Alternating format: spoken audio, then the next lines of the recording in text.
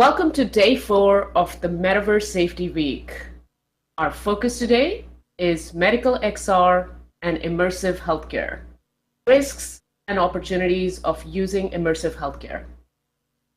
I would like to start this day by making an important announcement I announce my fellow MC for today. It is my honor to announce that Dr. Julia Scott has been appointed as the XRSI's Medical XR Council Lead here at XRSI.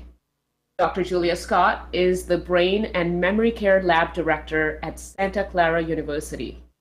Dr. Scott's research program utilizes external partnerships in healthcare to develop projects at the intersection of neuroscience, medical imaging, and virtual reality applications. She received her training in neuroscience at the University of California campus, UC Davis, San Diego, and San Francisco. She's published widely on normal and abnormal neurodevelopment and brain aging. Dr. Scott is translating her BCI VR research into digital health applications. She has co-founded Gambit Labs in 2021 to empower youth to take the lead in ensuring their own well-being by developing specific cognitive skills that underline healthier habits of mind. Congratulations, Julia. And I'm really keen to know, how do you feel at this moment and what do you aspire to accomplish with the leading Medical XRSI? Well, it's really an honor to be able to have this position of leading the council in the endeavors of setting standards and guiding policy in how XR is being applied for medical care and medical training.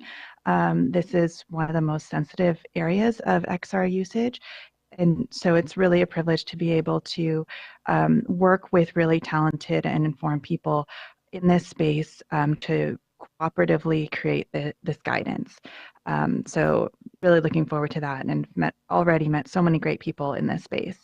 Just bring our energies together. Amazing. Thank you, Julia. And I'm super excited to work with you in 2023, set some strategy for research, etc. Medical training and enhancement of medical practices and delivery of healthcare are being transported to the Metaverse platforms. In this era, specialized use cases that impact few people are being modeled and tested. We see this with VR surgical training and AR enhanced surgeries. We see telehealth fleshed out with avatars. In development, we have remote real-time monitoring of vitals. VR diagnostics is a whole new category. Presently, we've entered many forms of digital-first care, especially for mental health. What is next? What's next is avatar first. These enhancements and new dimensions to the medical uses of XR will, by design, improve the skills and abilities of clinicians and surgeons.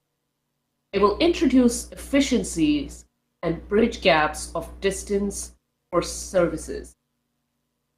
Behavioral interventions for health will reach people in deeper ways. Patients' outcomes and healthcare costs may both improve in concert. It sounds like a wondrous future that will solve many of today's shortcomings in healthcare systems. However, as we, the builders, users, and providers of the metaverse, must consider and guard against the unintended consequences of moving the most personal and vulnerable experience to Web3 in simulated environments. Thus, the theme of today's Metaverse Safety Week. Thank you all for attending this 4th day of this event.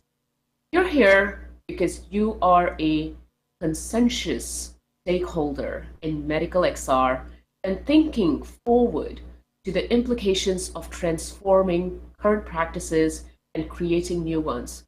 Well, I'm looking at you, but I'm really looking at all of you. And thank you so much for taking the time from your important work to be here today and to collect here today, to be with us, to grab this insight that is being shared. We're going to have several experts, professionals join us throughout the day and talk about some of these very important aspects. The metaverse inherently has new privacy concerns that were not present in the previous versions of the internet. These have been detailed in the previous days of this summit. Now, take this information that is being transacted as personal as risk assessment for the schizophrenia or a decision as critical as where to cut the margins of a tumor. What are the outcomes of these data breaches or inaccurate AI modeling or 3D rendering? This is the one domain where the virtual world has effect in our physical bodies and sometimes life or death decisions or disability. In the medical use of the metaverse, we are working with personal health information and inferences, what we call at XRSI biometrically inferred data. When this data is not protected and falls to misuse, the recourse is limited. For these reasons, designing a system from the ground with safety at the center is key. Today's speakers will challenge us, each in our own roles, to heed the call to apply what we have learned from Web 2.0 to prevent the same harms and to use our wisdom to anticipate new ones. Just as important is to use our creativity and intellect to birth new solutions to fill these gaps in health globally. The panels, the interviews, the lectures in the Medical XR track will sample the breadth of field with an international perspective. It will take a critical look at where we are today and what is to come. Healthcare systems and laws vary significantly by region, and these experts would analyze the threats by that factor. The speakers will address how blockchain is used for patient data, immersive experiences, medical training curricula, and patient education are all affected by the metaverse. Lastly, the question explored will be on how we can apply ethical decision-making in the implementation of medical XR applications and platforms into the healthcare system. So at this point, I would love to go over to you, Julia, and ask you, what of all these panels are you most excited about? Oh, well, I'm on one of them, so I won't say like that one. But I would really curious to hear from the panelists on how these solutions actually get implemented into healthcare systems, because that's really the end goal of what we're building here, is how to deliver care, and how to train and prepare our clinicians. And that's really where our design process meets the real world. So that's what I'd be most interested in hearing about from those speakers, just knowing from their wisdom and experience of doing that for decades and looking forward to how we're going to do it in the decades ahead of us. Absolutely. And I also want to take a moment here to thank our supporters, who we are also going to hear from. Today's supporter, NHS Health Education England. So we'll hear from Dr. Neil Ralph, who is actually heading the Health Education England NHS.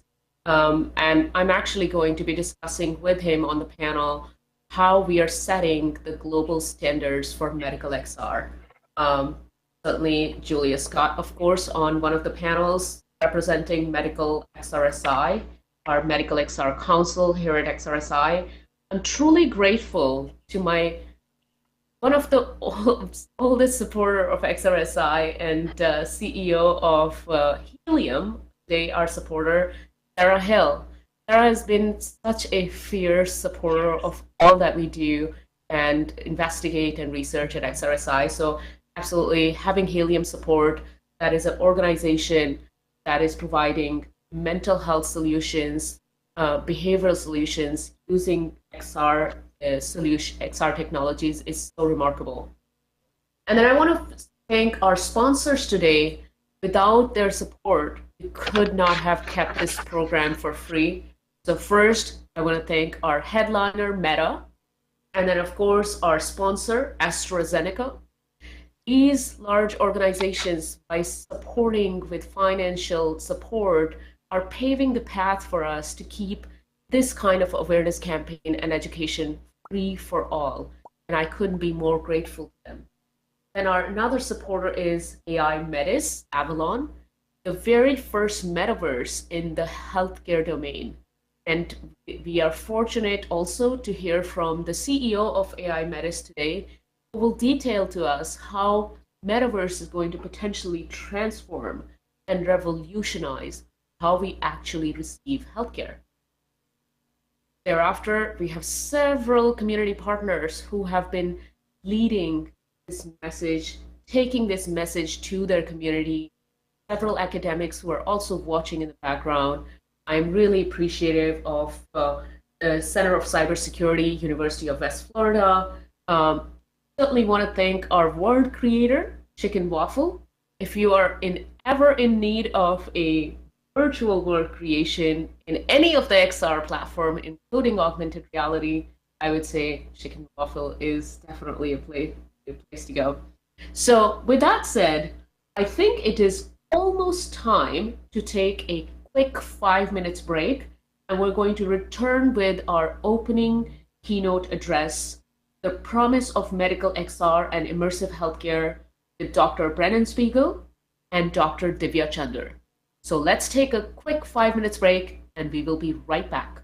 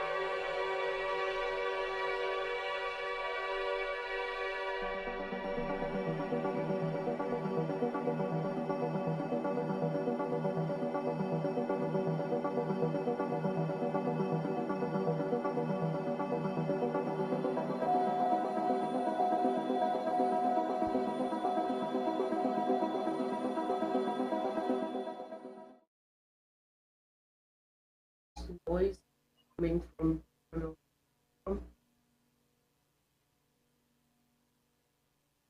Welcome back.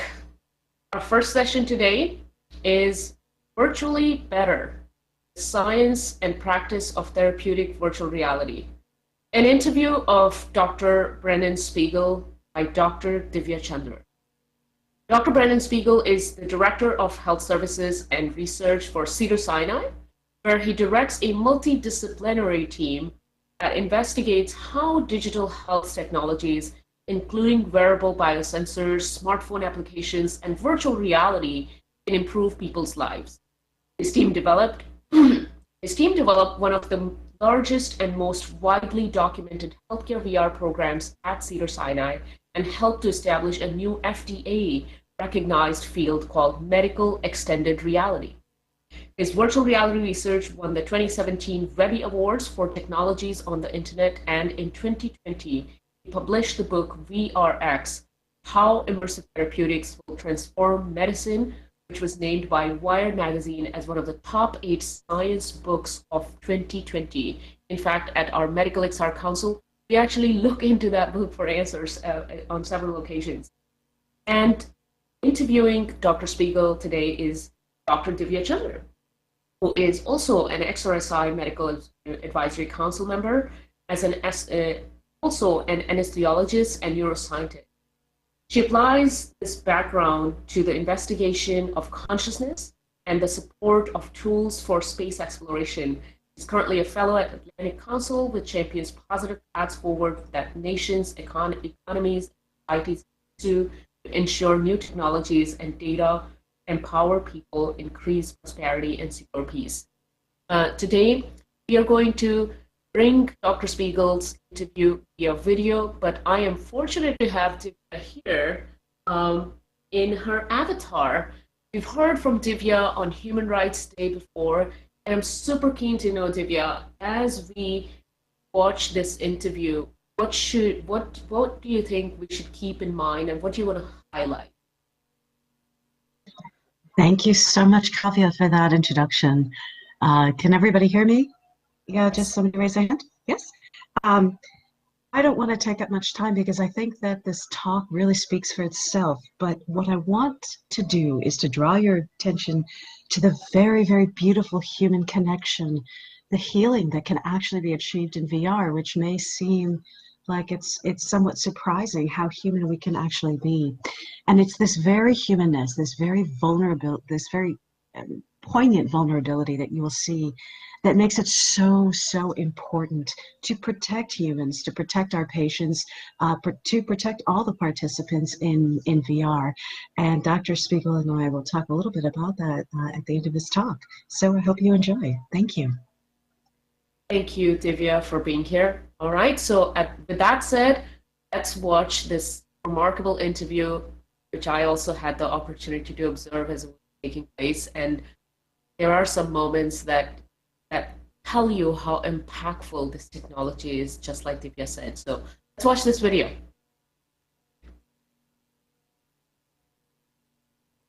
Welcome to Metaverse Safety Week, Day 4, focused on medical XR and healthcare. My name is Dr. Divya Chandra, and I'm a practicing anesthesiologist, neuroscientist, and medical advisor to the Extended Reality Safety Initiative. It is my pleasure to introduce today's keynote speaker, Dr. Brennan Spiegel. Dr. Spiegel is Director of Health Services Research for Cedars-Sinai, where he directs a multidisciplinary team which investigates how digital health technologies, including wearable biosensors, smartphone applications, and virtual reality can improve people's lives. His team developed one of the largest and most widely documented healthcare VR programs at Cedars-Sinai and helped to establish a new FDA-recognized field called medical extended reality, or MXR for short. Dr. Spiegel has published numerous books for medical and lay audiences and authored over 260 peer-reviewed articles.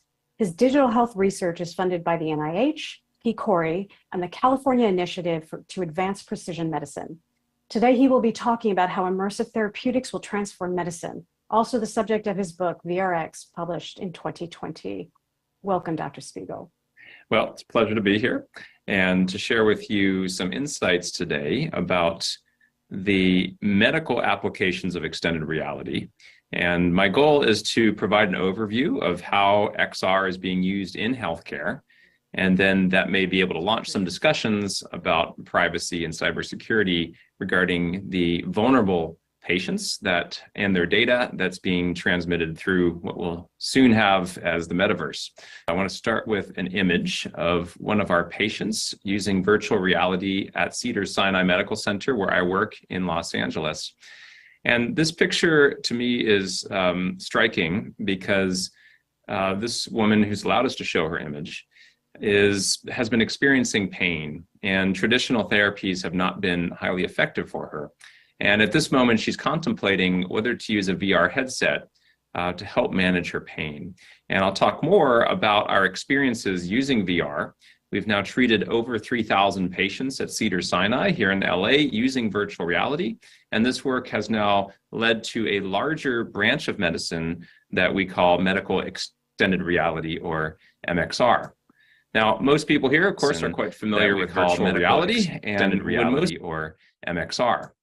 Now, most people here, of course, are quite familiar with virtual reality. And when most people think of VR, they typically think of it as a gaming platform. Now, they think of kids playing first-person shooter games, maybe. But what I'm here to discuss is a rather serious application of VR, not necessarily for gaming or entertainment, but to support human health and well-being. Now, we know, of course, that about this time last year, Zuckerberg made his big announcement that Facebook was changing its name to Meta. And this reflected the emerging importance of the metaverse. It's about 10,000 programmers now in Europe creating what will become one of the metaverses, at least the meta version of the metaverse. And this raises lots of questions about what is this all about, and what is the relationship between the metaverse and healthcare going to be. Now, this is an interesting book that was recently published about the metaverse. I'd like to sort of highlight maybe a twist on that. Rather than calling it the metaverse, I'll be focusing today on the medverse. How can we create some and cultivate some corner of this metaverse that is designed to support human health and well-being, and to do it in a protected manner so that patients' data is protected, and that we can take care of patients remotely. And I'll show you some of those examples today. Now, we've been using VR, as I said, for quite some time, and you can tell because this picture is using a rather old Samsung Gear VR headset, which is now quite outdated. Back then, we would snap the VR, snap a smartphone right into the VR headset. And what I like about this picture is at this moment, this patient who has sickle cell anemia and has allowed us to use as a photo, is actually flying over fjords in Iceland, whereas moments before he was doubled over in pain from sickle cell anemia. And you can see the emotional experience that he's having. And this is the first point that I want to make, is that emotion matters. And if you think about your most powerful memories in your life, both positive and negative, almost all of them were created around a strong emotional experience. And it turns out it's emotion that really drives memory formation, that leads to lessons learned. And so what's unique about virtual reality is that when we look at MRI scans of the brain, we can see that it's triggering the emotion centers, the insular cortex, the amygdala, and it's sort of tweaking these emotion centers in a way that allows for a lasting impression. And so that's why emotion matters so much, because we don't want people to live their whole lives in a VR headset. We want them to learn something about their mind and body in VR that they can take with them. And so in this case, this patient told us that he was no longer having pain. And I'll show you in a brief moment a video of that. This is a patient with advanced liver disease. She also has been experiencing pain, but at this moment she's on a beach in Hawaii. And you can see that she's sort of happy and she's distracted in a way. But what this is demonstrating is even though she's in the four walls of a hospital room, she's able to escape it, in this case, through using the presence of virtual reality. And escape matters. The ability to get beyond your mind and body and to almost reflect back upon yourself from outside of your body, which is really one way that psychedelics work. So we call this a cyberdelic, the ability to escape yourself. This is an example of one of the scenes that we use when we're working with virtual reality. This is software from Trip VR. I have no financial relationships with them. I just like their software. And again, this is sort of like a cyberdelic. And in head-to-head studies of virtual reality versus psilocybin and other forms of psychedelics, we see very similar outcomes, in fact. And that's because it may have similar effects on the human brain that we could talk about. This is Harmon Clark, who's allowed us to show his picture and tell his story. He has inflammatory bowel disease. When he comes to the hospital, the first thing he asks for is a VR headset, and we have a VR consult service now at Cedars-Sinai. What's amazing about this is what he likes to do is to go around the earth. He says when he looks back upon the earth, it gives him a sense of awe. It gives him goosebumps. It makes him feel as if he's part of something bigger. And this is, in fact, what astronauts on the International Space Station report, this sense of awe and goosebumps and sort of empathy for self and others. And so, in fact, it's been shown that goosebumps can be generated by virtual reality. This is a study called Are You Awed Yet? How VR Gives Us Awe and Goosebumps. And in this study from Canada, they posited that VR can help make self-transcendent and transformative experiences of awe more accessible to people by flying them over their city, in this case, Vancouver, then over the Canadian Rockies, and eventually into outer space while they simultaneously measured goosebumps on their forearm with a goose cam and able to demonstrate this cause and effect relationship between these transformative experiences and a physiologic response. Which demonstrates sort of the effects, the emotional effects and physiologic effects of virtual reality when we're using it for something beyond merely gaming or entertainment. Now, I want to briefly tell a story now that brings together these three concepts of emotion and escape and awe. And I'll tell a few more stories and we can break and talk. This is a story from the University of Barcelona. There's a professor there named, excuse me, Mel Slater, who has been studying virtual reality for decades. And he has a very unusual laboratory, and this is a picture of one of the rooms in that lab. And what they did is they had me sit down in that chair and kick my feet out on the table. And one of their postdocs, Ramon Oliva, is setting me up here with haptic engines on my ankles and on my wrists. And then they put a headset on my face. And the next thing I know, that room with these black curtains has turned into this beautiful living space. And this is actually me looking around this wood-paneled space with my legs on the table. And what they did next is they drew some blue lines on the table and they asked me to trace them out. And in perfect one-to-one synchrony, as I moved my legs in real reality, these legs moved in virtual reality. And I started to wonder, whose legs are those? Because they look like my legs and they move like my legs. And then they dropped some balls from the ceiling. And as each ball hit me, the vibration engine that they had attached to me vibrated at the exact same moment, as if they were actually hitting my body. And now I had full body ownership. I felt as if I was literally in that body. Now, what he did next is hard to describe in words. I'll do the best I can here. But what he did is he actually pulled me out of my body. And this is me floating up into the ceiling as the balls continue to follow me, reminding me that I still have a body. I still am a self. But I looked down and recognized that that body I had just occupied was now vacant. It was also motionless. I had died. I was having a complete and total out-of-body experience. And so I'll show it to you again because it's a lot to sort of wrap your mind around. And I realized in this process of passing that the process of dying does not need to be catastrophic. And that's an important insight. I don't want to die, but to this day, I remember this experience years ago as if it happened yesterday. And in fact, Professor Slater has studied this in a randomized controlled trial of a virtual out-of-body experience reduces fear of death. And this study is really powerful because he was able to show that with this, he can actually change people's perceptions of their own body and their own mortality.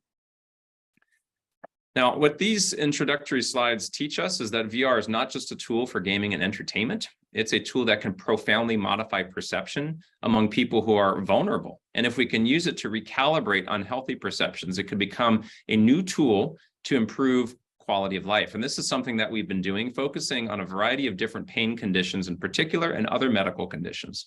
So for example, in the area of pain management, it's been demonstrated that virtual reality can reduce pain clinically. And this is work from Hunter Hoffman at the University of Washington, who did studies all the way back in 2007 using functional MRI scans to demonstrate the effects of virtual reality in people who are experiencing pain. And although the details of the experiment are beyond what I have time to discuss here, what you can see in this cross-sectional image of a representative MRI scan is the sort of flames or signals from the pain experience here in the sensory cortex, where you have the sort of physical ouch part of pain, but also here in the center, in the emotion centers, and the amygdala and the limbic system. That's the emotional component of pain. And when these patients used virtual reality in a magnet-friendly version of VR, they were able to demonstrate that both the sort of emotional and physical experiences of pain were tamped down. And this has been demonstrated clinically as well. These are two famous randomized control trials. On the left, University of Washington. These are patients with burn injuries who are going through a dressing change, which is extremely painful. And on the right, women at the University of Michigan going through childbirth. And in both cases, they're randomized to VR or no VR. And on the left, the VR is the black bar. And on the right, the VR is the white bar. And what you can see here is not only did it reduce the sensory component of pain, the worst pain intensity, but also the cognitive experience and the affective experience. How unpleasant was the pain rated? How much time did you spend thinking about the pain? In both studies, they use the same outcomes. And there's this curious outcome of fun, demonstrating that actually the kind of gaming experience of being in VR can be fun for people who are going through dressing changes. So this demonstrates what we see in the functional MRI scans, that we can reduce both physical experience and emotional cognitive experiences of pain. Now, what we've been doing is going a step further and collecting some biodata off of the headset. This is a special headset created by HP called the Omnicept that measures heart rate variability, pupil diameter, and it estimates something called the cognitive load. And this is an example of me in a VR headset. And you're seeing this sort of unitless measure called the cognitive load, which is integrating all of those different biometrics into a single measurement. And I'm starting to meditate, and you can see how quickly when I meditate, I change my nervous system. And then my colleague interrupts me, and right away it comes back again, and back and forth. That's what's happening. I'm showing that to you because I'm now going to show you a brief video of a patient of ours with irritable bowel syndrome, or IBS, using virtual reality for the first time. When she came to us, she had severe pain and anxiety. Treatments had not really been working. And so she said she really likes the beach. We put her on a beach, and there's a mandala that expands and contracts, and she is pacing her breathing along with it. And on the left, we are simultaneously measuring her biodata right off the headset. And as I said, when she first came in, she was anxious and upset. Almost immediately, you can see it's as if she was hypnotized after starting the virtual reality. And right about here, she said she was in heaven with her tragically deceased son, and she started to cry. And we said, "Are you okay? Do you want to stay in?" She said, "Absolutely." And right about here, she said she was with God. And she also said that she no longer had pain. And the key here is to have a conversation with people at this moment. What is going on in your brain that you don't have pain? We haven't cured your chronic pain today, but what's going on that you accessed this superpower? And I call it a supernatural power because it's natural. We didn't do anything like inject a medication. She did this herself. It was supernatural because she didn't realize she had access to this capability. And so what we talk about with our patients is that the brain is a shape-shifting organ. Like any other organ in the body, we have neuroplasticity. We have the ability to change the form and function of our brain.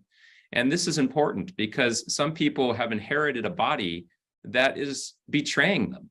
And we can't always fix the body, but we can change the way that we experience the body. So even if our body betrays us, we can still alter how our brain perceives our body. That's the basis of cognitive behavioral therapy, and it's the basis of what we're doing with virtual reality as well. And so I'll end just by telling a couple of stories at Cedars-Sinai. We're the largest hospital in the Western, United States. And here we've been using virtual reality for many years. We have a VR consult service. This is Dr. Omer Liron, who has created a cart that we use. We have HIPAA compliant hardware and software that collects the data, and then we can actually punch the data straight into our electronic health record and provide reports to the physicians about what the patients are experiencing. And I will now just show you a brief video that we just recently created of 2 of our patients at Cedars-Sinai using virtual reality for the first time. They're using a program called Nature VR that we created at Cedars-Sinai, and the music that you'll hear is the music that they're listening to as they go through these beautiful nature scenes.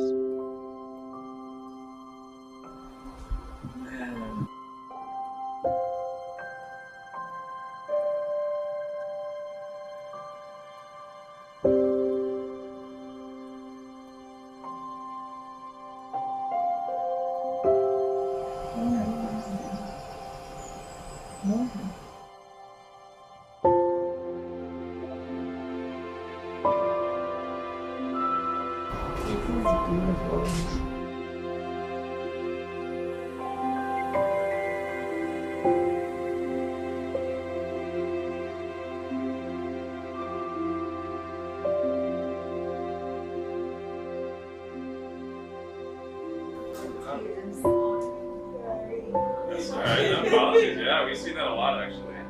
A lot of people that get emotional. Right.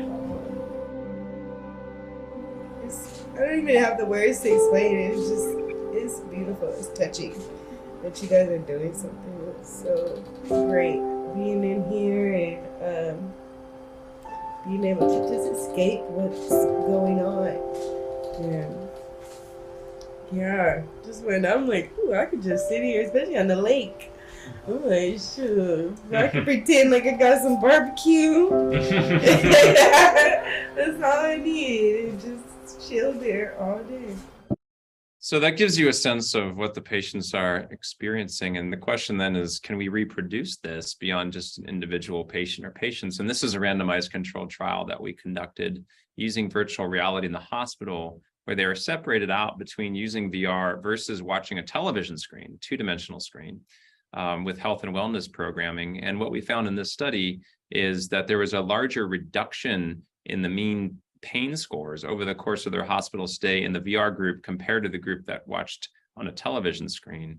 And in particular, those with the greatest amount of pain had the largest reduction in pain score compared to the TV. Now, there's also uses now of VR on the outpatient side. This is an FDA-cleared device called EaseVRX. Now it's called Relieve VRX. And this is an 8-week program where they controlled it against a two-dimensional experience in VR and found for chronic lower back pain a reduction in pain scores over the course of a 56-day treatment program on the outpatient side. Now, we use this headset. We're able to collect metadata off of it for purposes of research. We use HIPAA compliant channels for that. And the FDA, of course, has been very interested in all of this and actually authorized that treatment that I showed you in the last slide. And moreover, they provided it with a special designation called a breakthrough technology. And we're now currently talking with Medicare as recently as last week about obtaining codes to reimburse the use of this, this program in particular. So there's a lot more we could talk about. I've just sort of focused a little bit today in my brief comments on pain, but there's so many other applications of virtual reality that we could talk about today. Everything from its use in schizophrenia, which is a fascinating area, to eating disorders, obesity, anorexia, autism, and the list goes on and on. If virtual reality is a therapy, then we need a VR pharmacy. We've been trying to sort of establish that pharmacy here at Cedars-Sinai. We have a virtual medicine program. This is our website. You can go to virtualmedicine.org to learn more. We have a number of different resources on here, more videos, our research, also our ongoing NIH grants. We currently have about $12 million in NIH funding to evaluate virtual reality across different conditions. Plus, we put on a conference every year called VMed, or Virtual Medicine. This has become the largest sort of medical extended reality conference in the world, as far as we can tell. And it'll be in March of this year, so you can learn more about that if you're interested. Plus, I wrote this book, VRX, How Virtual Therapeutics Will Revolutionize Medicine. I was pleased when Wired Magazine identified this as one of its top 8 science books of 2020. And really, this book, it is about VR, but it's really, what is VR teaching us about the intersection between human consciousness, philosophy of mind, psychology, technology, clinical medicine, and neuroscience. So that book is there if you're interested. And since I'm here in Hollywood, I will end with a scroll to thank all the various people that participate in our research program here. Our focus is not so much on cybersecurity or data security, but on the actual treatment protocols. But clearly, for this to be scalable and for it to be part of the metaverse, we're going to need to think about those sorts of issues. So I thank you for the opportunity to be here today. And I also have a Twitter handle if you're interested in following the latest, and our virtual medicine conference does as well. So thanks very much for the opportunity to be here today with you. Thank you, Dr. Spiegel, for this moving talk filled with patient experiences on the potential for VR to help them heal in medical settings. I'm going to start with a kind of a science question and move to some questions that are more specific to our medical XR community. I have a personal interest in this as a neuroscientist. When you consider VR as a mechanism for decreasing pain, do you believe that the neural mechanism has more to do with distraction and competing networks? Or have you measured any sort of top-down control of pain perception pathways in the brain? Well, I think the mechanism is different for acute pain than for chronic pain. As you know well, these are essentially different conditions. Acute pain is a natural response to tissue injury. Chronic pain is a disease unto itself, where the brain itself can generate pain, so-called nociplastic pain. And so the idea is a little bit different for maybe bridging somebody through a painful experience like a spinal tap, let's say, or an IV puncture. That's, we think, just purely distraction. That's really taking the spotlight of attention from the sort of prefrontal cortex and having it focus on something else, so to speak. Whereas for chronic pain, we're really trying to achieve top-down control, trying to change the connectivity of the brain itself. Now, that is easy to say, but a little harder to prove. And in fact, we've just put in a large NIH grant, we'll see if it gets funded, with our neuroscience team to conduct serial imaging studies, starting at baseline and looking at follow-up and looking at a number of networks, the default mode network, salience networks, other types of networks that are purported to be involved in the experience of pain, both the physical and emotional cognitive experiences of pain.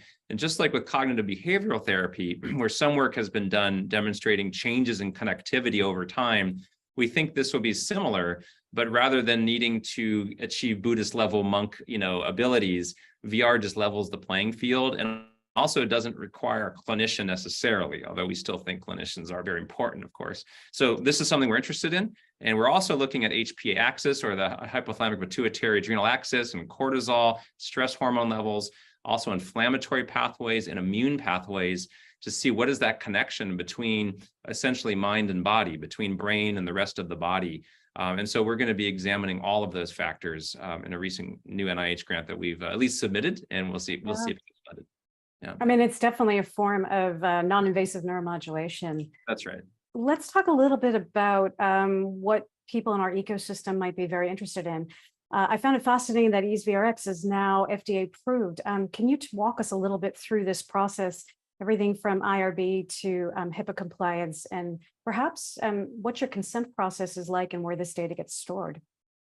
Sure, yeah. So for our NIH research projects, we are using that FDA cleared device.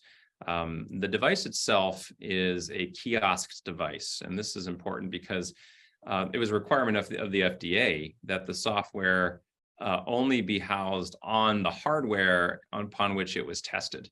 And so this headset cannot download, no other software can be downloaded into it, only the software that comes with it. Now, we do have the ability to pull metadata off of the headset.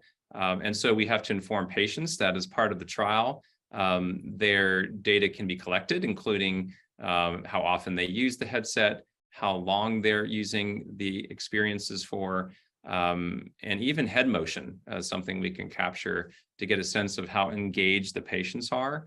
And so that's all part of the consent process. We, otherwise anonymize their data. We use, IDs that are, clinical research IDs that don't use their personal health information, so that there's a master key somewhere so that no person could interpret who the data came from unless they had the key to compare it to the known sort of second database, so to speak. So that's sort of standard practice for any research study in case there were a data breach of some sort. But I think the bigger issue here is in terms of, the scalability of this. Like if I want to download a new app on my smartphone, I don't have to buy a new smartphone every time I need a new app. I have one smartphone and I download hundreds of apps onto it. If medical extended reality is going to be scalable, we have to have a HIPAA compliant platform where I can prescribe a treatment and push it into a headset that's in a way that's going to be HIPAA compliant. And these are concerns when we're dealing with Facebook/Meta, and of course, data privacy. We need to have a HIPAA compliant procedure and not require insurance or patients to buy a brand new headset every time they need a new, therapeutic. That's just not a scalable solution. And that completely makes sense. I mean, have you thought about platforms that may facilitate some of that and some of the other things I'm thinking about? Because you want to do research, you want to make sense of that data and aggregate it. Are there mechanisms whereby you may develop standards for interoperability, for labeling data as it's produced, for securing that data as it's produced, so even other researchers might be able to make sense of it, or other institutions can use these systems? Yeah, I mean, this is a huge unmet need. It's not my area of expertise, but it's definitely an unmet need. I think it's a business opportunity, particularly, by the way, as we start to get codes from potentially Medicare and potentially insurance starts to pay for these interventions, which may start sooner than later. There are going to be opportunities to scale this. So that means having, standardized dictionaries and standardized, metadata tags, and creating a platform that allows HIPAA compliant data transfer, including transfer with the electronic health record. So we have our own local solutions that we've sort of home built, so that, for example, our headset can even compose its own note. This is something that we're working on, so that when somebody receives virtual reality in the hospital, all the data about what they saw, how long they saw it, we even can collect data in the headset on their pain and anxiety scores before versus after the treatment. And all of that data can be composed into a note that is put into the electronic health record. But we have our own kind of local systems for that. We need to be able to scale that and have ways for health systems across the world to use a similar platform. So there's really incredible opportunities here. And some folks I've heard have been working on it. I think in Europe in particular, there's a company working on this, but I still need to see, a large scale opportunity kind of realize itself. Actually, the Extended Reality Safety Initiative has been developing its own privacy and safety framework, which includes a lot of these features, I guess you could say, of data labeling and standardization in order to make this data more interoperable. And some of us are working outside with larger developer communities to also see if we can enable that to happen. Have you thought anything about, like, say, some of the computing power that may be available? Because these headsets are essentially smart devices at the edge. And we could maybe deploy some maybe machine learning at the edge also to make sense of data, potentially even in real time. Yeah, for sure. So we are starting to think about some of the machine learning and AI capabilities and opportunities here clinically. So, for example, measuring biodata, like I showed you in that example there. There are all sorts of signals in that noise. Can even use EEGs to get to sort of your end of the woods here, to measure brain signals and get a sense of the physiologic and even neuropsychological responses of an individual, and then use those data potentially to modify the experience in real time and tailor the experience to that individual's needs. So these are all interesting opportunities. We also are using peripherals. For example, I'm a gastroenterologist, so I'm particularly interested in irritable bowel syndrome, and we're using VR for IBS. And we have a wearable sensor that I created years ago that's actually FDA cleared that measures intestinal activity. And that's yet another signal source that we could put into a headset to provide a biofeedback loop for people with IBS who are learning how to sort of modify their own motility or intestinal movement. Lots of different kinds of data that we need to protect, collect and protect, and that there are AI and machine learning opportunities to interpret. Would you encourage any of today's sort of crop of medical students or residents coming up through training to perhaps get some experience in cyber health security and help make these systems possible? Well, sure. I think those that have that orientation, there's really, as I said, interesting opportunities. And on top of all this, we'll be hearing from Apple pretty soon, as I think I mentioned. Their XR ecosystem will be coming out soon enough. And when that happens, when Apple gets involved, things change. And so there's going to be a lot of interest in healthcare applications of that ecosystem. So I think we need more clinicians, whether they're physicians or nurses or any type of clinician for that matter, who understand the patient perception, understand their knowledge, attitudes, beliefs, preferences, and their conditions, and understand, computer programming and computer science. So we're very fortunate to have Omer Liran, who I showed you in my talk, who is both a practicing psychiatrist and a full stack developer programmer who actually creates all of our software, understanding from the ground up what the patient needs are and what the the HIPAA requirements are. So those folks are pretty few and far between, and we need more of them. With that, Dr. Spiegel, I'd really like to thank you for your time. It's been pretty eye-opening, and I think that the best part of your presentation was actually seeing some of those patient stories, because they really were moving. They were so emotional. Yeah, that's it. I mean, that's why we do this work. Thank you. Thank you. You think about some of the machine learning and AI capabilities and opportunities here clinically. So, for example, measuring biodata, like I showed you in that example there. There are all sorts of signals in that noise. Can even use EEGs to get to sort of your end of the woods here, to measure brain signals and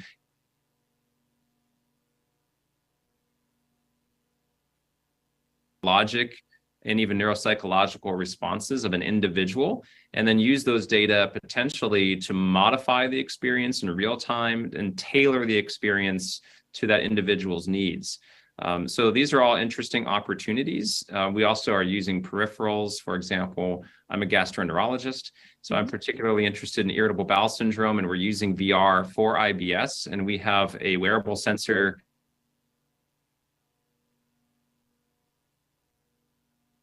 that measures intestinal activity.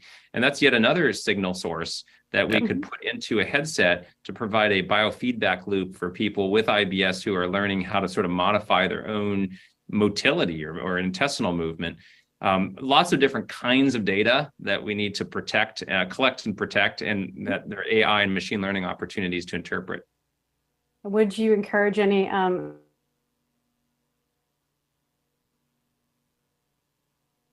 crop of medical students or residents coming up through training to perhaps get some experience in cyber health security and help make these systems possible? Well, sure. I think those that have that orientation, there's really, as I said, interesting opportunities. And on top of all this, we'll be hearing from Apple pretty soon, as I think I mentioned, their XR ecosystem.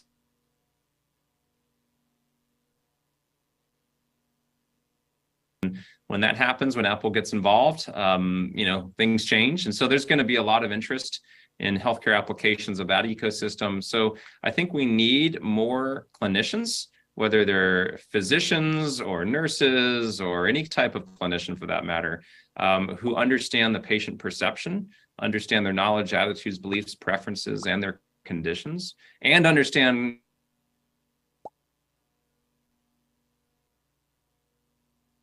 science. So we're very fortunate to have Omer Liran, who I showed you in my talk, who is both a practicing psychiatrist and a full stack developer programmer who actually creates all of our software, understanding from the ground up what the patient needs are and what the HIPAA requirements are. So those folks are pretty few and far between, and we need more of them. With that, Dr. Spiegel, I'd really like to thank you for your time. It's been pretty eye-opening, and I think that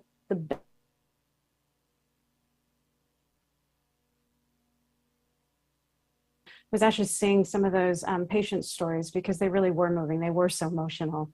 Yeah, that's it. I mean, that's why we do this work. Thank you. Thank you.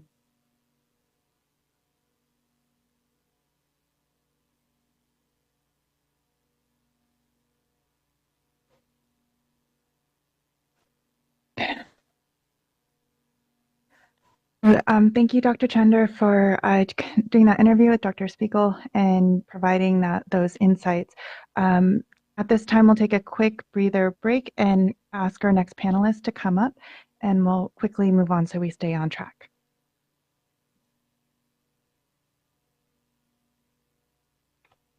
So for our panelists for the next session can come up to the stage. Yeah, we're going to reset the scene, which will just bring us back quickly right here. So hold on to your headsets and seats. Amira, Francisca, Dr. Sada Farid.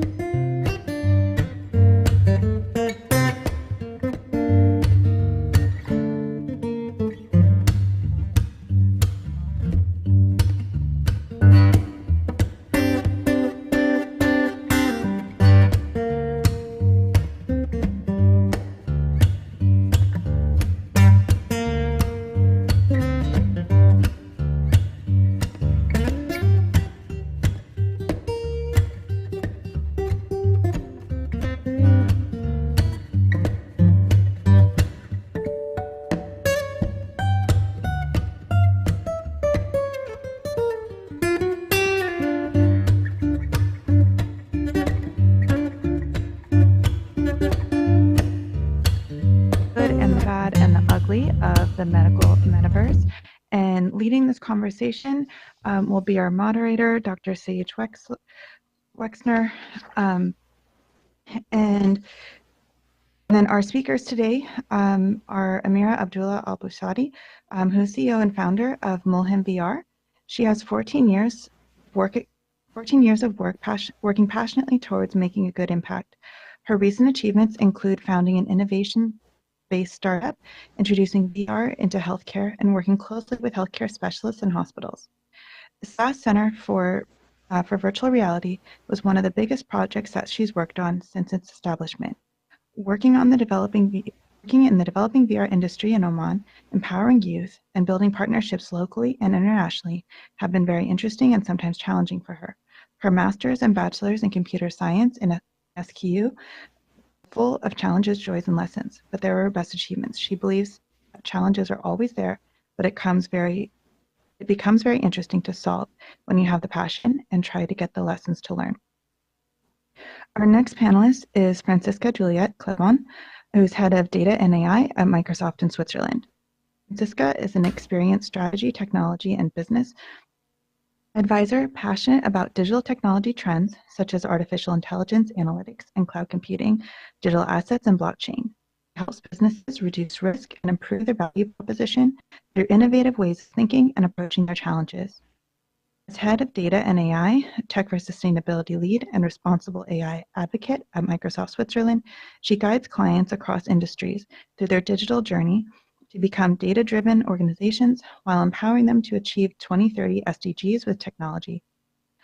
In her private life, she is building more energy-efficient houses and loves crafting lamps made of wood and stone. Last but not least, our moderator today is Dr. Sage Wexner, Director of Medical Simulations and Assistant Professor in Emergency Medicine at Kern Medical. He's a board-certified doctor, medical simulations at an urban community trauma center. He oversees the use of simulation to instruct emergency medicine, internal medicine, OBGYN, psychiatry, nursing, and pharmacy residents and students. He carries more than 21 years of experience in emergency medicine and nursing, and will be asking the hard questions here at the good, the bad, and the ugly. So I will send it over to our panelists to share their insights. Here's yours. Excellent. How is my volume, folks? I can hear you. Can those in the back here? That's good. Real good. Then let's start off with the positives. Dr. Al-Busadi, do you want to start by talking about the positives of virtual reality for healthcare and for my patients?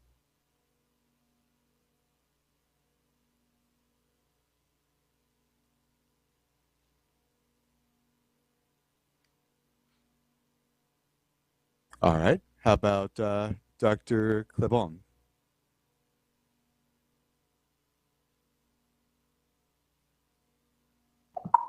Sure, can start. Happy to do so. So for me, the positives, and to be honest, we have more healthcare specialists here on stage than I am. I'm really looking into the ethical perspective or responsible AI lenses when I talk about metaverse. But for me, if I just see the future and think about healthcare, for me, having a virtual digital doctor practice, could really help speed up the process, but it also requires having all data available. So sharing the common data platform, and this is what we are here in Switzerland particularly working on with first healthcare ecosystems that are building up, that are looking into possibilities of those. That also might then lead to a blockchain framework as a foundation. But yeah, there's positive. We just need to explore. Great. So speed, I think that's something that everybody who's ever waited in an emergency room could appreciate. Dr. Farid, can you talk about the positives?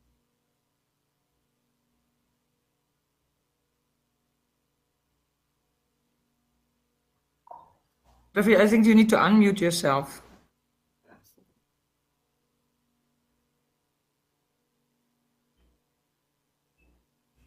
Dr. Amira, if you could unmute yourself. Yes. Thank you. You're welcome. Sorry, could you repeat? What are the positive aspects for our patients about virtual reality? Yes. So we have worked with patients. Actually, we have worked a lot with kids, and we have did multiple pilot studies using VR in dental, pediatric, and for cancer patients. And we have found that patients are they like to use VR during treatment and also before or after. And based on the feedback that we are collecting, that they are preferring to use VR during treatment than the traditional way where they are using different distraction tools. So this is what we have found with the patients, especially when we speak about, for example, kids. Also, their parents, they are preferring using such distraction tools for during the treatment. Actually, we have also measured the anxiety, and we have found it helped in reducing the anxiety for patients. And that's been my understanding of the literature as well. So another positive is this is a technology that we could use to ameliorate pain or anxiety, to distract children or patients undergoing a painful or nervous procedure Yes. without having to restrain them or give them, medications to which they might have an adverse react. So we have speed, we have some anti-pain medicines and things like that. What negative effects have you witnessed, Dr. Abusadi, since you're still on the unmuted? No, I am not muted. Yes.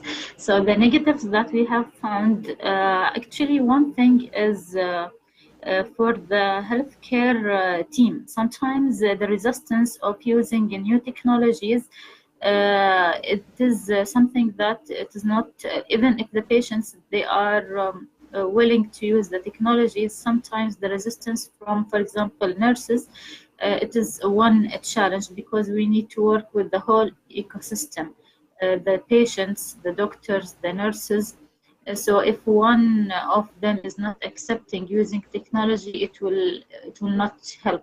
Another thing, sometimes the size of the headsets in specific cases, like for example dental, because the doctors are working on the tooth of the patient, so they need to change the way how they are dealing with the face, because there is an object now on the face. So sometimes it is also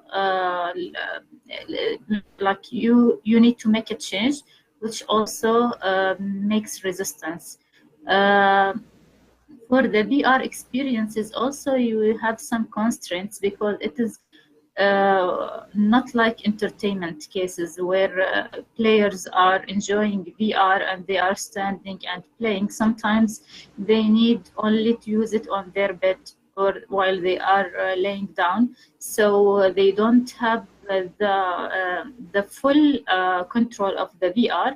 And also the kind of content that you should build, it needs to be suitable and for the case for someone who is laying down. So not all the content will be suitable for their case. So these are some challenges. I cannot say these are like negative things, but these are challenges that we need to deal with.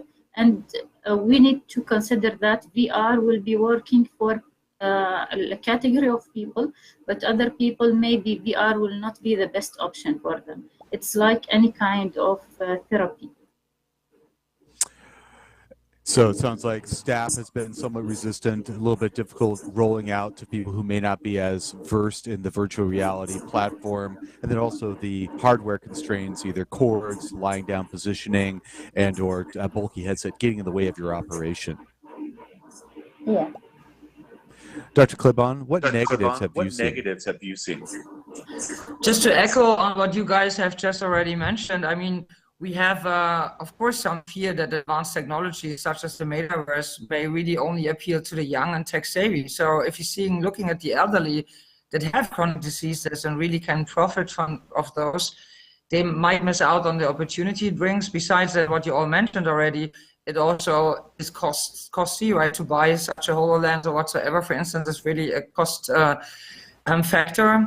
But in addition, also due to massive infrastructure and costs required to build such a metaverse in healthcare, not all healthcare providers, hospital insurances, whatsoever, might be able to set this up. Besides this, from a micro perspective, we see an issue around data security. As with most digital platforms that allow data sharing or harvesting of large data sets, security compromises may be an important issue. And the industry has to develop strong security mechanisms to ensure patient data remains safe and only accessible to authorized personnel within the metaverse. We have seen that in the future, we might think about voice to identify identities. So then think about the disabled people that maybe have no voice at all, right? So we need to think about all of those things, and something, of course, is regulatory concerns. We have data laws coming up, such as the health insurance portability and accountability rules that may hinder the operation of the metaverse in the healthcare system in some particular situations. And from a EU or European Commission perspective, because I'm now here based in Switzerland, European Commission still applies to us, right? It's like we are looking into risks when it comes to AI development. So you're looking into what are high risk, medium risk, low risk. So all of those things are right now recommendations, and we need to look a little bit deeper and solve these issues together going forward. Yeah. Sounds like the negatives you're concerned about are advanced tech, especially with the elderly, the cost, concerns for data security, identity theft, or the inability to employ this technology by disabled people, for instance, people who are mute or deaf, and then regulatory issues, and then the kind of the four issues of AI development. Maybe the machines will take over. Not sure if they take over yet, but it's more about who can access, how can they access, and how can we make sure data privacy is owned by the people. So that's why we need to watch out. Those are all great points. In the literature, there's also descriptions of vertigo and people being nauseated while they're doing virtual reality. And so that's one of the negative things that I've seen. Are there questions from the audience right now about the proposed positives and negatives as we've addressed so far? Excellent. Then turning back to you, Dr. Clabon, have you seen any actual harms on your patients or my patients through the use of VR? Not yet, to be honest. We are playing around and we are exploring, and it's more about the concerns we are having. I mean, you might know Switzerland is a very conservative country, so in order to making that steps, we all need to have let's say a public version of a metaverse where we can collaborate, work together, and that requires a common data model, a common data platform, and we have not established that yet, right? So it's more about finding ways on dealing with the regulations and requirements that we have in place right now and opening it up and going and trying it out. Great. In terms of actual harms, I have seen people accidentally walk into walls, and I have seen people have to take off their headsets because they're so nauseated. Those are the harms that I've seen. Dr. Al-Busadi, have you seen actual harms? Actual harms on patients using the VR, you mean? Actually, we have put some exclusion criteria for the people who they are not, because we are working with cancer patients. So we have from the beginning excluded, like for example, brain tumor, but we didn't see serious side effects. Dizziness, it is a side effect that is coming not only for patients, it is even for other people, and it is not related to, I think the reason one will be is the way how you design the content, the speed of movement and other things. And we are working on these elements when we design the VR experiences. But sometimes you are using the same content for two people, and the reaction is different between both. So it is difficult to measure, but it is not serious. Yeah, we are directing people to just remove the headset once they feel dizziness. People now also after COVID, they are afraid of infection after using the same headset between people. But also we are advising people to use the like covers and specific way how they can clean the headsets. So this is kind of the safety of using headsets, and especially in the healthcare environment in the hospitals. So in terms of the risks either that you've seen or that you anticipate or that you're concerned about, what steps could I as a doctor take to protect my patients, or what steps could your dentist take to take care or protect their patients? The first thing, we are introducing the technology for the patient. So the doctor should tell the patient that they will be putting the VR headset and what they are expecting to see. And if there is an option to choose the content, it will be good, because maybe they have specific aspects, some or concerns with specific kind of content. This is the first thing. Second thing, that when the doctor puts the headset, they should make sure that it is fixed on the head. It will not maybe with his movement will be thrown down and will maybe harm the patient. The third thing, that the doctor should wait a little until the patient goes inside the experience, then starting to do the treatment. For example, if they are targeting reducing anxiety, for example. And then if the patient feels uncomfortable, they should remove the headset, or tell the doctor or the nurse just to remove the headset directly. They don't need to stay for the whole experience. It's based on their comfort. And at the end, you should clean it and make sure that you take all the infection control side of using the headsets inside the hospital. Those sound very practical and very applicable to the bedside. Dr. I might have a Clipon? question to our colleague on the stage. Do you use already the technology of Metaverse in general for digital twins of patients? So let's say to use virtualize or run models in the Metaverse that can enable practitioners to test intervention options, predict recovery trajectory, or identity possible reactions to any medication. So do you use it in this kind of way? Because right now we're talking about the VR glasses mainly, but more like from a practical perspective. I think that's in the future happening. Or asking me, Elvira?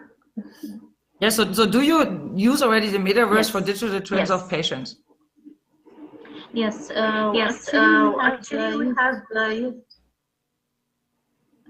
We are using virtual experiences for patients, and these virtual experiences that we are designing in collaboration with the healthcare specialist and psychologist. So we do like pilot studies with different kind of patients. We are like we took time to experience what are the best use cases for VR, and we have found that in some cases it is not the best choice is to use VR. For example, in pediatric clinic, for example, for clinics that are taking a huge number of patients, it is not the best option. But for example, wards where you have patients who are spending a long time, maybe this is a good option to use VR. I don't know if I have answered your question or not. I think there was already a very, very good answer. It's just the way I think about Metaverse right now is for our customers. it's often kind of an extension of the current world, right? So we are thinking about, for instance, how we can leverage digital twins in the metaverse to improve existing manufacturing processes, right? By running advanced simulations on real world data, for instance, provided by IoT sensors. And then once the AI has enough historical and real-time data collected, it can really simulate the entire process and then identify areas that can be improved. And I'm wondering how you apply that or how you think about this in the future, because I think that also has an implication on how we develop medicine or even devices in the healthcare industry. So if I can weigh in. I think Dr. Al-Busadi is using it clinically for amelioration of pain or anxiety in her patients, and is kind of trying to work on the aspects of that. And a lot of her concerns are regarding the consent process and making sure that the patients and their families are aware and have a way of stopping the process should it be unpleasant. It sounds like you're kind of interested in research. My interest is education, and where I see this having a role in education, especially with the eye tracking, the pupillary dilatation, and things like that you're talking about. If I put a headset on my learner, I give them a novel situation, I can watch how they're kind of processing the information I'm giving them in the metaverse, and in that way it would kind of replicate or simulate a kind of a medical experience like you're talking about. Immersive training is it called, yes? Yeah, very good.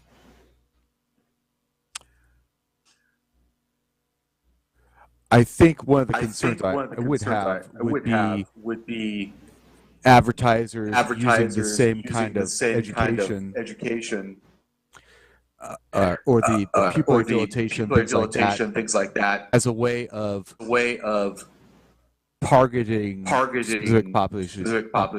I'm gonna try and move away from her mic. But that's along the lines of the kind of the data, I think, breaches that you're concerned about. So if an education software isn't secure and does release all of, for instance, all the doctors in a certain medical class, all their pupillary exam findings, what they look like when they're interested, when they're learning, I can see that being applied to nefarious or for solicitation purposes.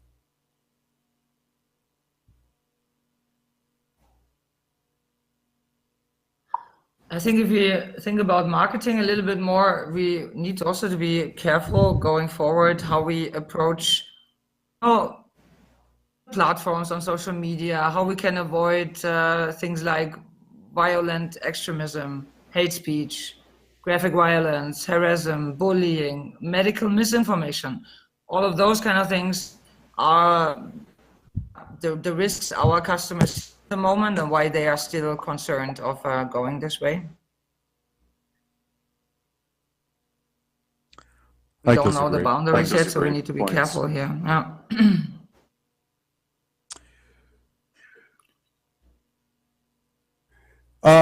You've mentioned regulation.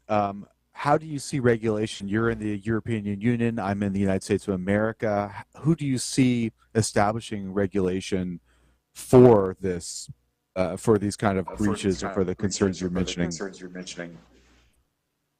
Yeah, mainly in the EU, everything comes from the European Commission. And it's still, if you think about Metaverse, and it's all about data, and it's about AI, it's about those kind of regulations that come up. We have the EIT, the European Institute of Innovation and Technologies, that is looking into the Metaverse strongly, working together with the European Commission. And they are setting up their first regulations, basically now in December. But they are linked to how we deal with artificial intelligence, responsible AI. So it really comes down to ethics, who's accountable for things, how can we really make sure that data privacy is owned by the person. Once you enter a metaverse just right now, and we all, by the way, dataverse as well, but it's more how you identify yourself, how you make sure it's really the person that's in it, or it's just a different identifier. What I said before, and I think you said it at day one, there was someone speaking about that it's about voice recognition. So that might be an typically identifier for a person itself rather than just a code. Right now, we don't have laws for this, so we have recommendations, and we are working on that. How is it in the US? Non-existent as far as I know. In fact, I think Elon Musk has just disassembled one of his regulatory panels on the Twitterverse.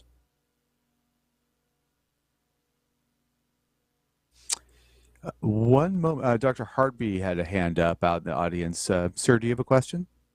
Or ma'am?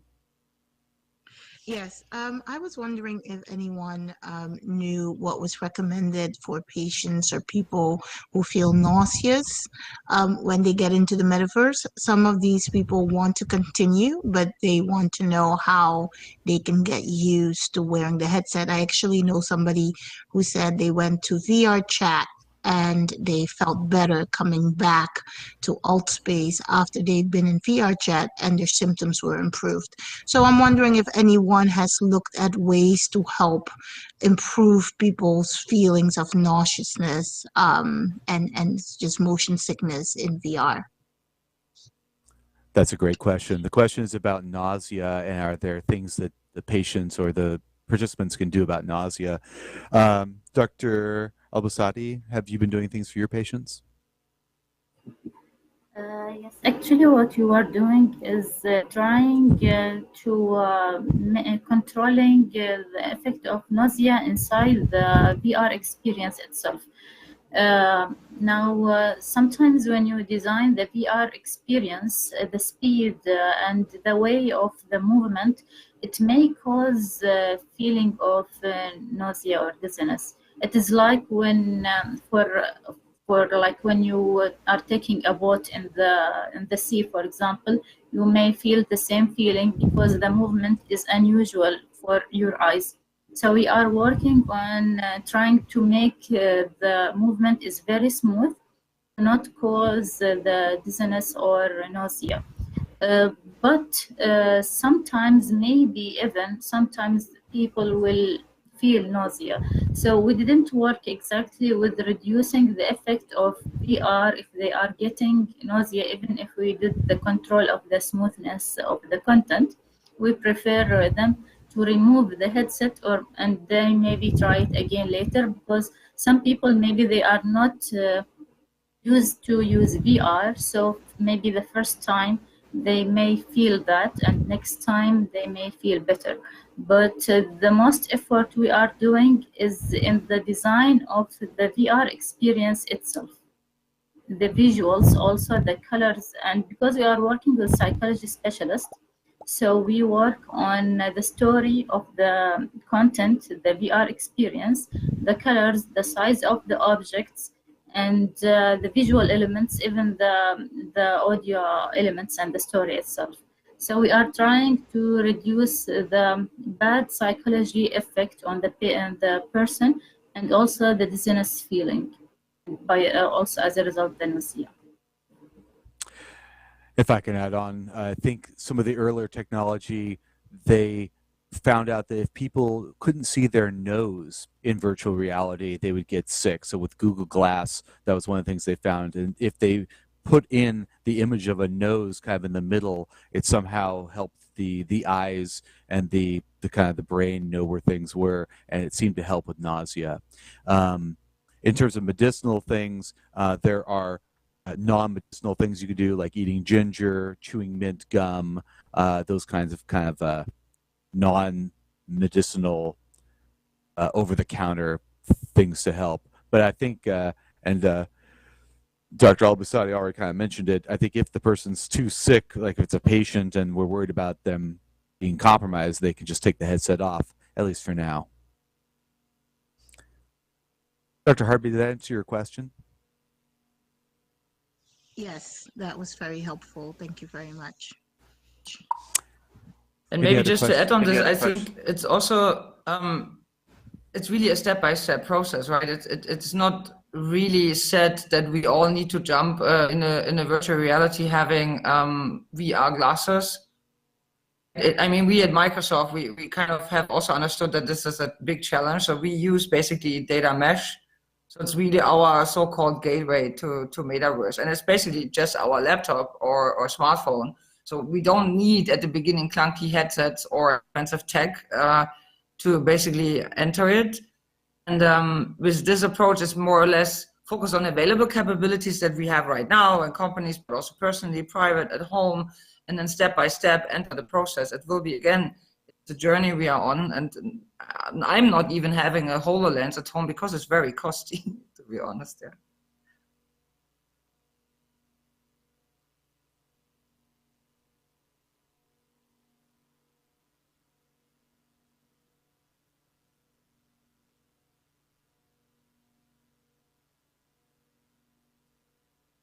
There's a question in the audience from Joey.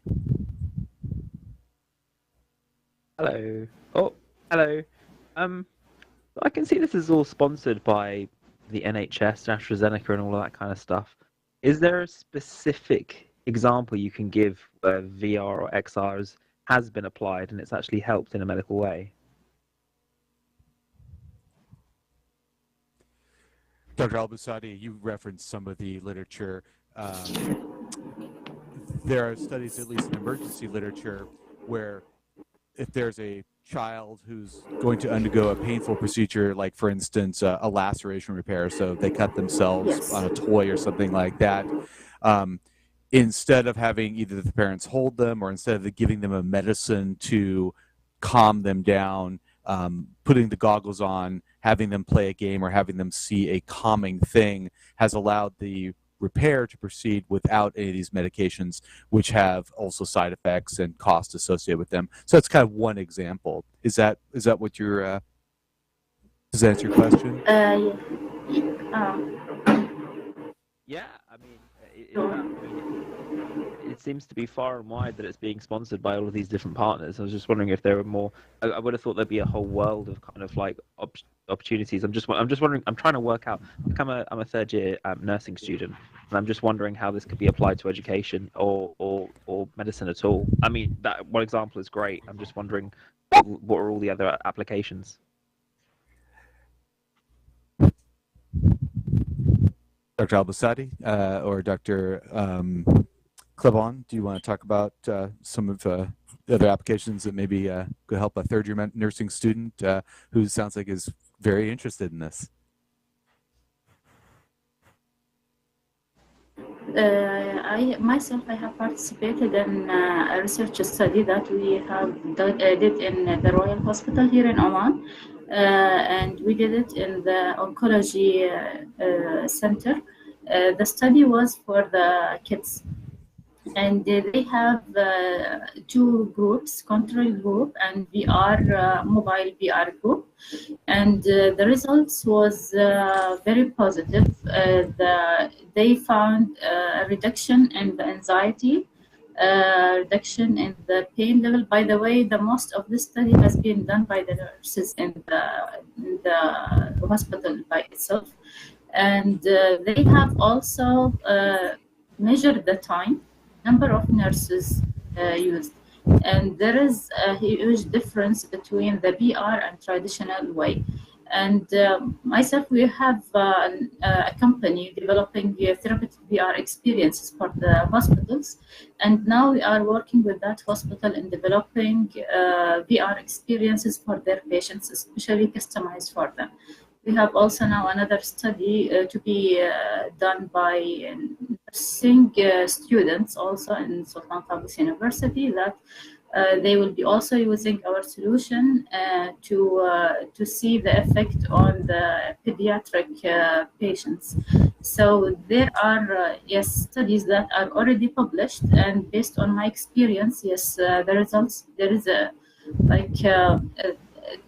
there is an impact of using VR for the patients. But I think the secret is where to use it. I think it is not always successful in all cases. You need to know where to use it. Joey, the NHS panel will be up next. Sorry, what were you going to say? So the main areas that you've looked at so far is kind of like to more for distraction, to abate kind of anxiety and stuff like that. That's the main area you've seen that it can be useful. that's its main application at the moment. But obviously, there's research ongoing into other areas. Sure. So Dr. Al-Basadi is clinical. I'm educational, and I use it for my nursing students to have them run an ACLS mega code. So I'll have them put on the headset. I use some proprietary software from a company called Health Scholars. They don't give me money to say this, but that's the company I use. And so the nurse puts on the headset. There's 6 people saying the patient's coding, what do we do? And then the nurse has to verbalize the correct algorithm for a code resuscitation. So education is another place for it. Maybe this is a good time to talk about the horrible or the what is it, the bad, the ugly. There are case reports about nursing students who have been given a VR experience of what it's like to be mentally ill, like schizophrenic. We think of schizophrenics as kind of benign homeless people, but they often have very intrusive, very derogatory, and constant self-harming verbal hallucinations that only they can hear. And so by putting on this headset, it looks like a normal world, but then there's a satanic voice saying horrible things. And some nursing students who had prior psychiatric illnesses actually had relapses after this kind of education. So that's a rare event, but that would be one of the horrible stories. So I'm involved in education. Dr. Al-Basadi is doing more clinical, and it sounds like Dr. Clabon is doing a little bit more of the research. But I think we do need, the students of tomorrow hearing about this and maybe seeing areas where we could apply it or noticing harms that we just didn't anticipate. Ross had his question up, and then he put it down. And if not, then Dr. Metaverse is next for questions.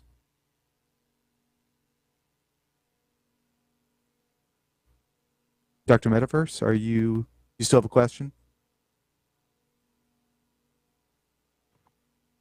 Hey, can you hear me?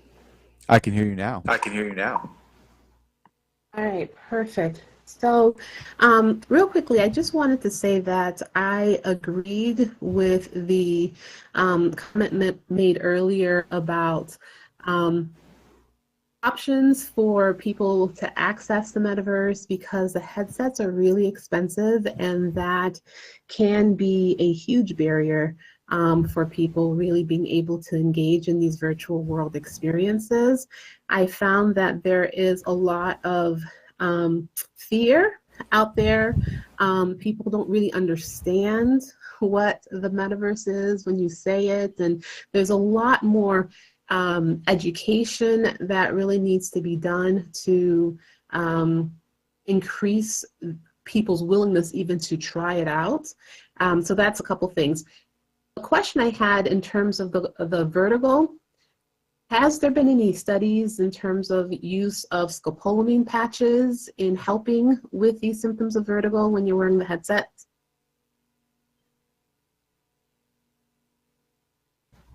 Not to my knowledge. Dr. Al-Basadi, are you familiar with any? I think. Sorry, go ahead, Dr. Al-Basadi. I said not to my knowledge also. Yeah, my inclination is not to prophylax with a medication if I don't know if the patient's going to have a reaction. I generally wait for symptoms to onset before I would actually apply a medicine.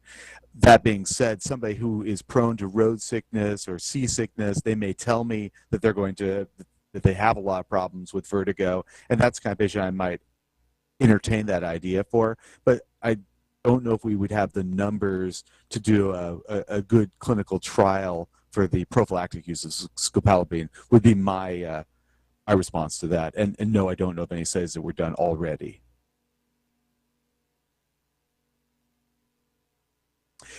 Dr. Clabon, could you talk a little bit about the economic or the access to this software or to this hardware? I think is more Dr. Metaverse's concern. Do you have any thoughts about that, or have visions, both good, bad, and ugly, about how that might occur? We spoke already about costs. I think it's again, if you think about blockchain technology, it never works when it was private. It only works when it's public. And I'm not speaking about the crypto, right? I'm speaking about the DLT technology beyond that. I think it's really having that access. It's more easy for, let's say, the younger ones that play games. But then if you go and look in the bad, then there is a huge risk for addictive behavior. And in the business area, right now we are really literally exploring. So we have a lot in manufacturing space. You see a lot in the pharma space. But then it's like really getting access, being open to this, and having that equipment costs. Right now, most companies are not ready to invest it in. For me, coming back to the bed, if I'm not sure how to identify a person, because right now we are all in here because we have an account, right? But this is very easy hackable. So in the future, we need to think about maybe we put it on the blockchain because it's unhackable. Maybe we think about we identify ourselves with kind of hash code, but also maybe our voice. Because this way we might be able to avoid potential bullying, harassment, assaults, or all such kind of things that are piece of, for me, the unknown, what will happen in the future, like it happened on social media. I think those are great points. Yeah, the economics definitely has a good and bad and ugly aspect to it. So thank you, Dr. Metaverse, for bringing that up and kind of highlighting that. Did your question get answered?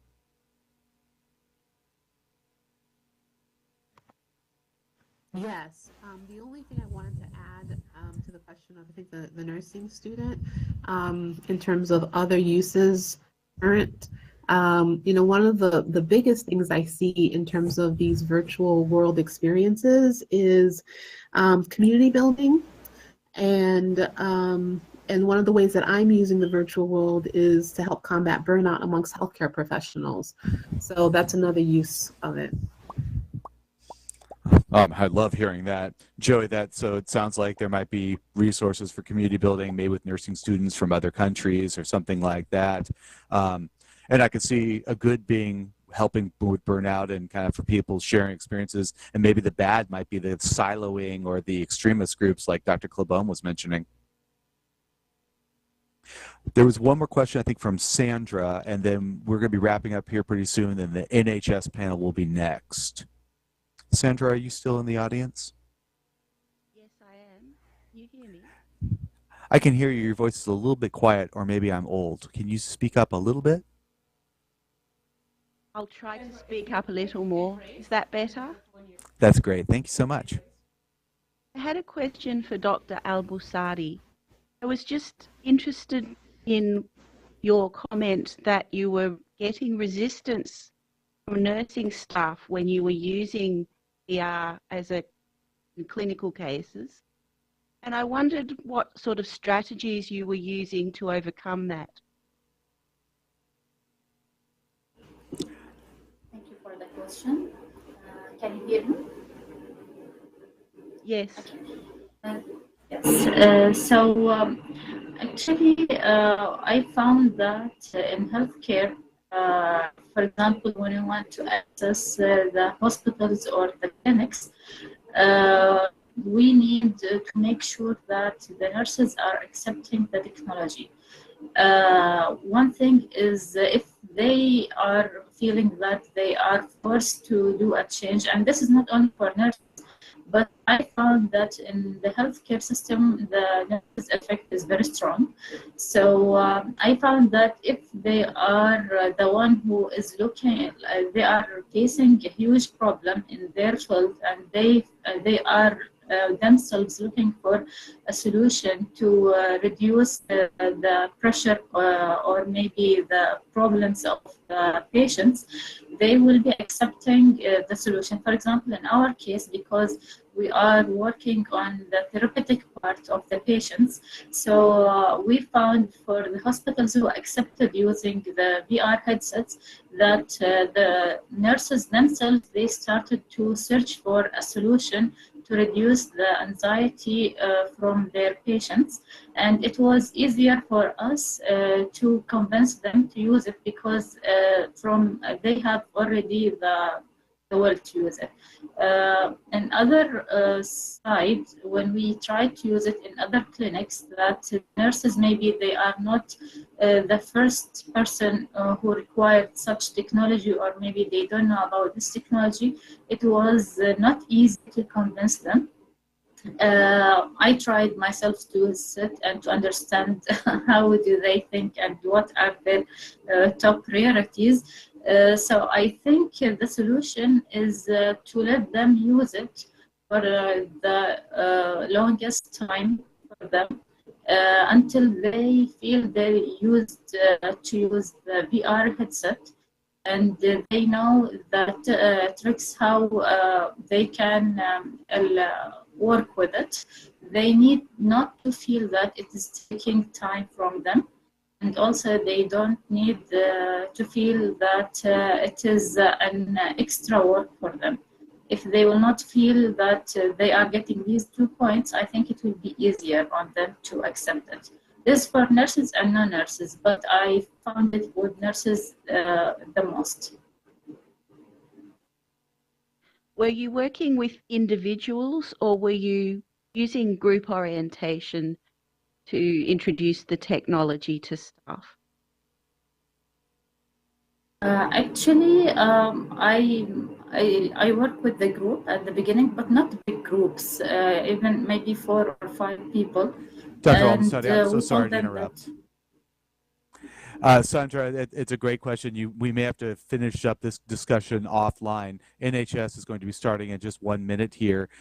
Thank you, Dr. Al-Basadi. Yeah, the barriers by technology, not just for our patients, but for our staff are definitely something we're going to have to surmount. I think that there is a lot of good. I think there's also a lot of bad, and there's definitely some potential ugly out there. And I appreciate our panelists. Thank you, Dr. Al-Basadi, Dr. Klebon, for their insight. And thank you for the audience for kind of participating and asking those thought-provoking questions. Much appreciated. And I think follow up with these discussions offline. Thank you. Bye-bye. Let's give a big thank you to our panel for discussing this range of topics. And we'll take a 5-minute break to set up for the next speakers. And thank you to each of you and Dr. Wexner for very rapidly coming on and taking the stage. Much appreciated. Congrats, everyone. We'll take a quick break.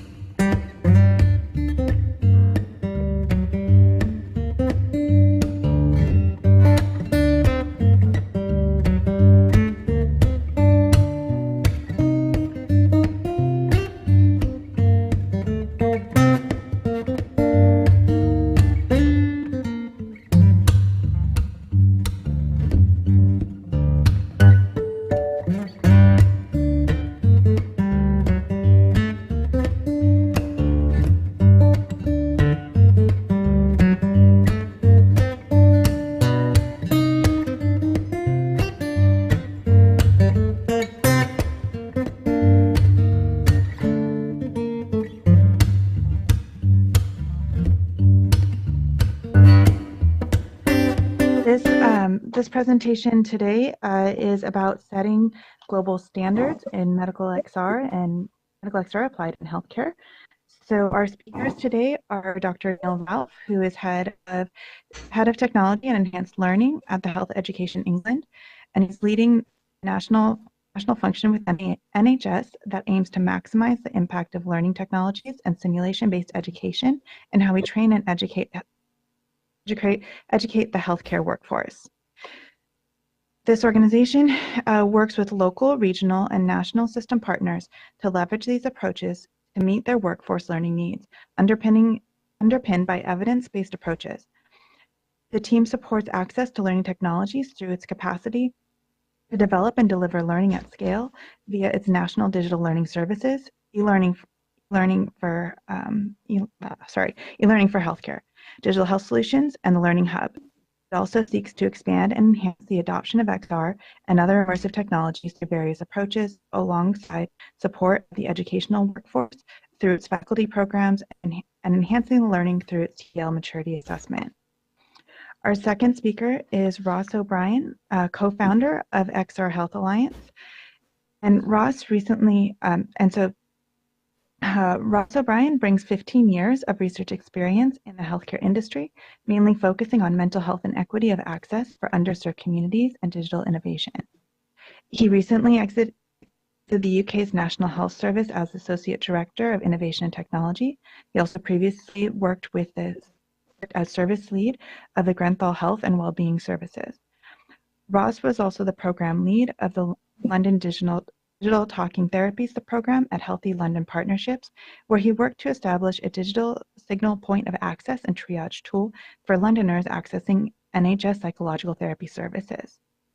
In addition to these achievements, he is also founder of the UK XR Health Alliance and the Whole Medicine Association, and was a lead author on the growing value of XR in healthcare in UK, a report bringing together UK government agencies to create a strategy for UK immersive healthcare.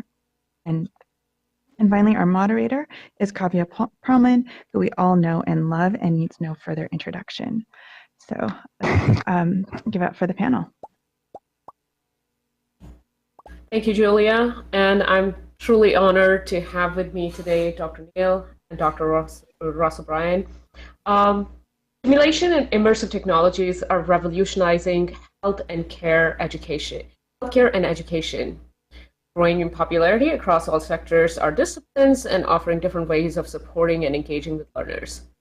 Health Education England has been collaborating with XRSI's Medical XR Advisory Council and several key MXR stakeholders such as XRHA to build baseline standards for this emerging field. This panel will let's discuss what are the potential considerations that we should make for safeguarding the medical XR ecosystem. Let me start with you, Neil. Why is it important for individuals and organizations to have these digital capabilities? Can you hear me okay, everybody? Yep. Fantastic. So thank you, Kavya. It's a great question. And just by the way, it's lovely to be back in Altspace for Metaverse Safety Week for another year. So why is it really important? Well, more broadly, we're entering into a rapid digitalization in the way that we deliver healthcare, almost ubiquitously across the board. So Neil, all of our healthcare professionals. Sorry to interrupt, Neil. If you could just click Host Tools and amplify your voice so that everyone can hear you better. Host Tools and amplify your voice. That is on. Is that okay? Great. Thank you. Working. Great. Okay. So just talking about how we're seeing a ubiquitous growth of digital tools that our healthcare workers are coming across all aspects of the work that they do. And so whether it's around electronic patient records or around describing healthcare apps, on smartphones to patients. We need to make sure that our healthcare workforce have a real baseline in skills and knowledge, and this is going to be really, really important as we start to see if what we're expecting to happen is a real growth in the adoption of XR technologies, real growth in the adoption of coming into that sort of metaverse type space over the next decade. We've done a lot of work with colleagues across the NHS, across all different roles, to create something called our digital capability framework, and it really identified the real gaps that we have across the workforce around not just their technical proficiency, because many people are very adept at using their smart televisions or their tablets, etc., ordering all of their deliveries online. Actually, what we see is variation in that, but what we see also is variation in the people, the level of knowledge people have, or confidence in their knowledge around critically important areas, information and data governance. When they move beyond something that has that really built in explicitly as a platform, when they move into areas that are more complicated, you really need to know that they understand how information is being managed, and they have confidence in that too. And then whether they're able to communicate that either to patients or to colleagues, or even better, to be able to teach that. So what we're looking at within that capability framework is how we pull all those aspects together to help people better understand that actually there's a real breadth of knowledge and capability people need to be able to have. And what we want them to bring is a level of expectation. They're interfacing in their healthcare environment, whether it's about training or anything involved in anything patient or public facing, that's been correctly assessed to be safe within that environment, and they need to be able to look out for the signs where they have concerns about that too, because we're thoroughly immersed in this space, and we need to make sure that and as we benefit from what these technologies can be able to do to us, we've got to make sure that people are not just passengers within that, they're contributing to making sure it works well for us and we get all the benefits and we minimize those disbenefits. Do you think, Kavya?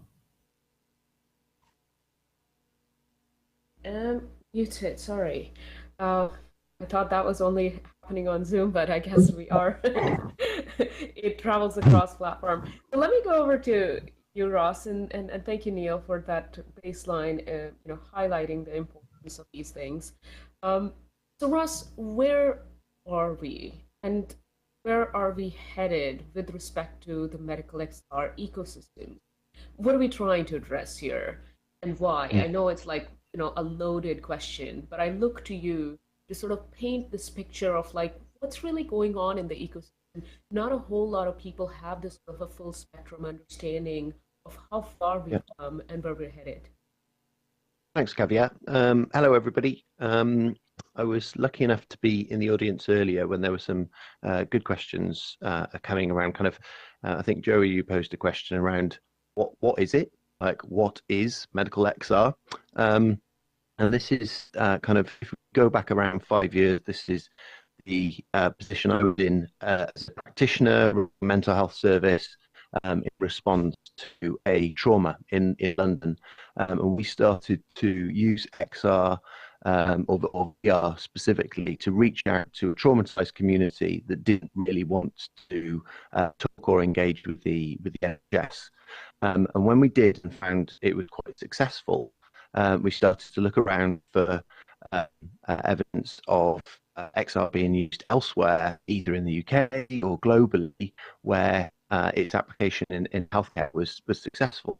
And what was really interesting is on those kind of journeys and travels into this kind of new nascent world for us, we found evidence in clinical skills training, in education, lots of instances of innovation for XR in mental health, and also physical rehabilitation, and the management of pain as well. They seem to be the kind of the principal areas that work was going on.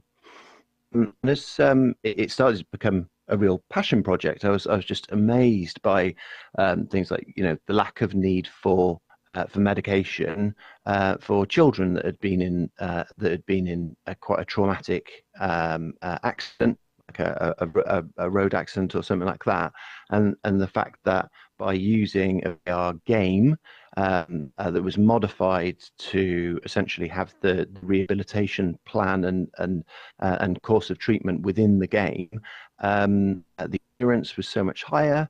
The children were actually okay and keen to and we found inspiring stories again and again and again.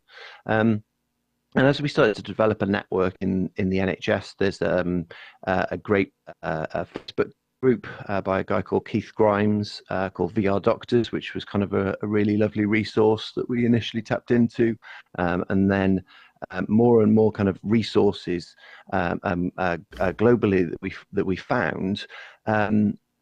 The more we unearthed really good practice, the more we realized that people were just working in complete isolation. And as inspiring as this was, it was also a bit of a worry. And then latterly, we started to work with Neil in Health Education England. We started to work with NHS England, so the national commissioning body for health services in England. And we started to work with UKRI, or UK Research and Innovation. And essentially, we set out to map what all of the different areas were in the UK that were working in XR Health. And when we started to map them and really kind of link together all of the individuals, we found that there was quite a lot of inhibiting factors that stopped really great work scaling. Kind of an example of one of these would be we saw a company that we work quite closely with really coming up with a great solution and going and getting into hospitals, and in some hospitals it would go and it would be used amongst patients, and in other hospitals it just wouldn't get past the front door. And it kind of transpired that in terms of medical device licensing, it was just really unclear, essentially, what XR Health was, how it should be judged, how it should be licensed, how it should be evaluated. And for one kind of group of people, it could be construed as a medical device, and for others it couldn't.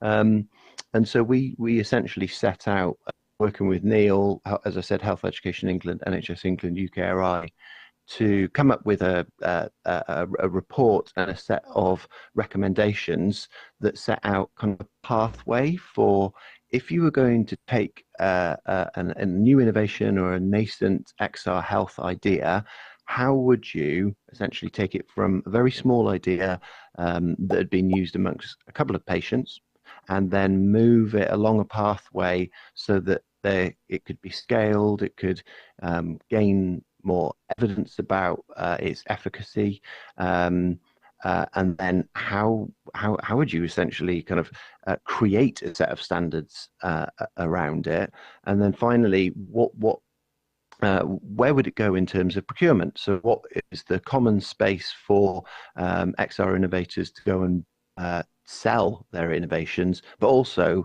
for people to confidently go out and purchase them? So that was our kind of series of recommendations. And now we're very much at a point where we're starting to think, okay, how do we set up standardization in the UK? And that's where we're exactly at the moment, really. There are frameworks out there that we could use for XR standards, but at the moment we need to work with those bodies and to start to update those frameworks in order that we have a common framework. The framework that we've got in the UK that we can use is something called the Digital technologies assessment criteria, DTAC for short. And at the moment, it's used a lot for digital therapeutics, but it doesn't cover XR, and that will be kind of the next part of our journey. Amazing. Thank you, Ross. And so as we talk about DTAG, I want to go over to Neil. Neil, what is this DTAG, and how can the MXR ecosystem benefit from it? Why does the market need it? Does the market need it? Brilliant. That's a really great question, and thanks for Ross also for setting that up. DTAC is being mandated across the NHS, and it really is the culmination of bringing together all of the key standards that need to be met, that are written into our regulations, into our legislation, and it brings together best practice as well. And I think that's really one of the beautiful things about DTAC. It's not just a hurdle to be jumped over, with good reason, and I'll go into the sort of categories, but also it's about what are some of the best practices that we want to make sure everyone is aligned to, that enables us to get best value for money on any purchasing of technology as it's brought into that healthcare environment within the NHS. So it is guidance, or it's standards that those in a role much like mine, for instance, need to abide by in terms of buying technology in. So it's starting to put some minimum criteria in place for purchasing, for spending in the UK or in England, taxpayers' money on technology that's going to help us in all the different ways we need it to. But what it also is a set of standards that vendors need to start to build into their products if they're not doing already, to be able to make sure they have access to being able to deliver solutions into that NHS environment. To give you an idea of what it covers, it's got 5 key areas. One is clinical safety, probably less pertinent, but still pertinent for me in that education space, because still being brought into an education, typically into a healthcare environment, really, really critically important. What's the governance around that in product development? What's the governance around that within the environment where it's being brought into? How are those aspects managed? And then that links nicely into data protection. So what are the policies and procedures, and what's the rigorous nature in which people's data is protected? Now, as you'll all know as experts in the field of XR, we are moving into a space where we can collect data on people like never before when people start to interact with these technologies. So we've got to have really robust standards in place around data protection. And these standards link directly to our laws around information management in the UK. And then that moves nicely on to technical security, interoperability as well. So it's not just around robust resilience, but it's also around how do you bring stuff in and help things work with other bits of technology in a safe way too. Because as we know, we'll increasingly see from platforms and systems sharing information with other platforms and systems. That's both got to be something we seek to, we put some demands around, because it enables us to bring greater efficiencies, extract greater value from the technology, but also those APIs, those information sharing links have got to be as resilient and robust as the platform itself. And the last one, I think, is critically important, making people think about usability. And I think what I'm really seeing coming through as a really sort of shift in paradigm in terms of those in digital roles in the NHS is really scrutinizing usability, understanding users' needs, and really not just about what the technology does, but what it can deliver. What's the benefit? How's it going to make a difference in a safe way?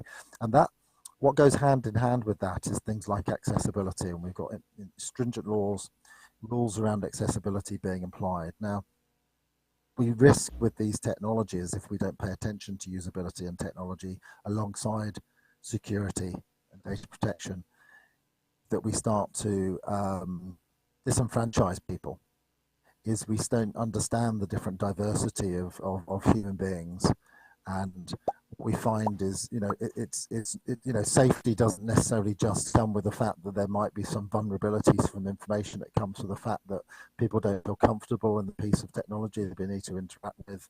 That whether it's they've got some physical requirements or they've got other requirements. They need to hold those into hand.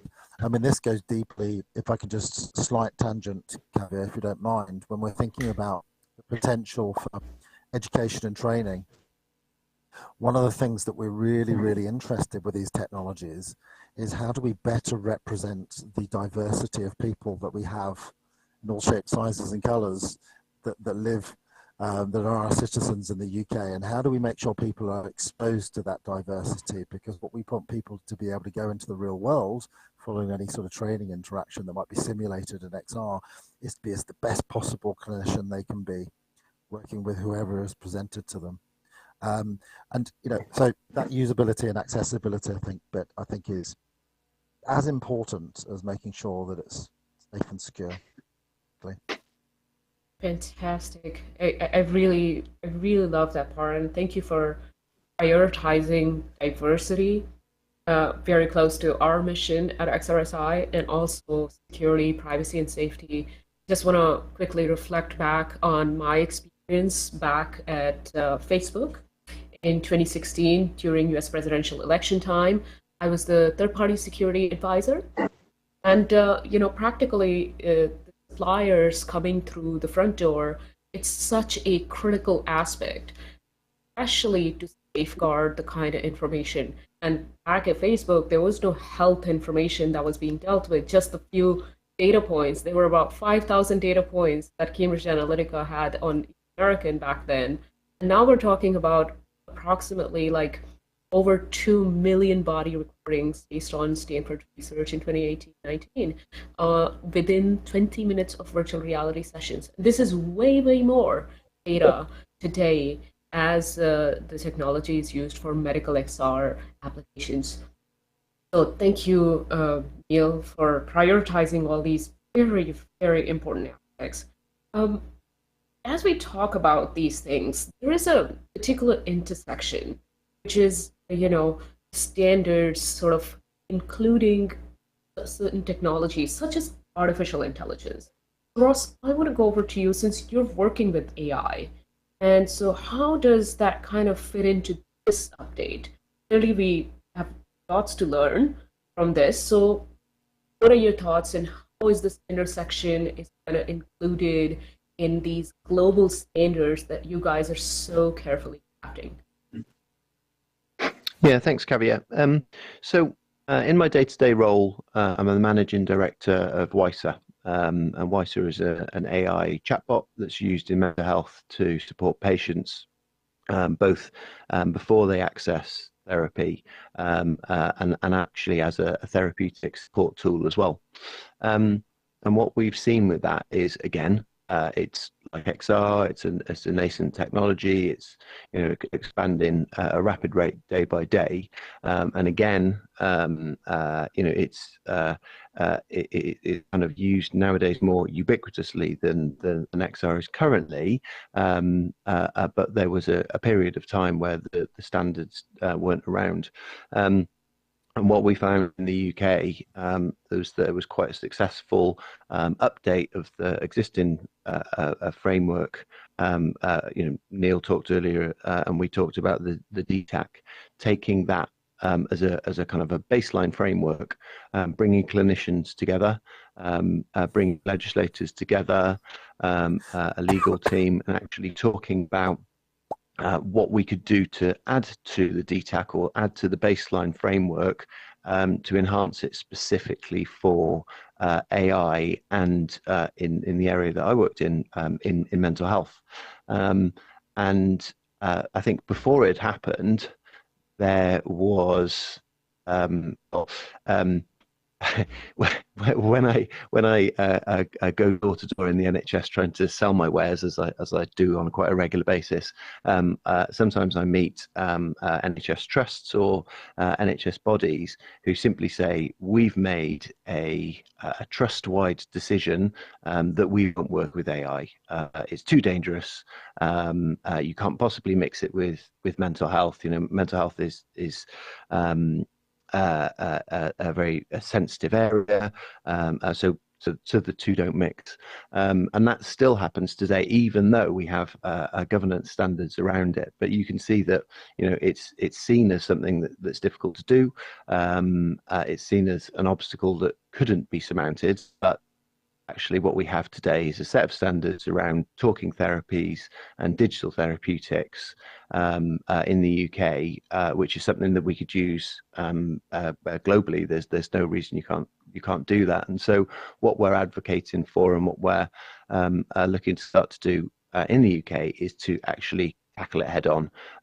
Is to think, you know, we want XR to be used in healthcare, and in order to do that, we need to take this seriously, and we need to take real life examples where there are real patients and the clinicians that want to support them, and to start to map out and create this set of standards. And what you know, the discussions with Neil and other partners in the NHS is actually, why would we limit that standards to the UK?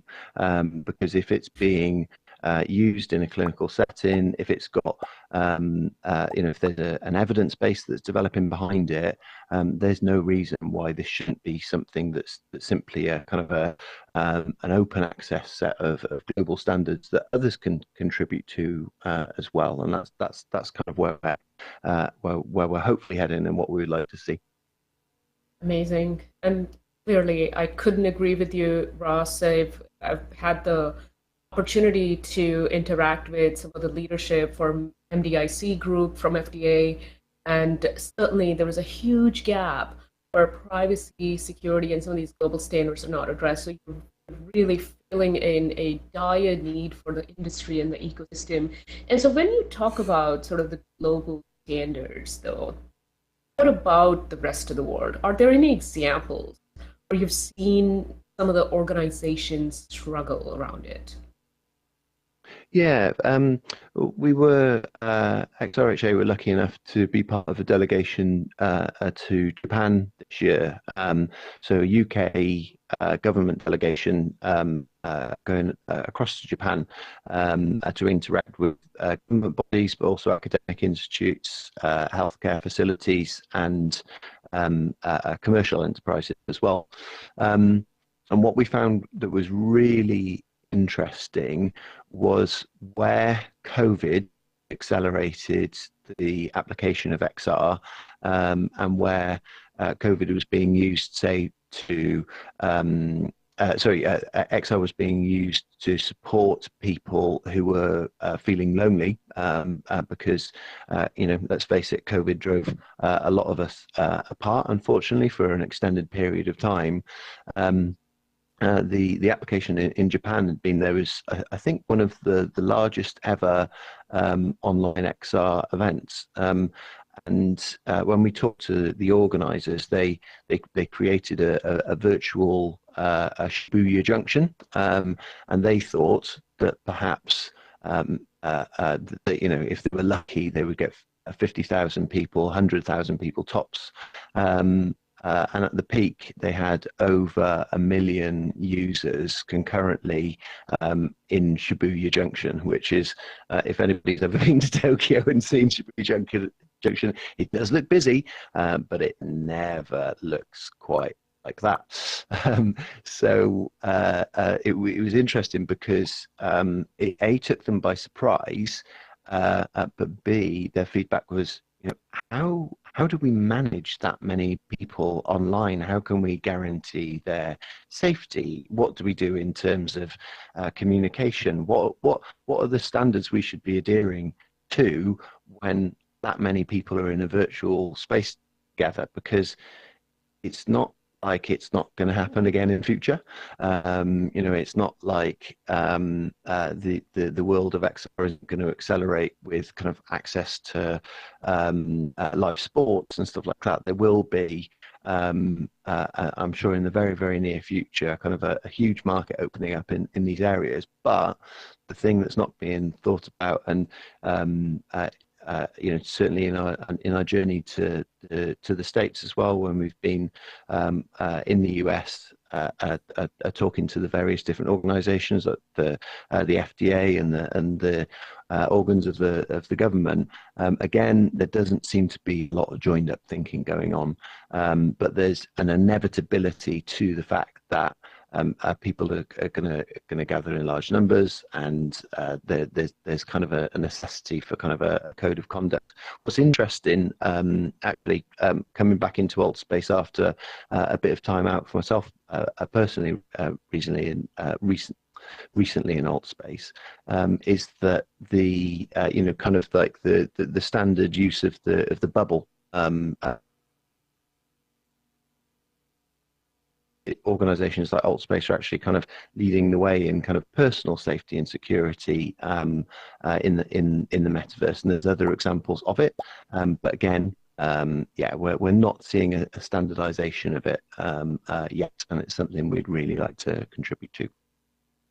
Absolutely, and at XRSI, we're trying to address some of that, and more industries and governments and global ecosystems would adopt this. Neil, how about you? Anything that you're seeing with respect to the rest of the world, or any use cases that you could share with us? Right. Well, yeah, there are some ideas that I've got. What Ross said just there. I'm really keen on developing some sort of ethical behavior framework going forward, because as we're going to see this exploding, particularly in the way we train and educate clinicians, we're going to see people training and educating together in that virtual space, and human behaviors and all their manifestations are going to appear. Well, we need to make sure people have got the mechanisms, if they're not inbuilt into the platforms, to know how to protect themselves and how to call out bad behavior, etc. So I just wanted to reiterate really that. But in terms of in terms of other examples around the world, there is some phenomenal innovation going on in all continents that we're coming across. One example that comes to mind is, for instance, in Uganda, Kigali, in their capital. And apologies, I can't remember the name of the hospital to be able to pronounce it accurately, but they set up a VR lab, and some colleagues in my team had a fabulous opportunity to go out and visit them to see this and to be part of helping them think this through to some degree. But really, it was an information sharing. And one of the things that they're doing using VR is that they're trying to help resolve one of the biggest causes of morbidity that they have in that part of in that country, in that part of Africa, and that's trauma from things like road traffic accidents, and then the lack of access in very rural parts, particularly, but even in the city, to people who are trained to be able to deal with traumatic injury appropriately.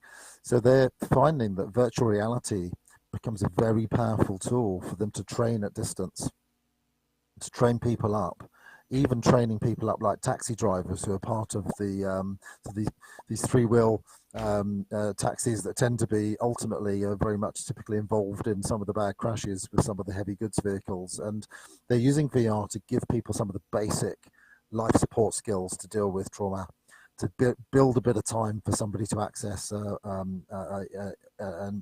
care worker with even greater skills that are needed to maybe hopefully save their lives. I think is a phenomenally powerful adaptation of these technologies, and I think it's a great example because it's, in many ways, what we've got to see the potential of this technology in all aspects of the world, and some of the greatest innovations are coming out from societies who've got the biggest need to innovate, and these tools are suddenly giving them the opportunity to do that. Thank you so much for sharing that example, Neil. And we do have, folks looking out from Uganda. FXG Uganda is a community partner potentially listening to you right now, and also looking for more resources so that this domain could be further expanded. Remarkable story. I know that here in the US, I would say we're kind of struggling to even get a Federal Privacy Act laid out. But on top of that, I realize even some of the Health Information Privacy Act, HIPAA, that hasn't been updated, and Medical XR provides the inferences of data, so we need to definitely do a better job. And I'm really glad that it's coming out of the NHS to include and expand global standardization. So when it comes to standardization, then potentially legislation, could you please shed some light on the legislation pieces? What all are the types of legislation that you think that should be prioritized, should be looked at on the very important discussion? You will have to excuse me because my microphone's cutting out a little bit. But you were the legislation that's important to us in terms of XR. Is that right? Yeah, essentially, and it comes to my mind is potentially accessibility or any of those type of legislation. But perhaps you could talk about the AI Act from UK or from the Europe that's come out, and UK just recently declared that they're probably going to reject that and have their own version or something. So I'm just wondering, in terms of legislation and our medical ecosystem, what are the important aspects? Both of you, actually. Ross, you first. Yeah, we're going through an interesting phase in the UK post Brexit. So as we've left the European Union, we're having to essentially either set up shadow legislation, so taking what we had in the EU, keeping it the same as it was before, but stamping a British flag on it, or actually starting to do something independently and differently, and with kind of a reasoning and rationale behind it. We do find ourselves in a tricky situation at the moment, whereby as we are governed by, and we've typically for a long period of time been governed by a body called MHRA. That's now changing in the UK, and we'll be governed by our own legislative body called UKCA. And we see really we see decisions that are being made by these two separate bodies impacting on us in business because of the different kind of understandings or interpretations of what technology is and what it does or doesn't do. So a very real example of this at the moment in our AI work in the UK. The organisation that I work for is essentially trying to help the NHS as much as possible by using AI to streamline processes, take the boring and laborious tasks out, and also help clinicians make clinical decisions and help patients access therapy 24/7 in their own time, but also via AI as well as with human therapists. And we've kind of got caught in the middle of this changing legislative landscape, whereby we in the UK, when we're doing our work, the device that we have out there with the NHS is currently seen as a class 1 medical device. So essentially, that means it's a device that's been licensed to be used with a therapist in the loop. Meanwhile, our counterparts in Europe see us as a class 2 medical device, which means that actually we've gathered enough evidence to show that that type of device could be used without a human in the loop. But unfortunately for us, we have to be one or the other. We can't be we can't be both. And because we are essentially formally governed by MHRA and are transitioning into a period where we're governed by the UK body, but we're kind of halfway between both. It makes it really difficult for us now to run a business where we can guarantee what revenue we'll have over the next 6, 12, or 18 months. So I think for us, having clarity around the current and future governing bodies, getting the governing bodies to kind of join up on their thinking and their reasoning and their rationale in digital therapeutics is really quite important. But it's not, unfortunately, certainly for AI, it's not. We're not in a position where we're really able to influence that, and I think politics comes into it as well in terms of what the new organization wants to achieve and what the Europeans want to set as kind of global standards as well. So it's going to be an interesting foray into this world when we start to work more with XR here, because I think AI has shown us that there are fault lines and there are different schools of thought. And it's also shown us that there's probably a potentially a challenging journey ahead if the different bodies have different ideas. Like, as you said, Kavya, if the FDA and the states in general don't have a clear picture of how it will legislate for XR, and the Europeans have one version of it, and then the Brits have a different. How do we tie all of those things together? How do we get to a common place where everyone has a clear understanding of what it is they're creating and what it is they're selling, and for clinicians and patients, what it is that they're buying and whether it's actually safe to use. Definitely a challenge, and that's what as we come close to the closing time and wrap up this panel. I do want to maybe keep a few minutes for question and answers, but as we close this panel, Neil, I wonder, what do you feel kind of hopeful about, and any insights that you can share with the world, potentially maybe even close at a positive note. How are you feeling in terms of what is?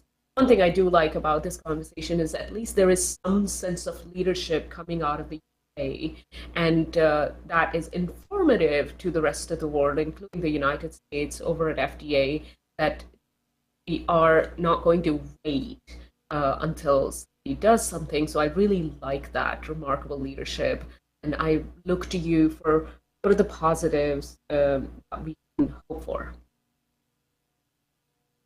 Okay, yeah, I feel incredibly optimistic about the future here. Start with, there are some real benefits in focusing on using XR and how we educate and train, because that doesn't need to be classed as a medical device. And I think that's one step forward in us applying some of the rest of the other standards, whether that's cybersecurity standards, accessibility standards, etc. in place. And it enables, I hope, some more space to work through some of the complexities Ross has mentioned. And so there are some barriers, but actually there are some areas where the barriers are much lower, and that's really very exciting, and it's going to accelerate us. And I'm seeing, for instance, one of the pieces of work that my team are contributing to is looking at how we can transform and revolutionize the way we train family doctors, general practitioners. We want to create a completely sort of hybrid blended learning approach to that, and we can put the XR technology in those junior doctor, those trainee doctor hands. We're already designing some applications with industry that are, for instance, enabling our trainees to have end-of-life conversations with people, tricky conversations with people, or dealing with really sensitive areas like serious mental health issues. We're giving them the chance to practice that in their own freedom in a very safe environment. So when they're doing it with real people in the first time, they feel more confident, and that patient gets a much better experience. And then you have a GP trainee that's much happier, and of course, because they're delivering better care. Imagine scaling that up across. At any time, we have 15,000 GPs at training at any one time in England. And imagine all the different scenarios we could be helping people practice, and doing it together as groups as well. And that's just scratching the surface. If we're applying that in similar ways to our nurses, our allied health professionals, our medics in other specialities, we're starting to give them tools that they desperately want. Is how do we hone our art here?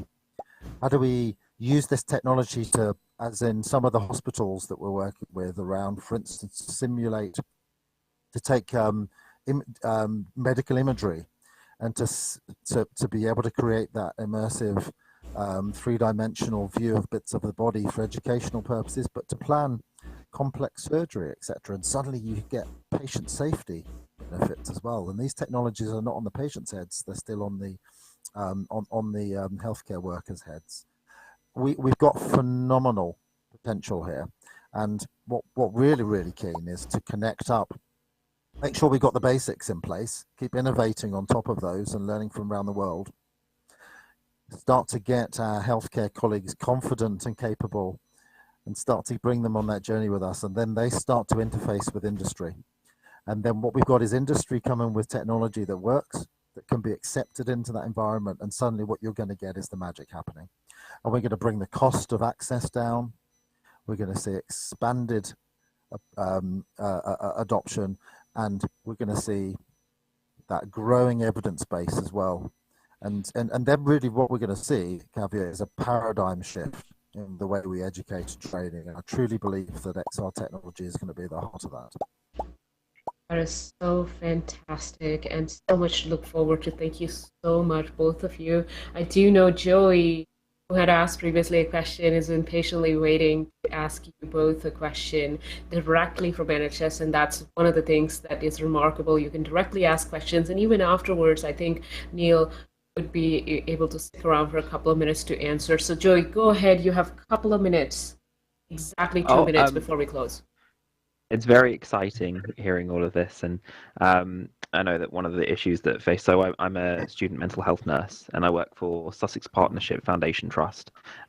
So one of the big issues down here is IAPT, so improving access to psychological therapies. And I know that people, wait lists can, span up to 6 weeks sometimes more for people that just want access to basic therapies. Ross, you'd mentioned that there was something that you did in London. I'm going to take a stab here. Were you working at the Maudsley or something like that? You said that there was some kind of application of AI or technology that you'd used that worked really well. Because I'm just thinking of people that don't have access at home, that are waiting on these huge wait lists, that if they could access something like now.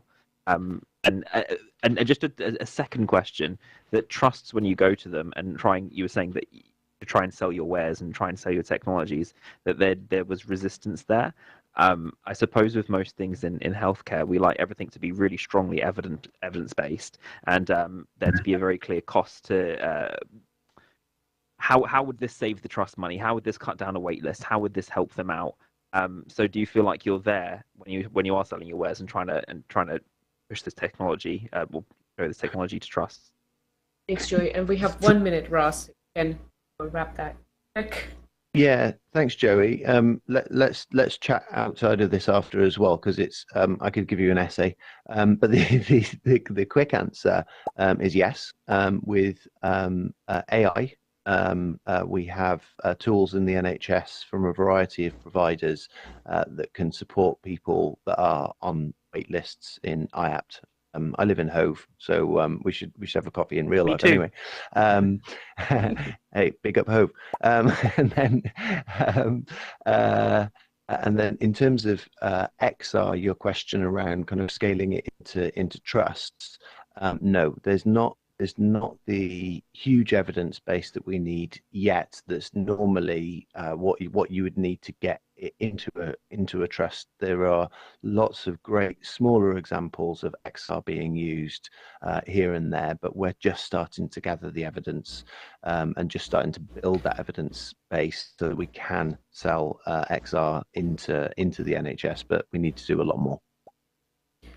Thank you. Thank you, Joey, for that amazing question. And you're welcome to stick around, interact with our speakers after the panel. But thank you, Dr. Neil. Thank you, Ross. I'm so grateful to both of you and your organizations to not only supporting Metaverse Safety Week, but making sure that you come up here, interact with people, and also bring all the real-time work, research, and knowledge to share with the rest of the world. Much appreciated. And thank you, all of you, for sticking around. Those who are watching live, really, really appreciate your support. Please stick around. We'll take 5 minutes break, and we will be back with another remarkable panel to dive into benefits of blockchain in the healthcare ecosystems. Thank you both. Thanks, everyone. Thanks Cheers, so much. Javier. Cheers, Neil. Very much, Ross.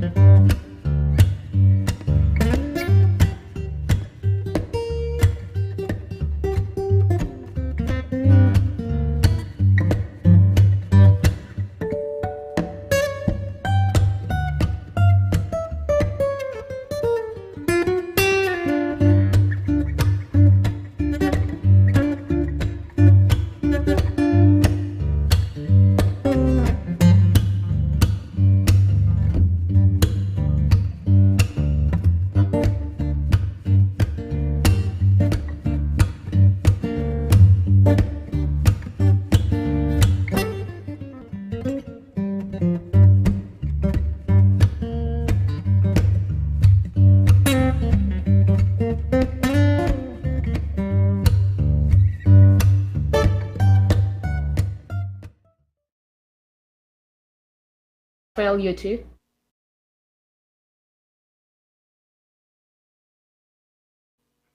All right. Hey. Okay, and no echoes. All right. Okay, so welcome to our next session, which is a brief fireside chat on the topic of blockchain between Raphael Mogen and Michael Josko Kaldesh. So our topic today formally is the impact of blockchain and DLT on emerging healthcare ecosystems. So this is going to be a topic new for all of us as it is an emerging thing, and I think we can learn a lot from our panelist here. Raphael is co-founder and chief strategist of Erdos Associates, a consulting firm for startups with a social impact. He owns a wellness and fitness company, NorthFit, which is structured on mindfulness-based meditation, mindfulness-based CBT, meditation, pain management, and performance training. He is also a member of the Minnesota Blockchain Initiative. Michael Josko is Michael Josko is medical director at Ametis and has been working in this field of pharma for over 12 years. And so CEO and co-founder of Ametis. So we'll give the stage to them and we'll get started. A quick 30 minutes. Okay. Hello, everyone. Hey, Raphael. Nice to see you all, folks, in 3D. Very funny. Cool. I like it. So, Raphael, you want to start or shall I say something? You know what? Why don't you go ahead? Okay, so impact of blockchain and DLT on emerging healthcare ecosystems. So maybe we should start with a question: what is the most important in health? What do you guys think? What is most important in health and healthcare data? So I think it is trust, right? Trust is, I think, the most important thing. More important than basically anything else. I mean, we can speak about this new kind of technology. I mean, blockchain is a fancy technology, right? Non-fungible tokens, Metaverse, all these things are very cool technologies and everyone likes it. Some people still don't know what it is, but I guess everyone here knows what we're talking about. But of course, trust is the most important factor, because what is the issue with digital health? A lot of people mistrust digital health platforms due to some scandals in the past, with some problems with data security, and people think, okay, my healthcare data is very sensitive, and I don't know if I can store it on an internet page. You know, we do have also a digital health platform, and that is the most common question that we get: how safe is the data? Can anyone access the data without my know-how, etc., etc.? We say, no, of course not, and we have all the typical healthcare security measures in place: SSL certificates, AES encrypted databases. We follow GDPR and HIPAA compliant guidelines, all these things. But people say, yeah, cool, but still don't trust you. How can I follow up what's going to happen to my data, what's access to my data, etc., etc.? And there, blockchain comes into play. I don't think I have to explain anything about blockchain. As a matter of fact, the blockchain, at least when it's a really decentralized one, it's almost impossible to manipulate or to betray the system, right? Because you have this distributed ledger with different nodes, where each node guarantees you the authenticity and safety of your data, basically. So that is why we started implementing a blockchain in the first place, because we said, okay, how can we give trust back to people? What do people want? They want to see who does have access to my data, who is manipulating or updating my data, with which right does he do it, and why does he do it? So we created the blockchain in a way, or we implemented the blockchain in a way that it does not store the medical data, because, you know, as a matter of fact, medical data is very, very large. Speaking about CAT scan files, speaking about MRI files, hundreds of megabytes. actually gigabytes. And when you store a million patients' records with the petabytes of data, you will get an issue with the notes. So what did we do? We started implementing transaction IDs. So I'll give you a brief example. So imagine your family practitioner stores a discharge letter from a hospital and an X-ray to your system and makes an entry in your allergies.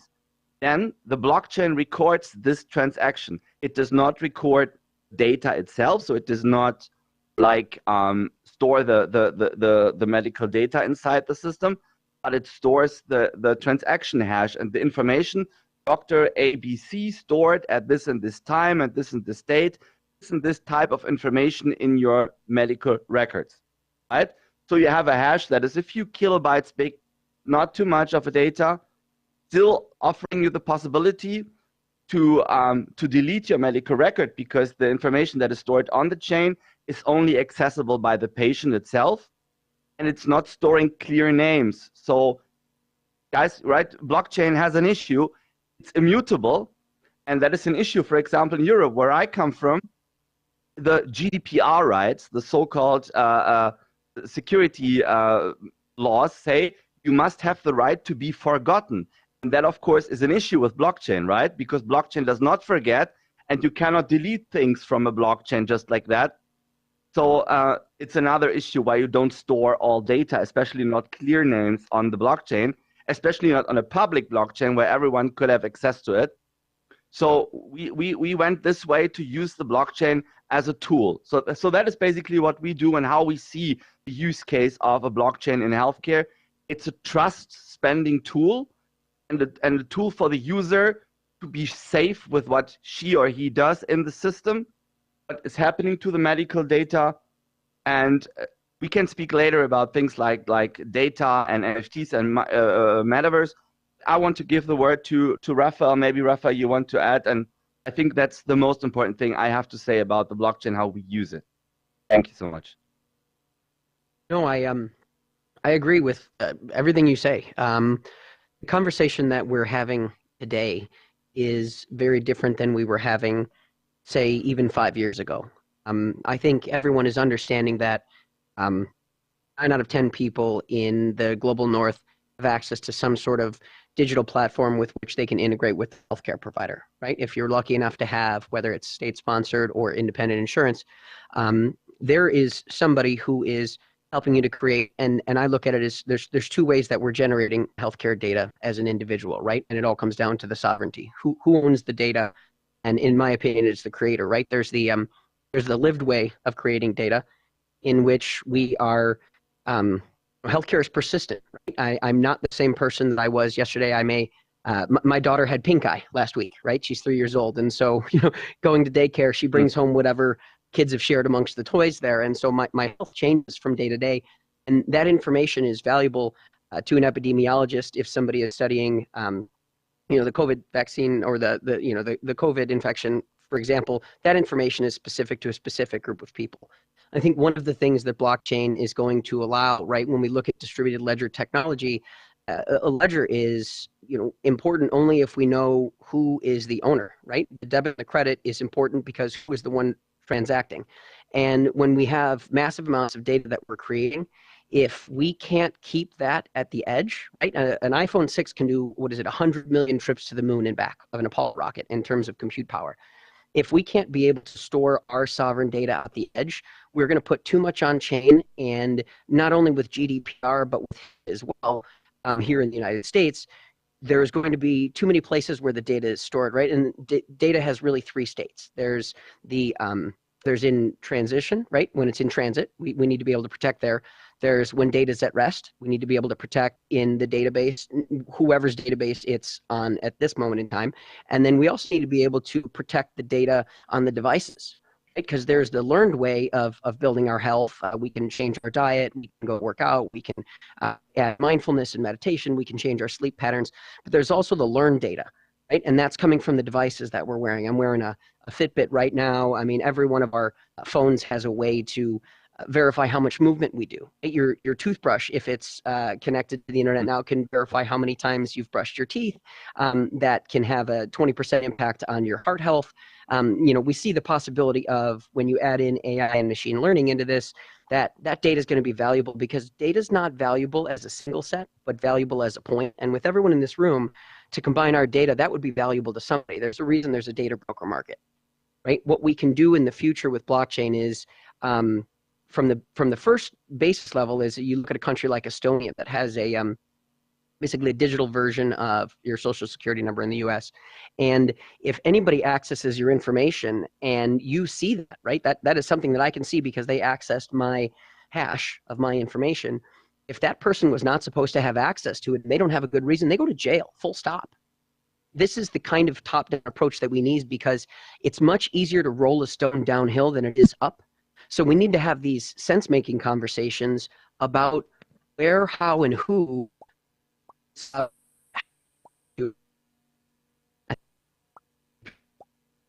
in the HIPAA, and then can't remember in the GDPR, but it talks about how that data is handled.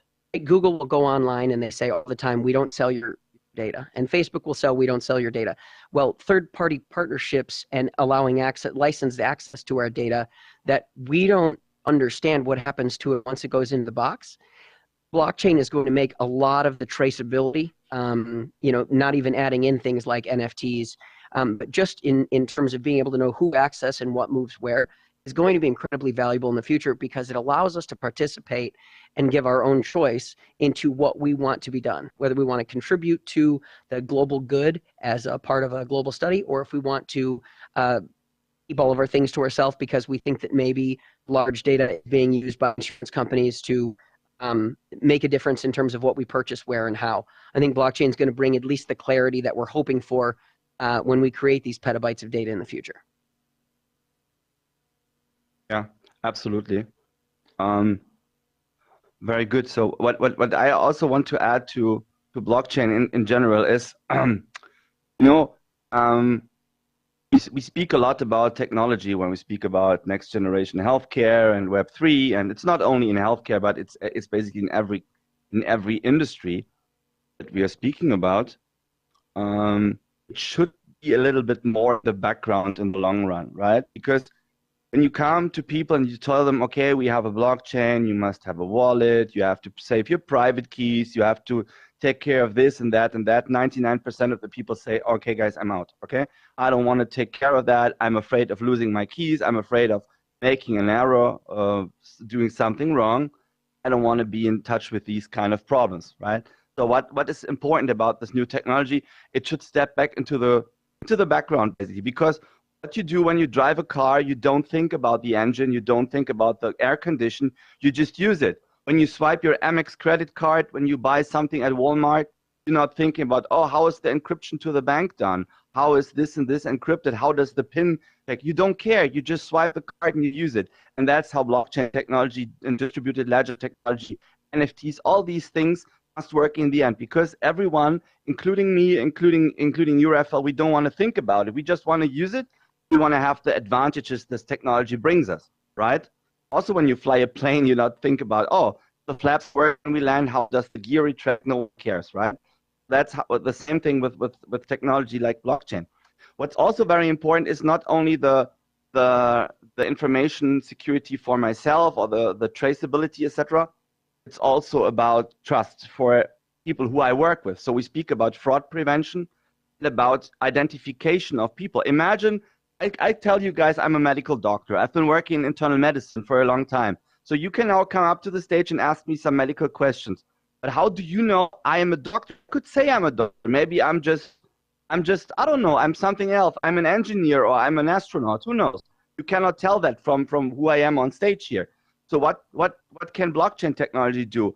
Speaking about NFTs as an information, for example, we use in our Metaverse NFTs as a way of identifying doctors. So when you have a teleconsult, you meet a doctor in the virtual space, this doctor has their license and the identification and their specialization paperwork with them. So people can ask every time, Are you a real doctor? What are your abilities? How credible are you? And what is your reputation? You know, we want to work together with governments and we want to work together with regulators to make these things identifiable. I can tell you in Germany, I'm originally from Germany, we have very frequently these articles in the magazines that say, oh, this hospital found out one of their doctors was never a doctor. They never studied medicine.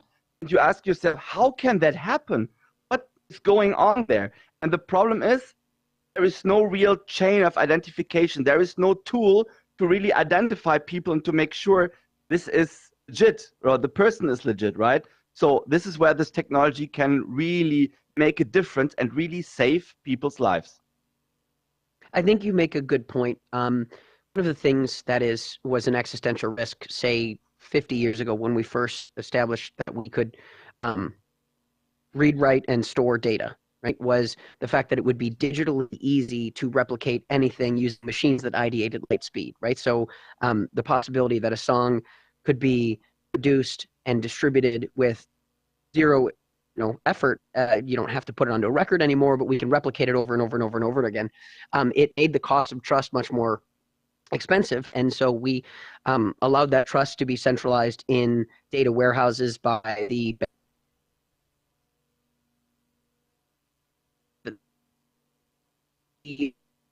did that because there was necessity early to spend the money on the hardware that was required to maintain and support the infrastructure. Now that we have the ability with blockchain to put in some sort of a trust immunized, I'll call it a notary stamp of how we can verify the reality of something, or the verification, right? On-chain credentialing is kind of what you're alluding to there. There was a speaker here earlier, Brennan Spiegel. I can't remember his last name. I apologize if I messed it up, but he showed a very heartfelt video of some patients viewing at Cedars-Sinai VR and being really touched by this. All of us are standing within arm's length in the digital sense, right? If we are going to allow people into our digital bubble, we're going to need to know a way in which that we are interacting with each other on a one-to-one basis and verify who that is, because our lizard brain doesn't know the difference between what is real and what is fake, right? That's why we have the conversation about the bubble, right? I was asked earlier, I try to turn off my bubble because, I don't mind personal space. I'm a hugger. I don't know if we can hug in the metaverse, but, I'm a hugger. So I turned off my bubble just in case somebody wanted to. But I realized that some people who have previous trauma can be triggered by something like that. And because of the fact that this is within inches of our eyes and there's no disconnect between the data feeding into our brain is processing this as reality. And so when we're offering that kind of access to us individually, I want to at least know that who's on the other side.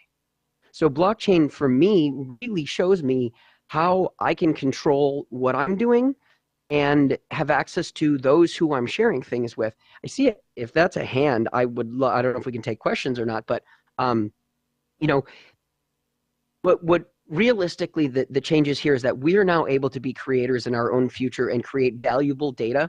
And how are we going to be able to participate in the large, intelligent learning systems that are going to be able to help solve really common problems like diabetes, or some of the ways in which geographically located, there's Cancer Alley in the United States down in Louisiana, right? We can track some of these global health problems in the same way as they did for cholera, right? As Dr. Smith, I believe, is the one who put pins in the map to track the cholera epidemics and realized it was from water. We can do that and use machines who can do and read 8,000 reports in a minute. Right? Whereas doctors in the past had to store all this information. I normally hold up my phone, but we're going from a knowledge-based economy to how do you assimilate the knowledge and build it together into something novel? I think blockchain allows us to be able to do that in a way where we don't have to trust the system, right? Web 2 interfaces with Web 3 rails, so that happens in the background. Blockchain, to me, gives me a sense of security, albeit maybe it's at this point it's unguided security, because there are things that we haven't had the conversation about. Steve Mann, the guy who invented the wearables, he's a famous innovator tech. He talks about valence. Right? We need to talk about who has access to, right? There's surveillance and surveillance from the top to the bottom, right? You've got cops who are wearing body cameras and people with cameras. in the metaverse now, you're going to have people viewing each other, interacting and doing these things. How do we know who's doing what is really what I think this system will help to ensure in the future. Yeah, yeah, absolutely. Shall we take some questions from the audience and maybe integrate the audience into the conversation? It would be beautiful. Ja, das ist sehr gut. Meine Tante ist auf Deutschland, auf Baden-Württemberg. Ah, sehr gut. All right, does anybody have any questions? Oh.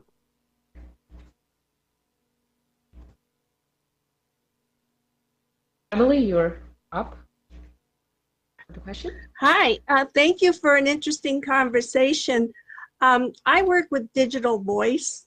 I'm creating interactive avatars with a brain so that they can help long-term cancer patients. Voice prints of a particular person's voice, changes in the voice, and all of this. And I had proposed to some of my team members that we use an NFT or some sort of digital marker for that so that it can't be hacked or it can't be reused.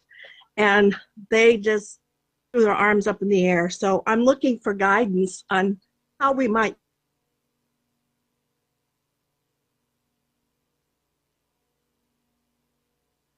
Doctor? Just taking blood samples now. There's so much more data. It does have to be identified. You know, I'm old school. I used to use frozen cells with social security numbers. So I also have the problem of legacy identification. So I'm open to suggestions. You know, we'll ride this wave together, right? Yeah. So it's a very good question. Thank you for that. So yeah, I think, you know, blockchain technology, especially the non-fungible tokens, the NFTs, are a very good use case for that. We would love to support you in that, and we can guide you to do that. That's just a few clicks, basically, because, you know, we also have a NFT marketplace, a platform to handle non-fungible tokens in healthcare. We're also elaborating that with university hospitals and big pharma companies. And that, particularly what you say, is a very good use case, because the non-fungible token is not only information on the blockchain that cannot be manipulated, but it's a unique piece of information on the blockchain that cannot be manipulated, and it's one of a kind. So you can always trace it. You have intellectual property security with that, because this one piece of information is always identifiable on the blockchain. You will always recognize it as the piece of information that you stored, and you can follow up where it came from and where it is going to, so you exactly know who had access to it up to a certain point, of course. And you can even combine it with smart contracts that give you the possibility to combine the NFT with certain functionalities and certain things. Basically something like, if this, then that. So if the non-fungible token is going to another care provider or insurance company, then this and this happens. This can be a payment. This can be a legal document that is executed. So it is really beautiful. So you have three possibilities with the NFTs for your use case. Proof of authenticity, first of all. Second, intellectual property. And third, combining it with smart contracts to execute things that you like to execute when this NFT is in use or sent. I think one of the other things that's interesting and to kind of parlay off of that is, in the past, we were free to create data as much as we wanted, right? Everybody was willing to let us opt in to let them build these massive amounts, 3,000 data points on each one of us individually. And we were free to create that all we wanted. And I think what has happened we'll call it post-Bitcoin white paper, right? And more advanced adoption of DLT and blockchain technologies is we're now free to own. And once the ownership comes in, ownership basically turns something into an asset, right? Hernando de Soto talks about the fact that a majority of the world that works in the extra legal market cannot provide limited liability to themselves or incorporate or provide bank financing, microloans, because they don't have a way to show that they own something, the sovereignty, the provenance. Blockchain allows us to be able to track and trace provenance so incredibly quickly and efficiently that we're able to sort down what we need, where and when, and it allows us to monetize any asset that we choose. And with that option, right, you look at the gig economy, people can monetize their labor or their house or their a guest bedroom or their vehicle. right? There are people driving vehicles and loaning their vehicles. In blockchain, we're going to be allowing people to access our asset, that is our healthcare data, because that is valuable to somebody, right? Eli Lilly, if they have good, clean signal from the edge and they can verify through blockchain that it is the exact demographic of the study participants that they would like, we can now build things that people can do using not having to access a Cedars-Sinai facility, maybe in Des Moines, Iowa, or in Lesotho. They can go to a clinic that has the right things to monitor the things that they need, provide that data, and push it into the cloud. And as that study pays later, you can now remunerate the people who participated and provided their asset that you built that value on. When we're free to have the option of how to use it, it allows us to go further towards the conversation of what is work. When maybe not able to have a Charles Hopkins calls it the sovereign wealth fund, and Andrew Yang the universal basic income. When we can get universal basic dignity, because by just simply doing and living and taking our devices with us, we can monetize that data through our digital AI that is out there brokering it for us independently. Right? When you have something like that that allows you to be able to monetize something that you already own currently but can't monetize, we can get people a way to meet their minimum basic needs. They can get back those 10 IQ points of their Maslow's hierarchy of needs because they're making $25 a month in their data rights that they're selling to their traffic data. Half the world, wants to go to 2 wheels from 2 feet. If we have a massive amount of bikes because people now have a couple extra bucks and they can increase their efficiency by coming onto a bike, we have a different traffic problem than we do congestion problem with CO2 emissions. How do we then take them and incentivize that behavior and saying, hey, if we need bike lanes, we've got a massive amount of traffic here, we can do a study and empower all the people that ride bikes for 2 weeks. And we can buy every one of their coffees on their route for 2 weeks because they participated in a city that allows us to decrease traffic in Barcelona. That, to me, is where the conversation here about what blockchain does in healthcare, it's most important in the sense that we can own how everyone else interacts with us, not just ourselves. Do we have any other questions?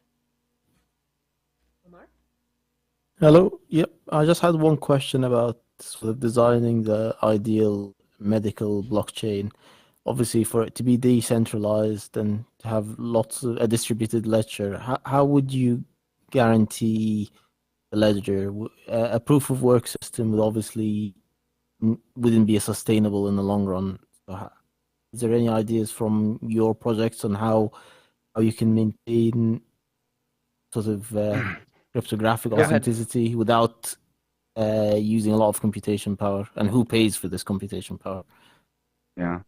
So first of all, we are not using proof of work because first of all, as you say, it's not sustainable. Doesn't make sense. So we use a proof of stake and proof of authority mechanism. And what's also very important is, in our opinion, that the blockchain that you use shall not produce any costs for the user.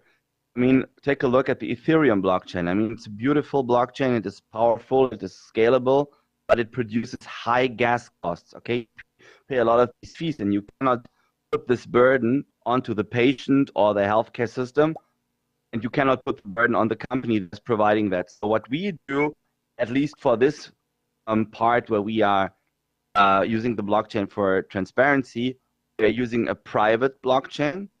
It's not producing any fees, right? That is first of all, and decentralize it by implementing independent parties into that. That can be, of course, health authorities. That can be a hospital. That can be a researcher. So there is no one who has alone control over the blockchain, right? I mean, of course, to be decentralized, you need multiple parties optimally across the globe, right? So you don't have a single owner of that. But as said, it shouldn't produce any energy consumption. So this ESG compliance is very important for us. So it should be something that is private, of course, and does not produce costs and that does not pollute and that does not produce carbon dioxide and for instance, our footprint, because then you maybe solve one problem and generate a new one. Yeah, I think that's really what it comes down to. That the proof of work, proof of stake argument is interesting to me because I really see that in the same way as having to generate your own content was a conversation we had about 3 weeks ago before ChatGPT came out. We don't have to have that conversation as much anymore because you don't have to be a phenomenal writer now to generate content.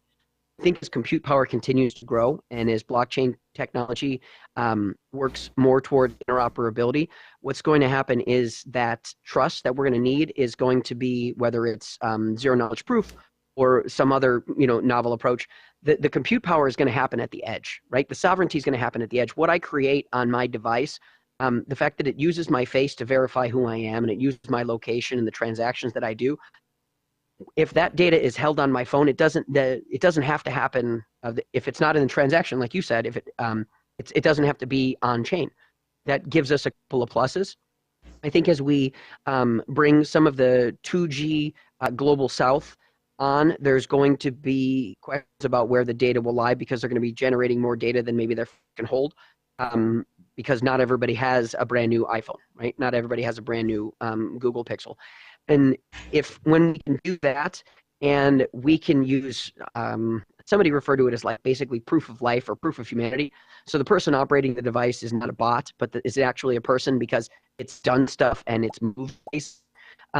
We can then take some of that verification. I can see you standing there, and even in a digital presence, when you spoke, I know that you're real. So if I add you as a friend and we interact again, I have at least that sentient connection that you and I have shared.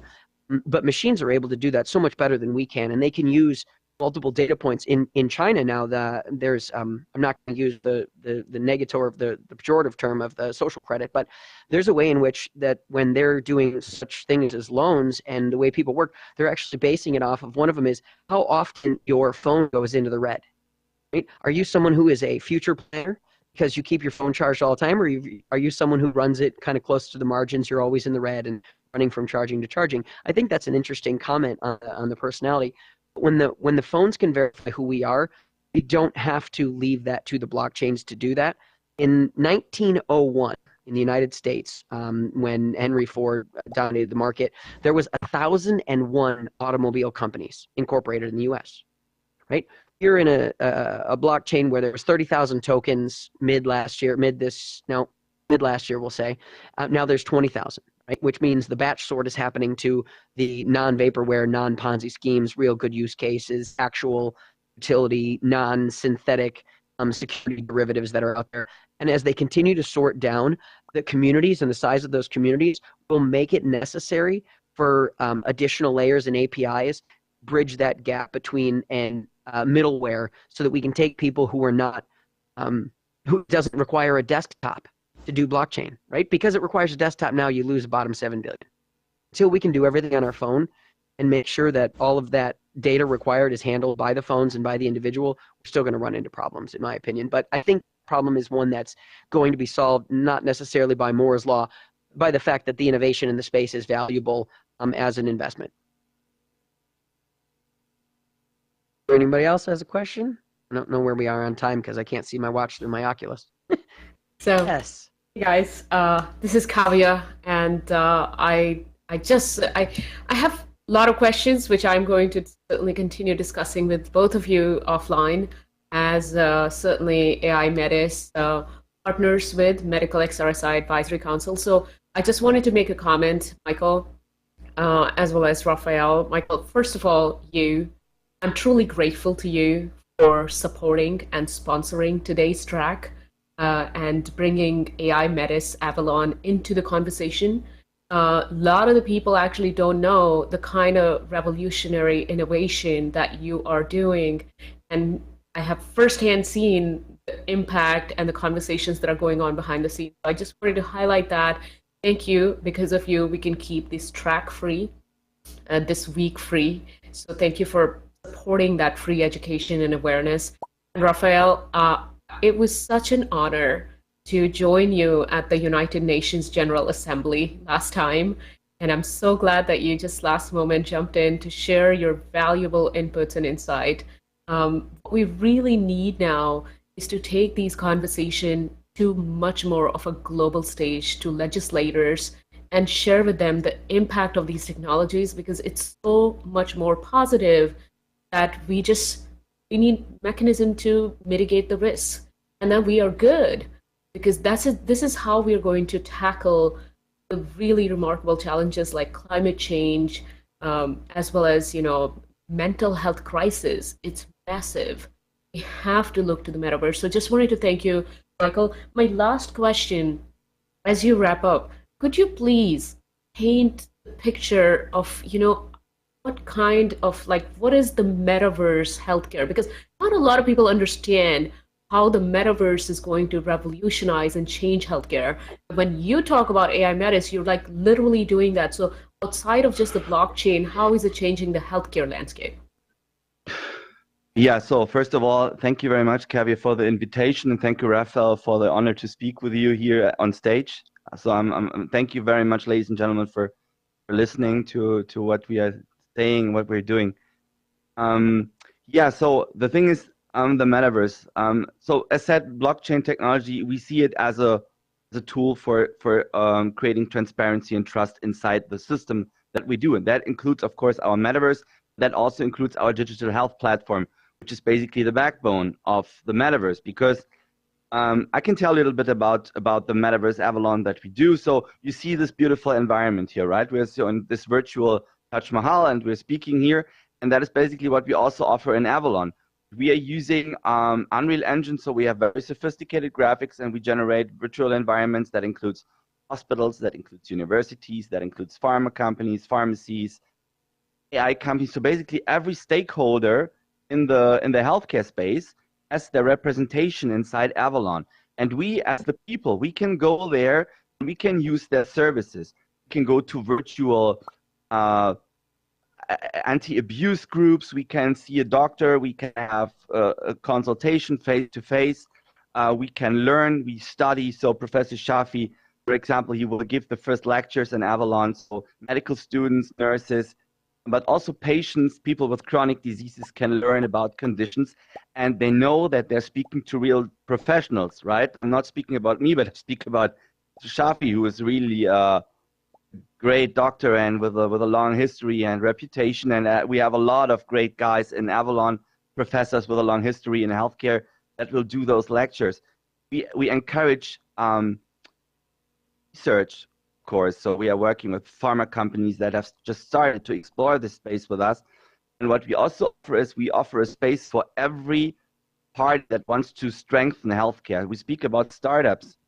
So we offer spaces for startups that can represent themselves, first of all, to the audience and to their customers, to the patients, but of course also to investors. So we generate spaces to bring people together and to create this force, this cooperation. When we speak about Web3, this is what it's all about, right? It's of course about economy, it's about data economy, but it's about real cooperation and breaking up silos. And I think this technology is fantastic to do it because, honestly, this is one of my first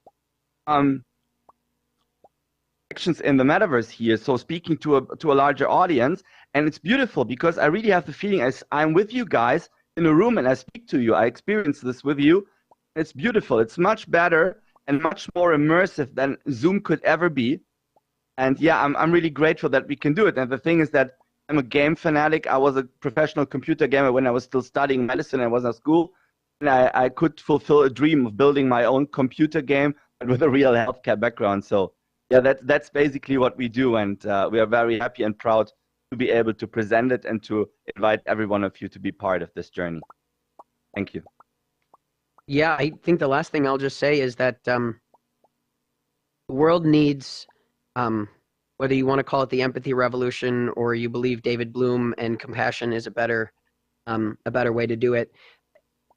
We can now put ourselves almost figuratively and literally into the shoes of someone else. We can come out of our bodies and see that we exist. We can take some of the things where we can shift our perspective. And I think the one thing that we need more than anything in this country is there are so many collective illusions, right? Dr. Todd Rose and Populous, they do A/B testing and they realize that people think that everybody thinks that it's all going to be bad. And I think that realistically, if we can find some more compassion for one another and we can smile a little bit and be kind and hope for the health of everyone around us, we can become co-participants in a future that can look far more utopian than dystopian, because depending on the day and depending on the time, to me, it's, I always say everything's 50-50, either it will or it won't. So I'm going to bet on the fact that people have been doing this for a long time and we're all still here, which means we've gone undefeated. I think we can accomplish and crush this as well. Thank you so much, Michael and Raphael. We're going to take, let's give a round of applause for our speakers on this topic of blockchain and trust and verification. There's quite a lot of themes that run through here. Now we'll take a 30-minute break and hopefully everyone gets some fresh air and sunlight before they come back in for the second half of the program. Thank you so much. And Raphael and Michael, you're welcome to exit the stage, I guess, left, right? Doesn't matter, either way.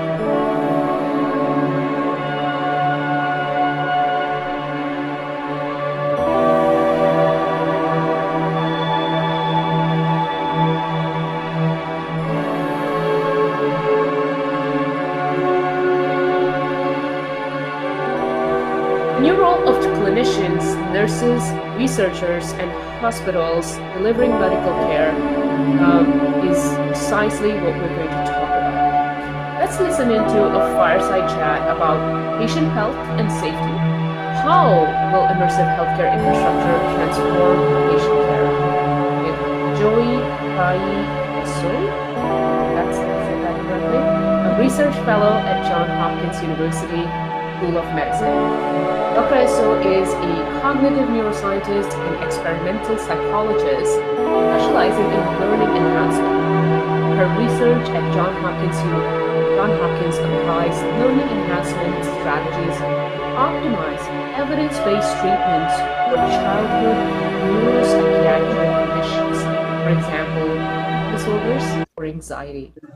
Her research uses technologies such as immersive virtual reality and mobile apps that are integrated with psychosociology and neuroimaging IMRI, fMRI, and EEG.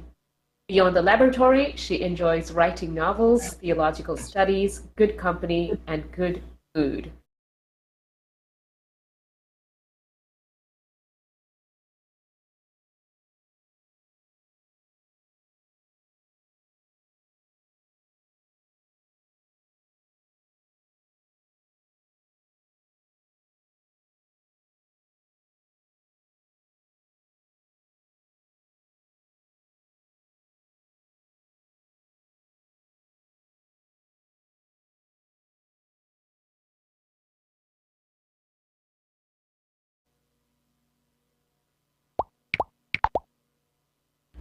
Welcome back from the break.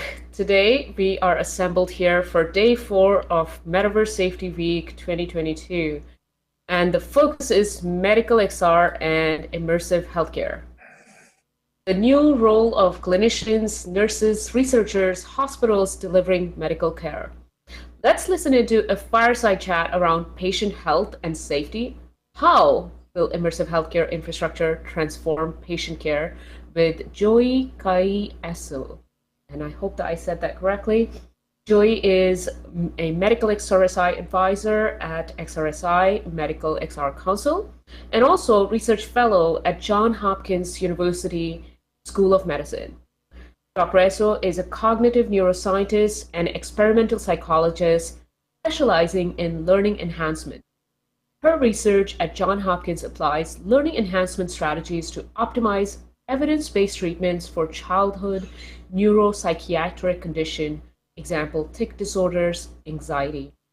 Her research uses technologies such as immersive VR and mobile apps that are integrated with psychosociology and neuroimaging, fMRI, EEG, etc.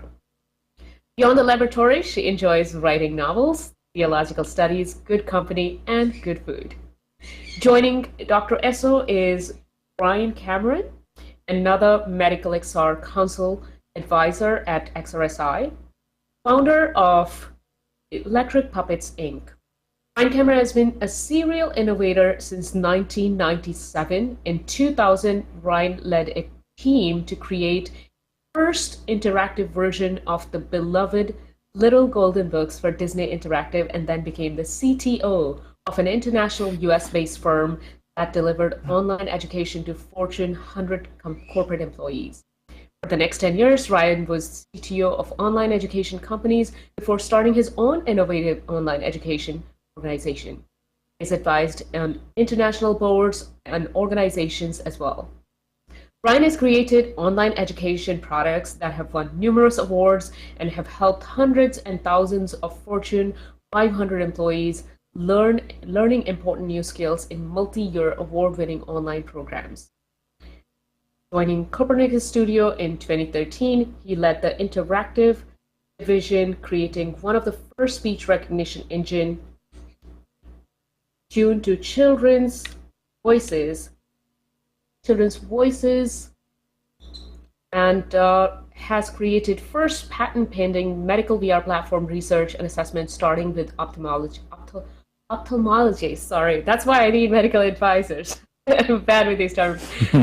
Thanks, Ryan. Ryan is an avid rare book, art, and antique collector, lives on a Vicarage of Chester, Nova Scotia, and I also have the honor to work very closely with Ryan on a very remarkable research, augmented reality, for natural authentication for augmented reality for public safety. So without further ado, Ryan and Joey, please take it away. Thank you. Hi. Thanks, Kavya. So, yeah, that was great. Thanks for that introduction. So I just wanted to start off by welcoming everyone here, as well as Joey in particular. And we can talk about a little bit about Joey's work and what she's been up to over the last few years. I believe using OpenSim to research psychological effects and treatments with youth, particularly in the sense of with PTSD context. So, Joey, do you want to clarify or just maybe describe your work accurately?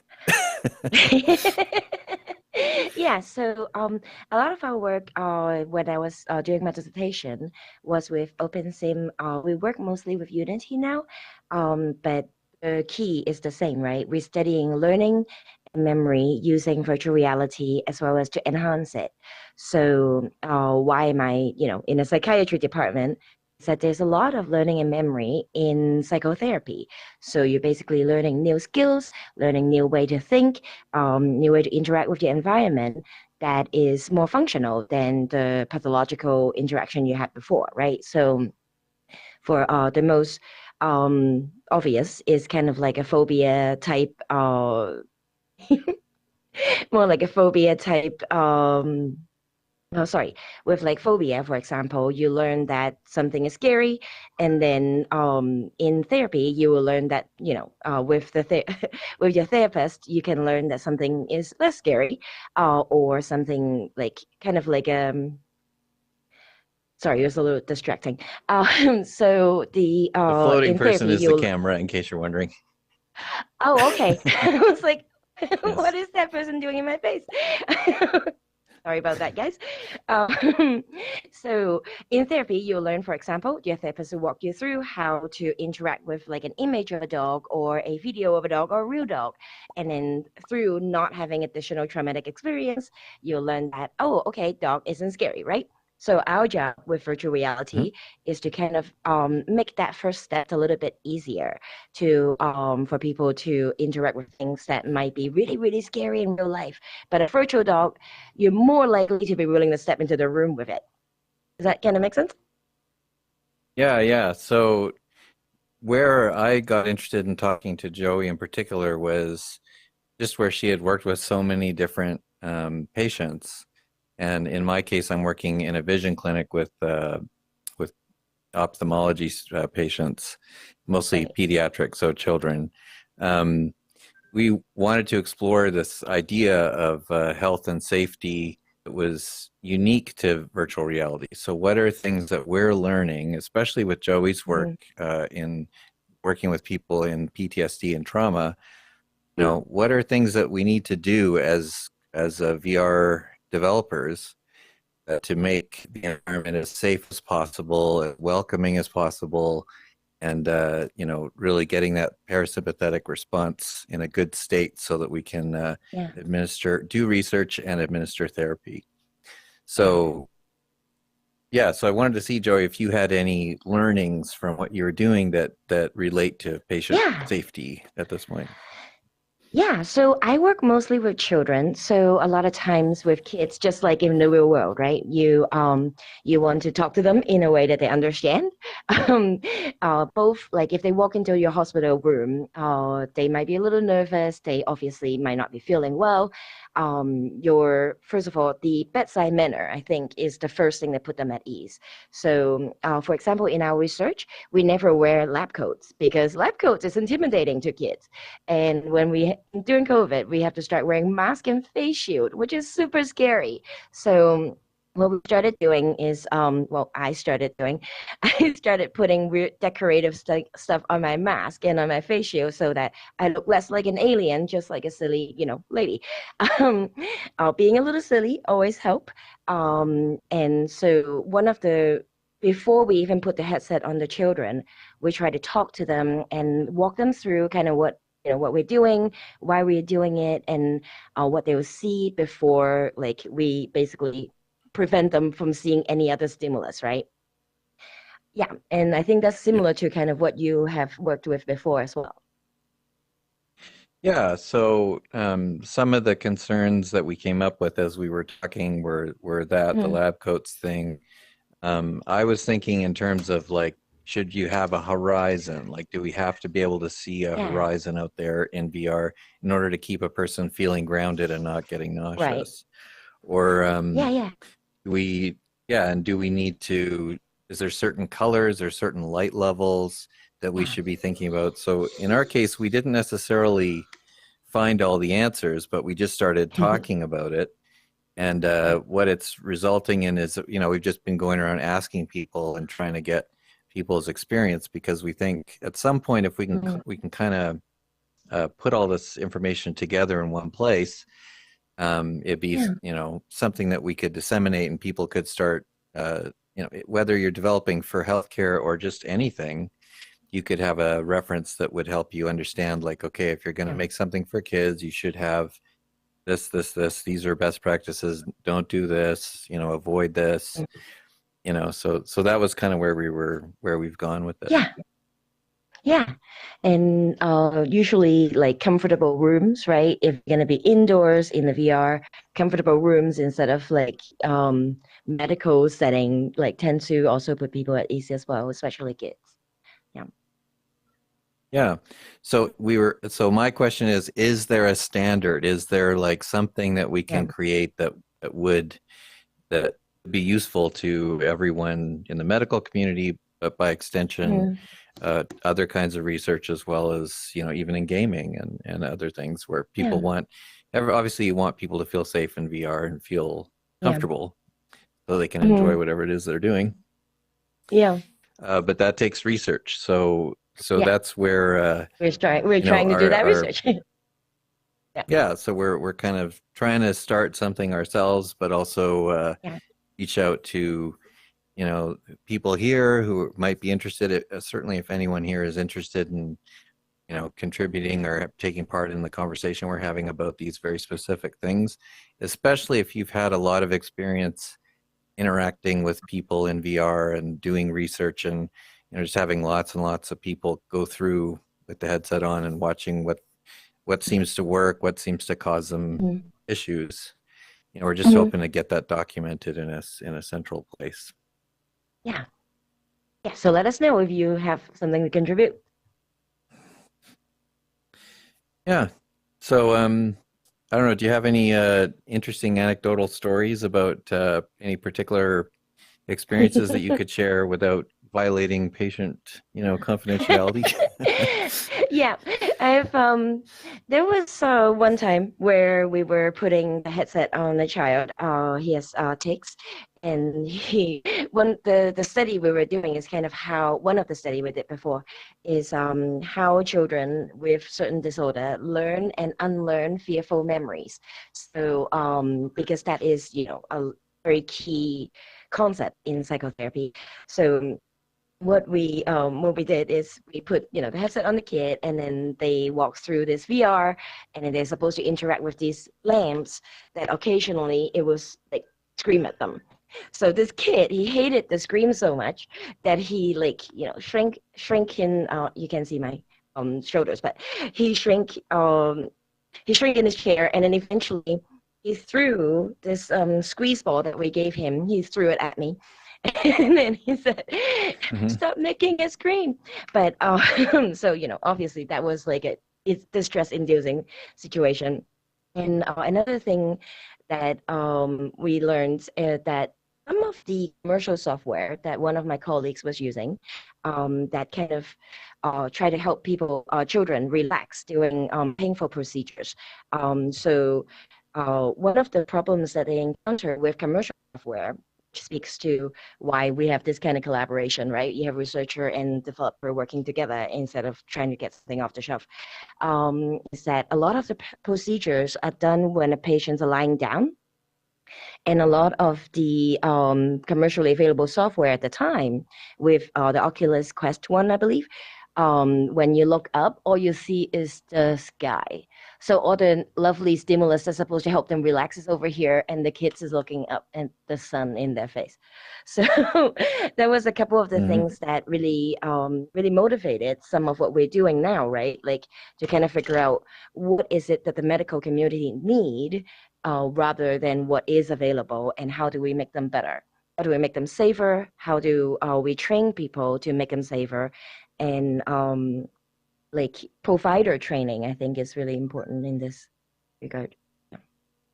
Yep. Yeah, for sure. And then, you know, there are some beyond just VR design, which is certainly where I'm really interested.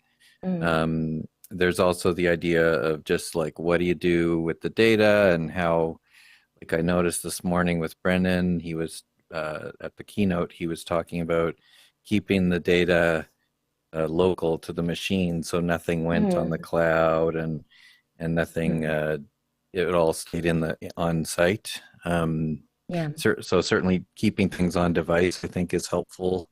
And that's certainly what we're doing with electric puppets when we're conducting our research at the hospital. Just that's really just a matter of the ethics approval stuff. You can't have data going off site, or that all that process has to be subject to ethics as well, and it gets very complicated. Right. So yeah, these are other areas, but certainly and that's actually interesting, because I just was at the OpenSim conference this weekend, and with the hypergrid, we've been talking about the idea of, you know, pairing a patient with their own personal grid, so that all their data kind of stays with them, and when they go somewhere or enter a different virtual world, you know, they're always in control of their own data, and it's always being stored locally with them. So you know, that might be a really interesting thing that we could look at in terms of patient health and data safety. And I was kind of interested from you, like, if I'm a patient who's in this world or VR chat or something, and I've crafted my own look and my own identity, and then I go into a virtual world like Horizon Worlds, and I suddenly have to throw that away and be this, you know, default avatar. I personally have noticed that takes away a lot of my personal sense of agency. So I'm wondering about, in the future, if we can take our carefully crafted, highly personalized avatars like yours with the beautiful hair you spent some time on there, what difference does it make psychologically if a person has to throw that identity away and wear, in OpenSim we call it a Ruth, which is a generic, you know. A roof, and I think there's a name for the boy as well, forget. So actually, that what you just said reminded me of a different issue, but I'll get back to this. What about like protected health information, right? Our face, our real face, is considered PHI, because you can identify a person by their face. If you can now identify a person by their avatar, is that now PHI? Am I not allowed to show the avatar of my patient to somebody? Anyway, so that's a good point. So should we allow them to, you know, should they all be roofs, right?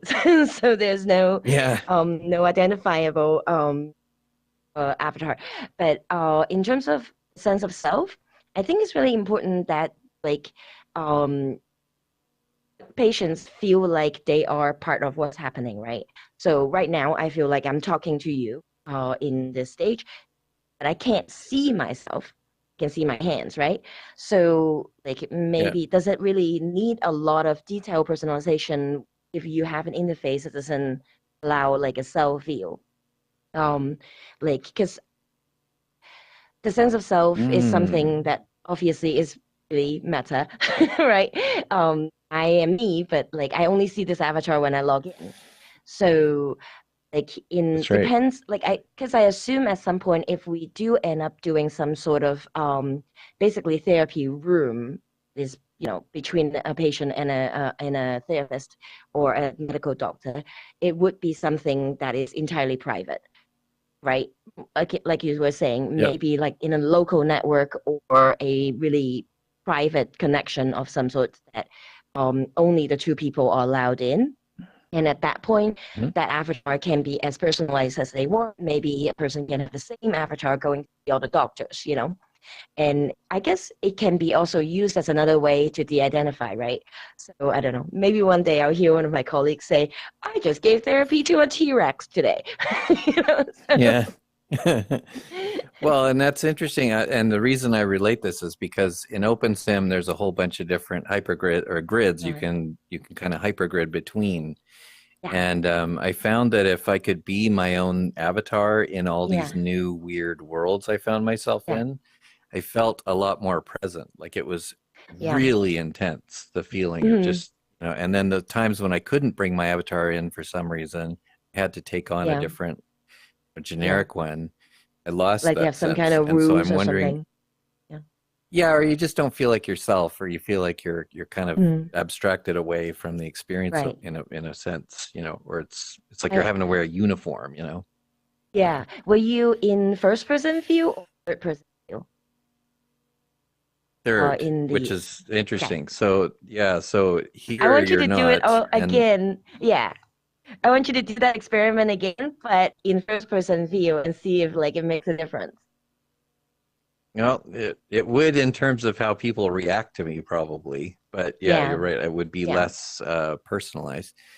Certainly in Zoom, I guess we all get to see ourselves talking. So, and most people probably do just stare at themselves more than everyone else in the cameras. I mean, I do. I'll admit it, but well, that's why I prefer Google Meet. Like I'm out of the way, so I can focus on the person more. That's true. Yeah. In the corner, yeah. So I think we have about 10 minutes left or so. So I thought I'd trying to keep it fairly informal here. So I thought I'd open it up to some questions in case anybody had any. And if not, that's okay. We can continue talking or whatever you'd like. So just raise your hand if you have any questions for us.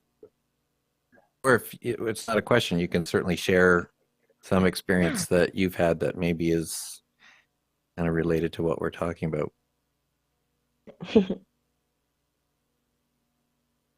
Or some experience that you have interacting with VR and patient that can make them feel safe and keep them safe, like some of the ways that you have done you found to work or not work. Yeah, I mean, definitely, probably we've all experienced the showing a person VR, and then the first thing they do is when they play golf or something, and they end up running into a wall or, you know, running over something and hitting themselves in the head or something like that. I certainly had that happen on some of my demos. Yeah. Actually, I have less trouble with, again, please raise your hand if you do have questions, but yeah. I think most of the time I find children to accept VR relatively quickly. Is that a raise hand? Did I see something? Oh yeah, Paula. Okay. Let's see. I think you're on megaphone if you want to go ahead. Yes, hi. Thank you for this great presentation. Can you hear me? Yes. Yes. Perfect. I wanted to ask Joey regarding the experiences that she has been sharing about kids. Do you work with only neurotypical kids or also neurodiverse? How does that differ in how they can actually experience that? Yeah, I mostly work with neurodiverse children. Most of the kids that I work with have tics, anxiety, or anorexia. Yeah. So how does it differ? I have only worked with maybe 6 neurotypical kids, so I'm not sure. I'm very No, my question kind of links to an earlier presentation where Brennan, how Ryan mentioned, just shared the patients that were really benefiting from that escape, right? That they were going to hospitals and really were taking advantage of that immersive experience because they didn't have the mobility. But I'm wondering about the neurodiverse kids that have the sensory issues and how you tackle that. For example, a child in the spectrum. How do you let them really enjoy and be benefited by this type of immersive technology with the challenges that they face in real life? Yeah, so I have not worked with any children on the, I'm assuming you mean the autism spectrums, right? I have not worked with kids with autism, but kids with tics also have some sensory issues. So they tend to be like really sensitive to sound and touch, but not so much with sight. So, but you know, most of the participants that we work with do tend to have some level of anxiety. So it kind of goes back to that bedside manner, like explaining things, being patient, using language that children understand. So for the most part, I feel like I'm not too qualified to talk about this because I haven't worked with neurotypical kids. You know what I mean? So, Thank you for your for your information. Thank you. So I guess we're close. Anybody else have any other questions before we jump off?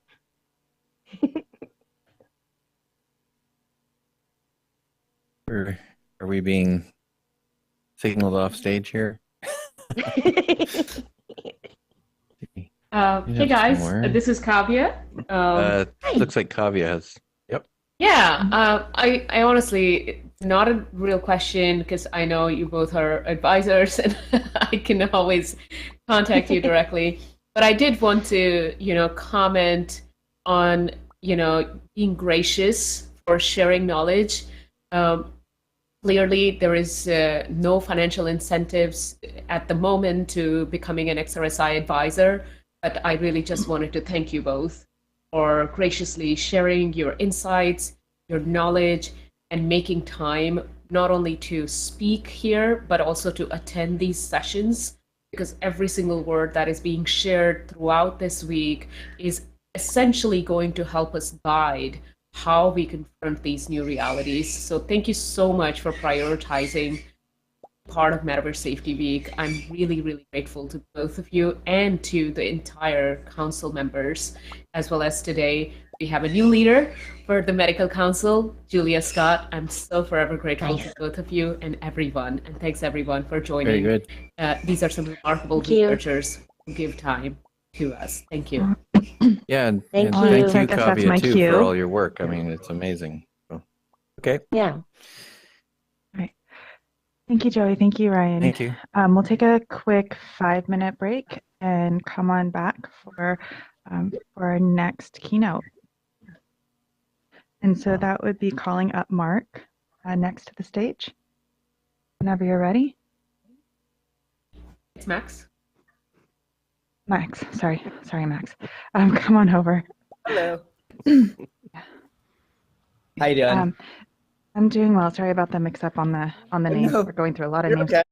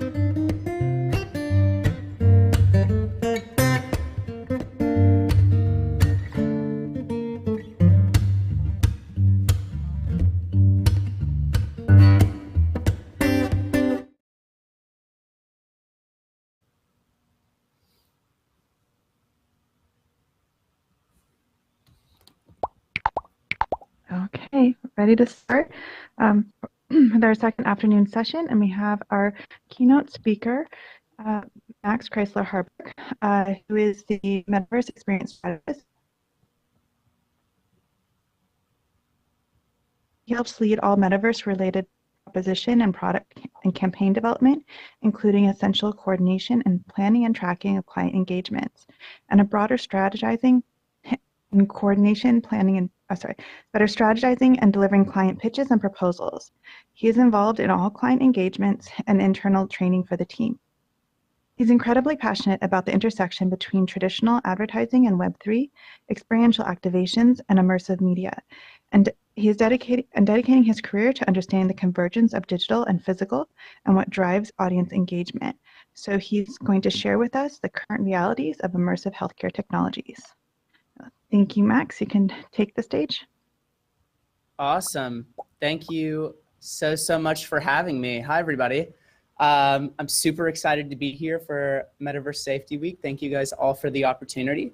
And as you said, I'm super excited to speak with you about all the current realities of immersing healthcare technologies, more specifically, how Metaverse and other immersive tech can truly elevate elements of healthcare, including education and training, rehabilitation, physiotherapy, pain management, and mental health and well-being.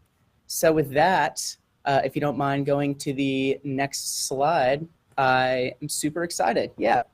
So as many of you may be extremely familiar with, as we're kind of all here today to speak about the metaverse and immersing technology, I still want to start by just running you through some of the underlying technology I'm going to discuss today, as I think it's important just to make sure that everyone has a bit of an understanding as we dive into some of the examples and themes. So first and foremost, I have up on here extended reality, or XR.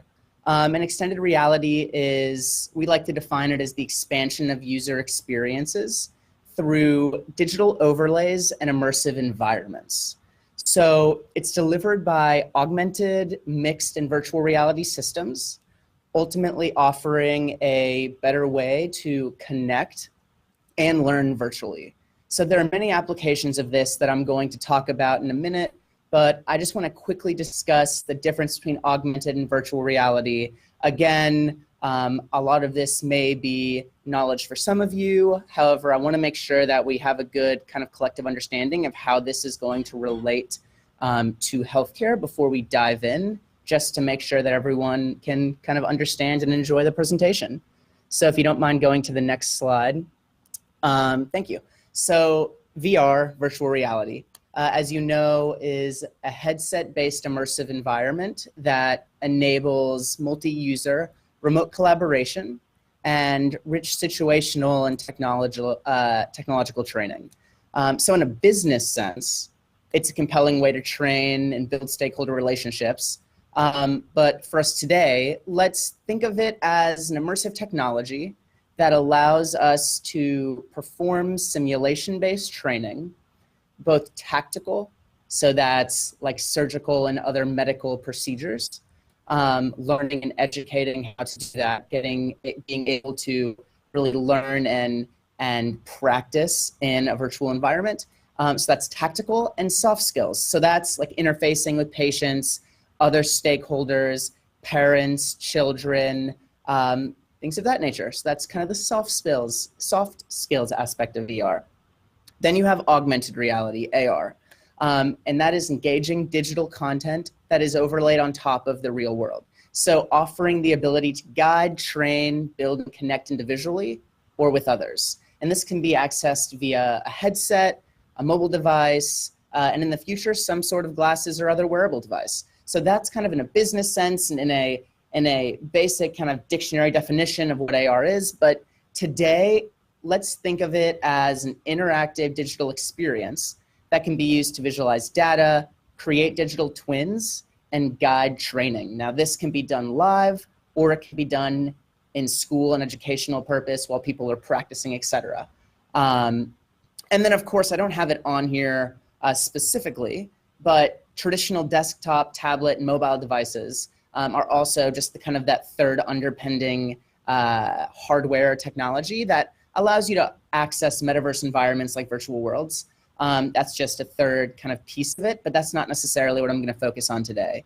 Mainly on AR, augmented reality, and VR virtual reality. So if you mind going to the next slide, please. Just to give you a little glimpse of the content that I'm going to be covering here. So as you can probably guess by the name of the discussion, I'm going to specifically discuss how these kind of metaverse or immersive technologies can be used to benefit healthcare and be beneficial for kind of healthcare processes. So remember to keep these 4 themes in mind throughout the remainder of the talk, and with any questions that you may have afterward. We'll leave some time for questions after, but think about training in medical education, mental health and well-being, rehabilitation and physiotherapy, and pain management. So we're going to kind of dive into these and a few more, but as we kind of discuss examples and technology, I just want you to remember these 4 themes, as everything will start to relate back to them. So if you don't mind going to the next slide. Thank you. So I know this is a bit complicated and text heavy, but I wanted to make sure, especially for everyone watching on like a live stream, you can kind of see all of this, and I'm going to talk you through it in a little bit of simpler terms. But let's start at the top. So first we're going to talk about medical education. So as I mentioned when I was highlighting the underpinning technologies, both soft and hard skills can be trained with extended reality.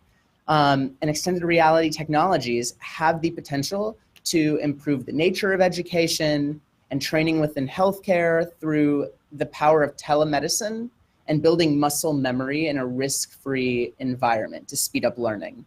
So I'm going to speak on a few of the statistics here in a little bit about V-learning, but it's an extremely risk-free environment, helps with confidence, and allows you to have that kind of simulation-based training without having to be in the moment working with people. Because when you're learning, you want to be in a stress-free environment. You want to have the opportunity to really learn, grow, understand what you're doing.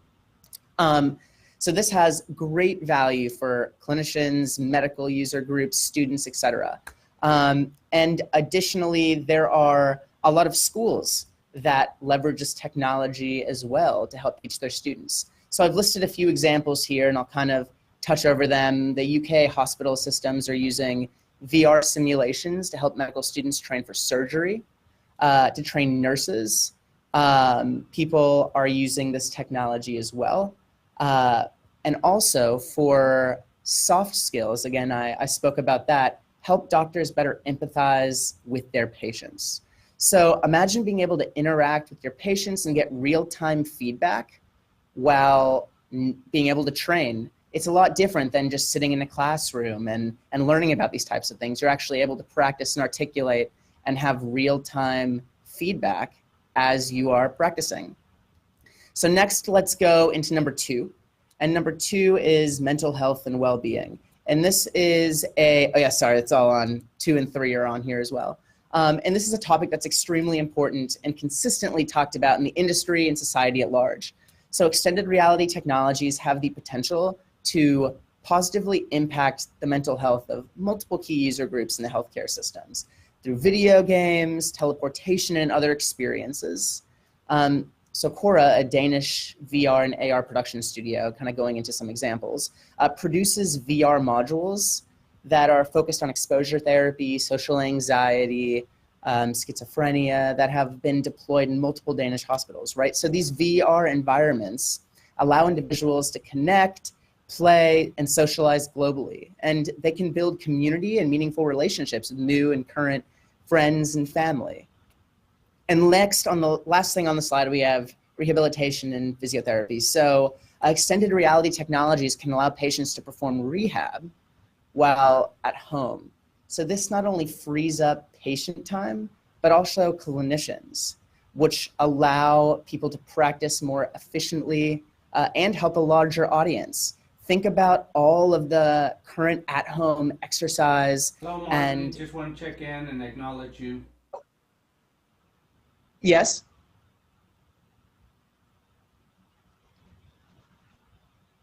Oh, sorry, should I keep going? Hello?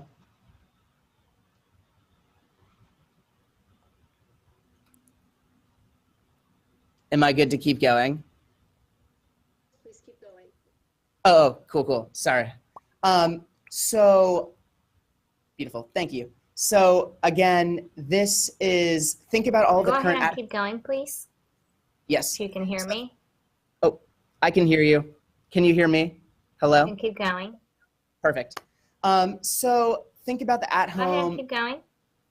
Cool. Think about the current at-home exercise and physical therapy apps and classes that have appeared over the past years. Right now, imagine being able to leverage this immersive technology to make classroom sessions more intimate. Imagine AR glasses with the opportunity to project colored lines onto the floor, helping Go people ahead with and keep going. patients. Oh, You may proceed. I guess for some reason, my microphone isn't working. Oh no. I can hear you. You're fine. Oh, you can hear me. Okay, perfect. Yeah. So if you don't mind going to the next slide, please, we'll keep moving forward. Awesome. So, pain management. As extended reality environments are extremely immersive and interactive technologies can distract and lower perceptions of pain by focusing the mind on other activities. In some scenarios, that can be used to substitute a painkiller. Essentially, it's harder to lose focus in an immersive environment, so the distraction can easily ease anxiety before and after painful medical procedures. And some examples include VR therapies provide hydrotherapy VR solutions to adults with disabilities and children with special needs, reducing pain where traditional treatments fail, and supporting exercise engagements by enabling patients to swim with VR dolphins and seals. And another incredible example of this is Snow World. I don't know if any of you have seen this before, but Snow World is very interesting. It's a VR experience made to actually ease the pain of burn victims. So Snow World immerses patients in an icy tundra, shifting the patient's concentration away from their pain to an icy virtual environment that's bathed in cool blues and whites. So their task is simple. They're simply throwing snowballs at penguins. And while this might seem extremely questionable from the outside, responses from patients actually show that 35 to 50% of patients have less pain compared to a moderate dose of opioid painkillers. This is extremely interesting. And this experience has actually been used by Shriners Hospital for Children in Texas and Harborview Medical Center in Seattle. So this is something extremely interesting that you never would have thought, that VR has this opportunity to truly improve and have a positive impact on pain management. And it's just as important to inform and educate patients as it is to train medical staff, right? So patients are curious and often anxious about treatments and procedures. So they often need doctors to break down complex terms, information, and medical results.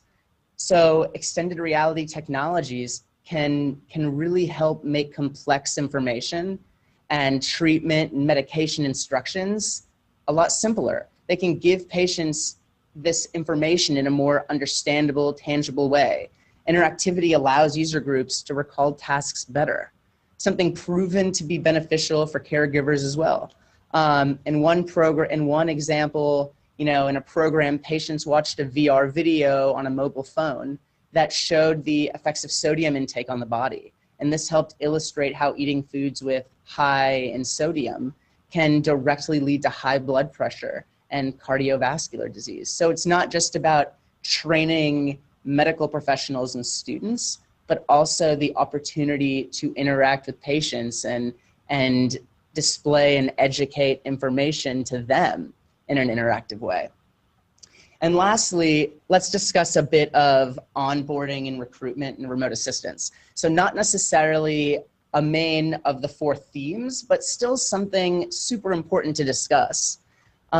Examples where people are coming in and using metaverse technologies to share their approaches, educate, onboard staff, show people emergency procedures in medical facilities when they're simply actually being onboarded into the specific facility or hospital themselves. This is just onboarding, recruitment, and remote assistance that can be helpful kind of outside of the actual medical field, but when they're coming into their new jobs. And if you don't mind going to the next slide, I want to quickly go back to education and show some statistics from an internal study that we actually did on V-learning. And this is super interesting and can definitely share. It's public on the internet that PwC did about V-learning and about how using metaverse technologies can be more efficient for effective training with students, staff, and management. So these are just a few key takeaways I wanted to discuss that relate directly back into everything that we've been talking about, right? So people are 3.75 times more emotionally connected to the information they learn than in classrooms because they're actually able to interact and perform some of the learnings that they're learning. Students and staff and management are 4 times more focused than their e-learning peers. So this is looking at kind of just videos online, but when you're actually immersed in this environment, you know, you're more focused. You're not able to kind of drift away and get distracted as much. This is a really interesting one that I think is the coolest of all 4, that people that train in V-learning are 275% more confident to apply skills learned after training. So this goes back to a lot of the different things that we discussed: soft skills with interacting with patients, hard skills, interacting with procedures. People are simply more confident to use those skills because they have trained in low stress environments. And then lastly, people are 4 times faster to train than in a classroom setting because they can't get as distracted again when they're in this immersive environment. So if you don't mind going to the next slide, I want to dive a bit deeper into some of these industry examples that bring these themes to life with these technologies, how these technologies actually apply to the industries that we're living in. A lot of this stuff is already starting to be used. So if you'll start by going to the next slide, please. Alexion created a opportunity to visualize the drug process.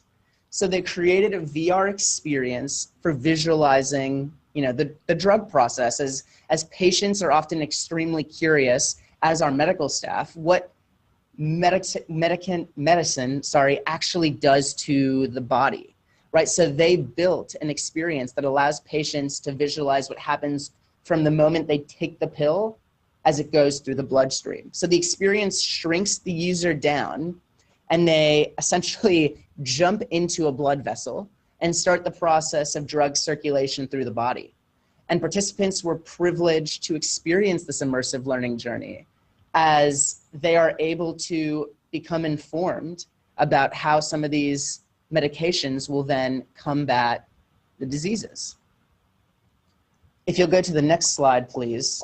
I want to talk about Pfizer. So they had a VR training piece all about using digital twins for sterilizing injectable facilities. So companies are looking to innovate, right? Making experiences more immersive and engaging for both patients and for staff.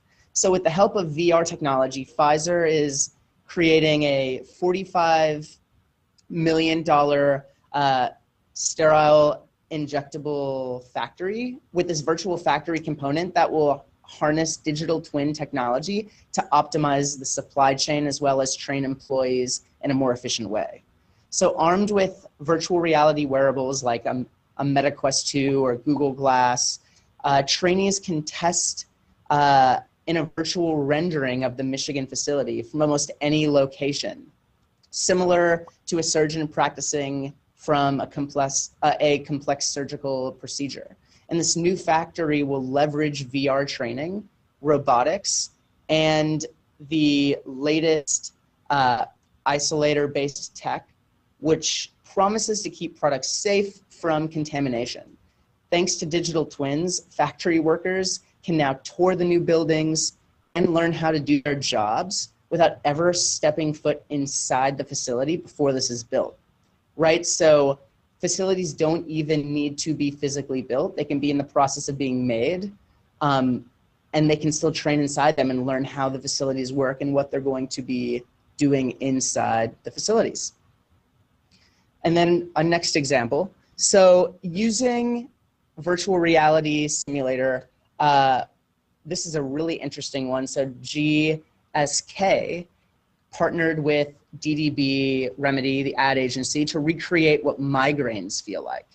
So it's interesting that 36 million people in the US suffer from migraines. And this experience was made to show how debilitating and difficult it is to those who have never had one. So what they did is they created an experience, although there was no physical pain, the experience tried best to simulate the difficult visual symptoms that often signal the beginning of migraines, such as distortion, auras, and sensitivity to light. And this experience was extremely effective, and it actually won 3 creative awards at Cannes Lions Health Show.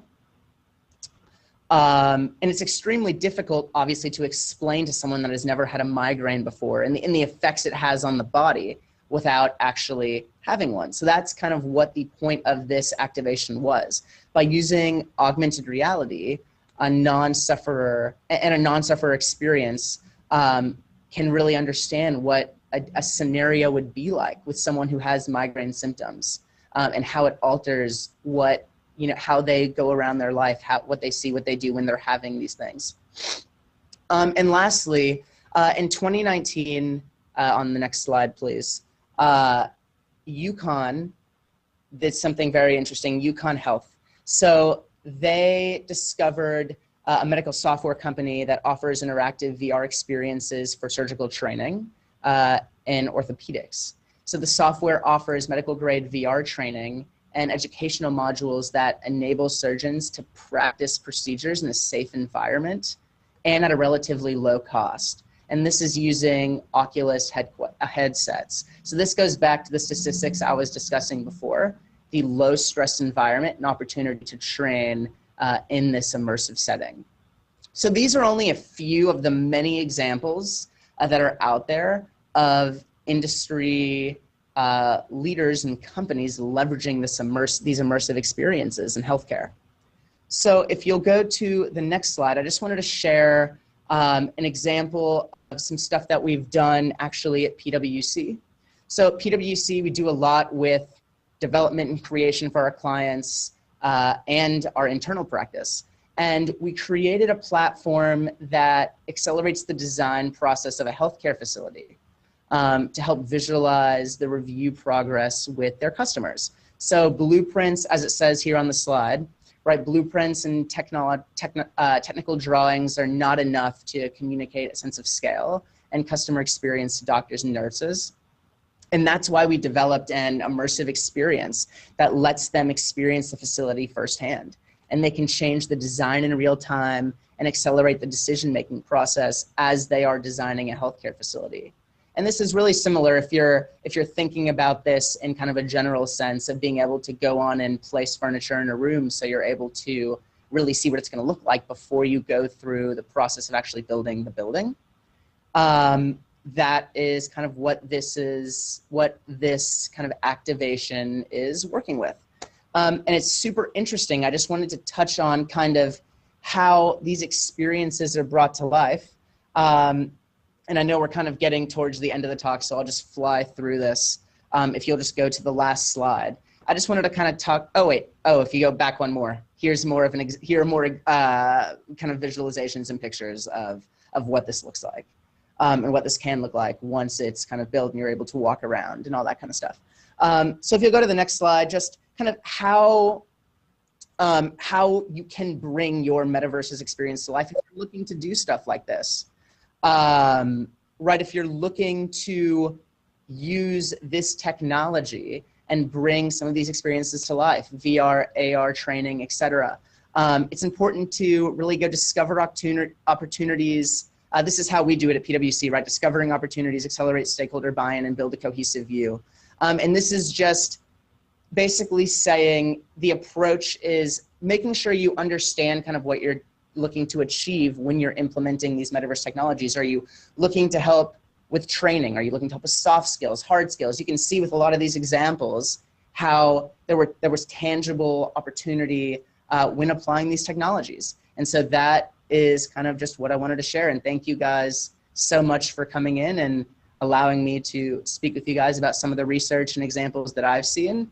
Yeah, so thank you very much. I know we're coming up close on time. I hope I didn't speak too long and not leave enough time for questions, but yeah, thank you guys very much.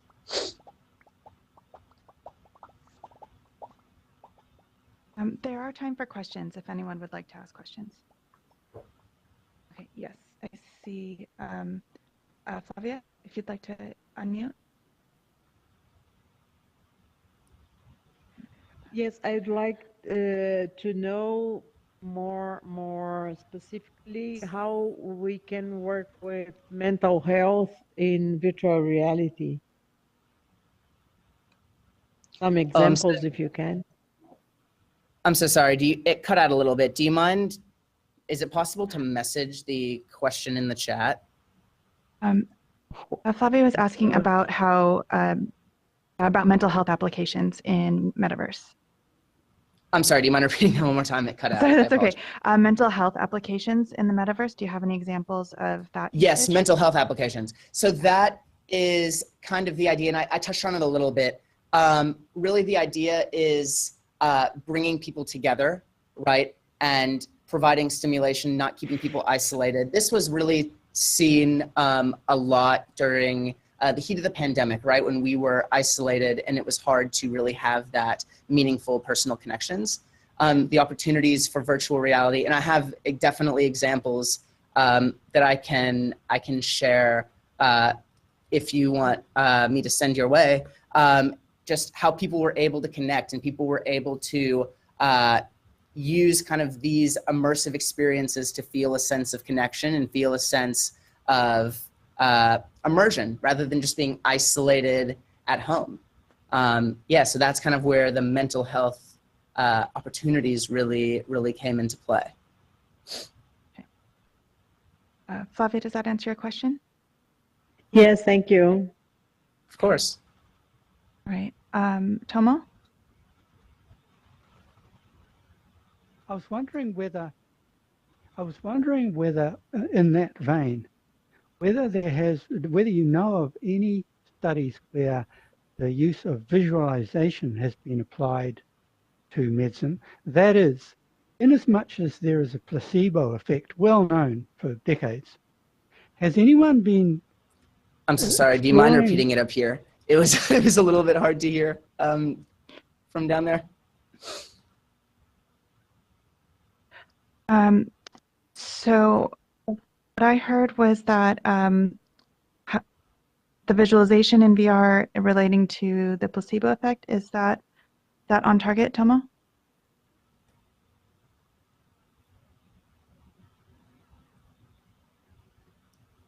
Is that on target? Is that the question? Yeah. To be honest, I don't have necessarily research on that specific stuff other than oh, I'm sorry. Was there more to the question? That's as much as I gathered from what I could hear. Tomo, would you like to repeat the question and I can relay it?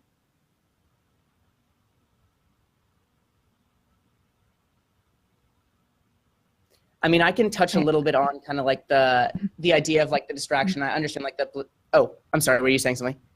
No, I wasn't. Go ahead. No, I was just going to say potentially kind of going back to with the pain management and going back to that distraction of the brain and the immersion. I don't necessarily have statistics on the placebo effect itself, but just the examples and the idea of being in an experience that's fully immersive and being able to distract kind of the brain, switch it when people are thinking about like having pain, kind of like you could say like in the outside world, being able to be fully immersed, kind of like that snow example. Right. There are many good examples of that redirection of attention. in VR point of care for sure. And some may call it placebo effect, but others may call it, managing your pain. So we are at time now, and we can leave our scheduled break. Let's give a thanks to Max for his presentation on the breadth of applications of VR and XR in the medical space. And you're welcome to return to your seat and take a rest. And then I believe our break we are scheduled for a 15-minute break right now. So again, get some fresh air, a little movement, and we'll be back here in a little less than 15 minutes. And the topic for our next presentation is Privacy, Roe v. Wade, Evolution of the Metaverse, and the Future of Mental Health Care Data Protection. All right. So we'll see you very soon. Thank you. Thank you. For many, the metaverse is a buzzword. To us, it is an inevitability that we inch towards every day. The metaverse will reshape every industry that we know today, including manufacturing, education, healthcare, entertainment, retail, tourism, remote work, and beyond. We will see massive improvements that will impact the way we interact, communicate, and work, giving way to the immersive age, leading with technologies like extended reality, augmented reality, and virtual reality. In order to confront these realities, understand the risks, and truly benefit from the opportunities, we must have a common understanding of the challenges of these emerging technologies and their use cases. This is why XR Safety Initiative takes yet another step forward to help build a safe and inclusive metaverse.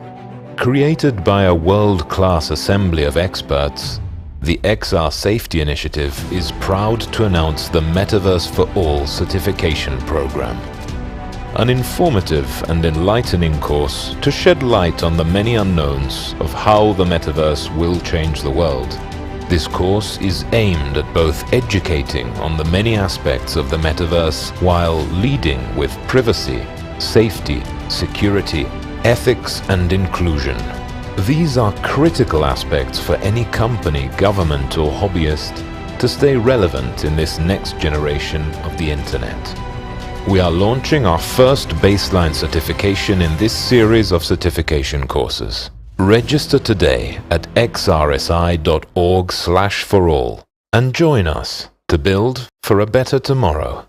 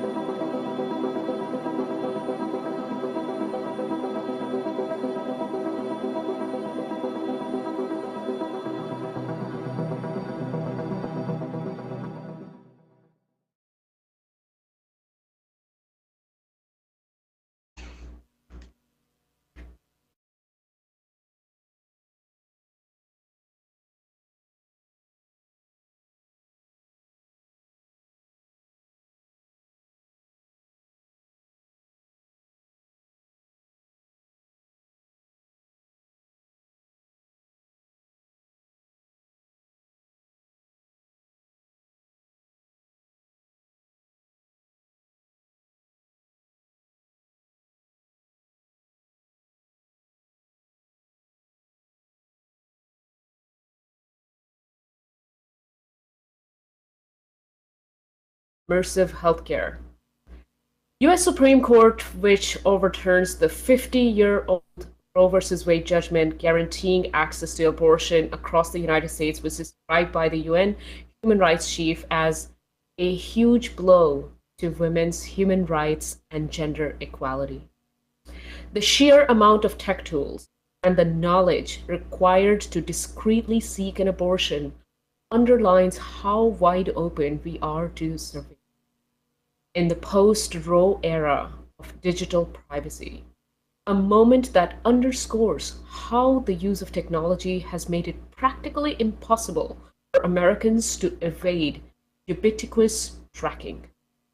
American legal context to protect healthcare data is covered by HIPAA, which hasn't been updated since, I believe, 2003 or 2011, yet for a long time. While most of the world either faces worse legal privacy conditions or suffers with a lack of data protection, Europe has recently expanded the definition of sensitive data to include health inferences. As the metaverse evolves and America grapples with post-Roe versus Wade reality, what interventions are necessary to protect patients and citizens alike? What role can organizations, regulators, doctors, and citizens play at this juncture?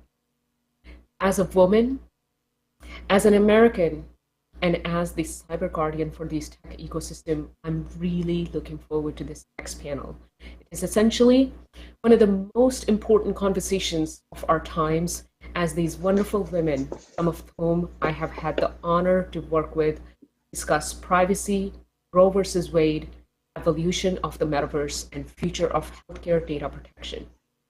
On this panel is first Veena Somareddy, who is the CEO of NeuroRehab VR, a VR healthcare startup that builds virtual reality therapy exercises for physical therapy. Her accolades include being recognized as the top innovator in North Texas, Fast Company's World-Changing Ideas honoree, and featured in Forbes and Cosmopolitan. She's also the recipient of a National Science Foundation grant and one of the top 10 startups chosen to participate in first Amazon Healthcare Accelerator.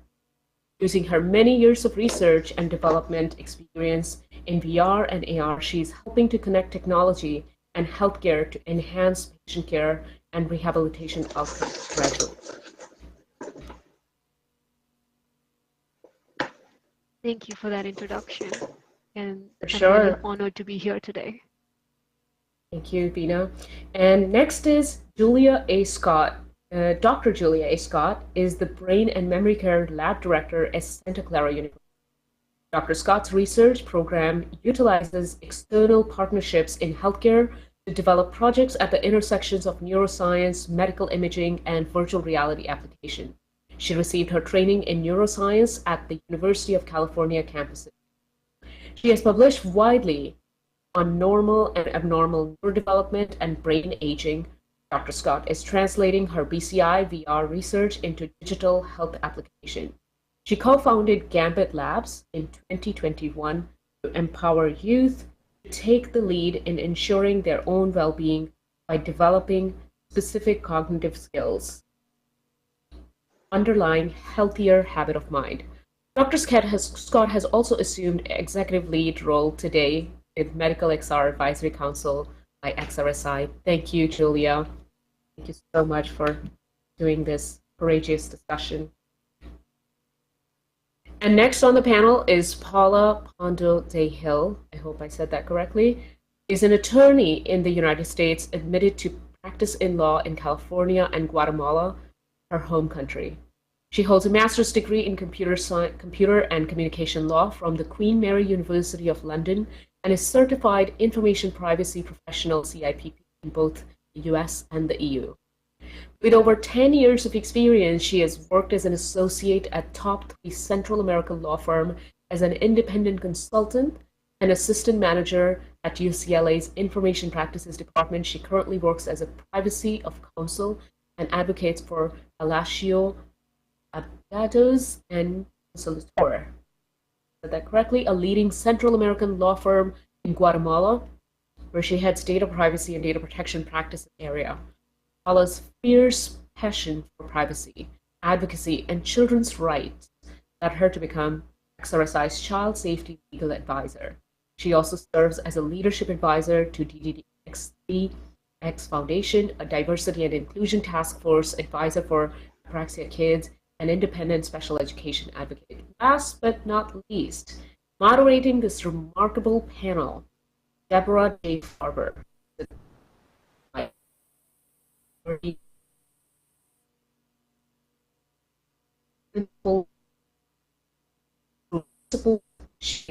With early and growth stage startup to craft go-to-market messaging that resonates with privacy, security, and data governance executives, evangelizes privacy by design and privacy engineering methodologies and tactics, and evaluates the use of distributed ledger technologies, verified credentials, and decentralized identifier for building ethical, transparent, and trusted technologies. Deborah thrives when she pours her passionate energy into building ethical ecosystem and communities. She brings her industry knowledge and ethical rigor to the world of XR as XRSI's Privacy and Safety Program Lead and XR Privacy Advisor.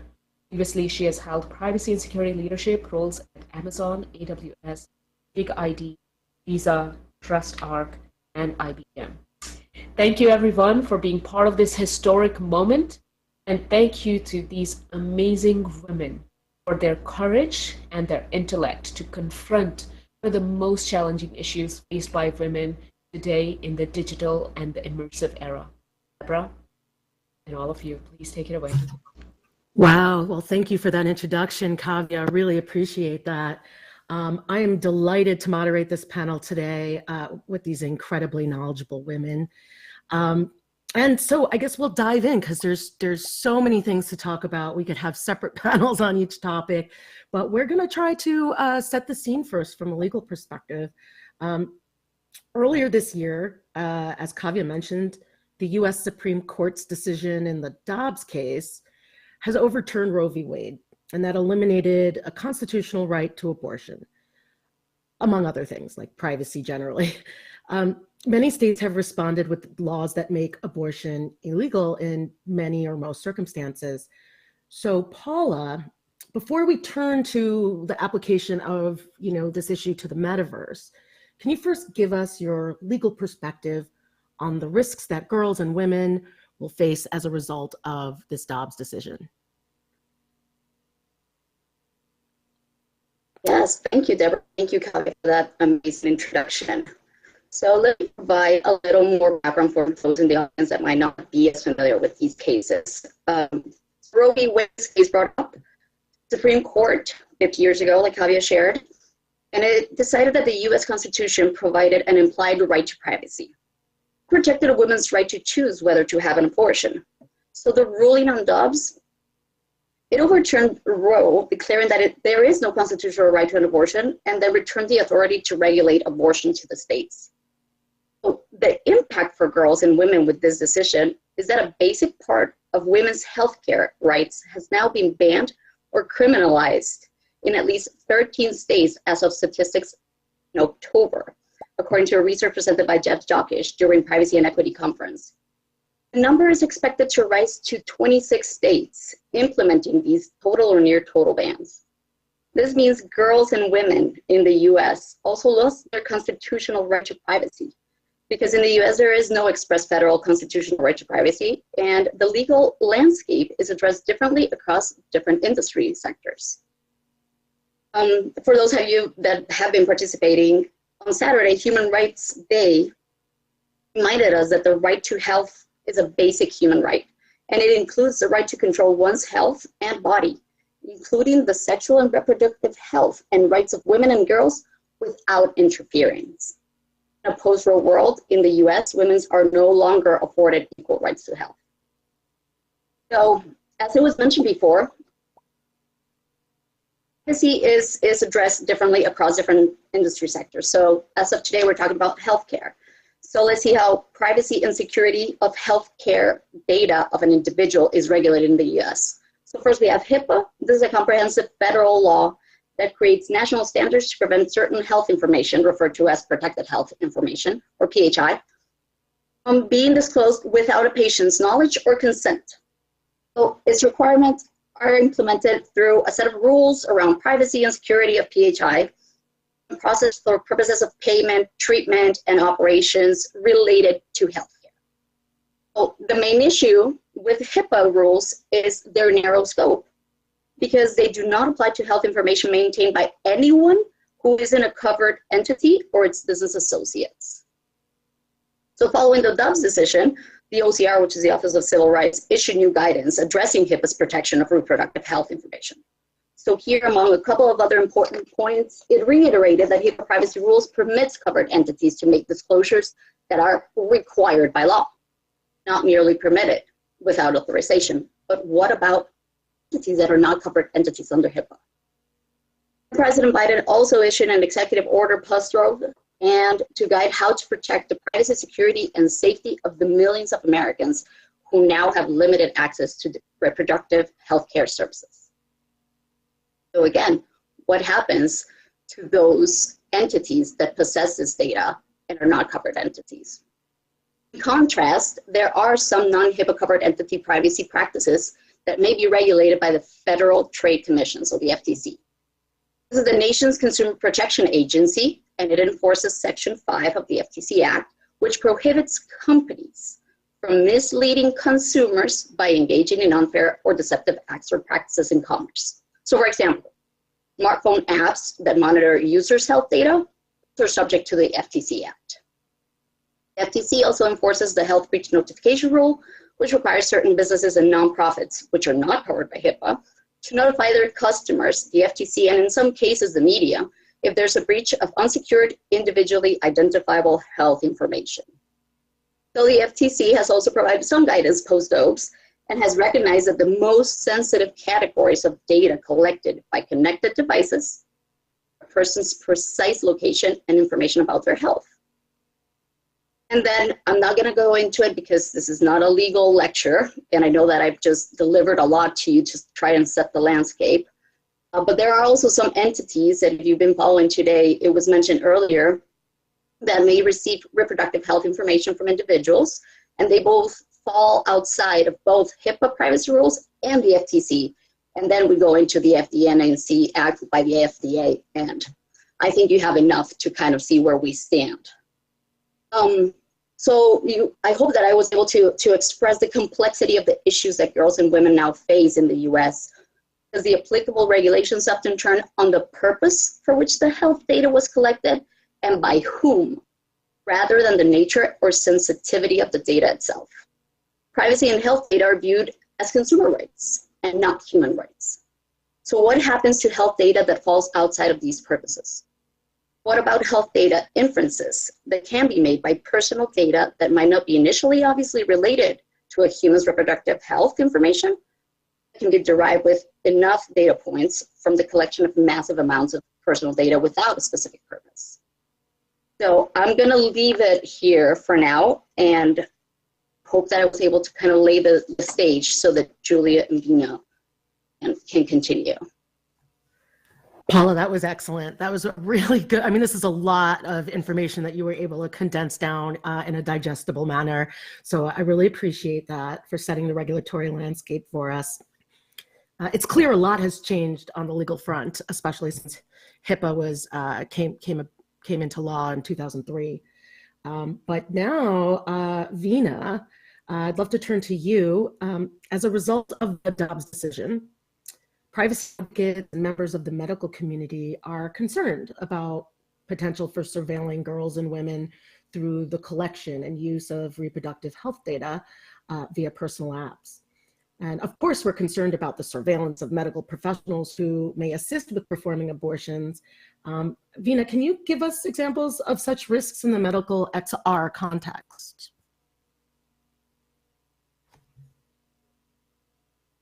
And don't forget to unmute. Yeah, I could not hear the last part, but I'm guessing you're asking about other areas with it. Yeah, if you can give us examples of risks to like the doctors or the potential for surveilling girls and women through the collection and use of their reproductive health data as applied to the medical XR context. It's breaking in and out, but I can add my thoughts to this one.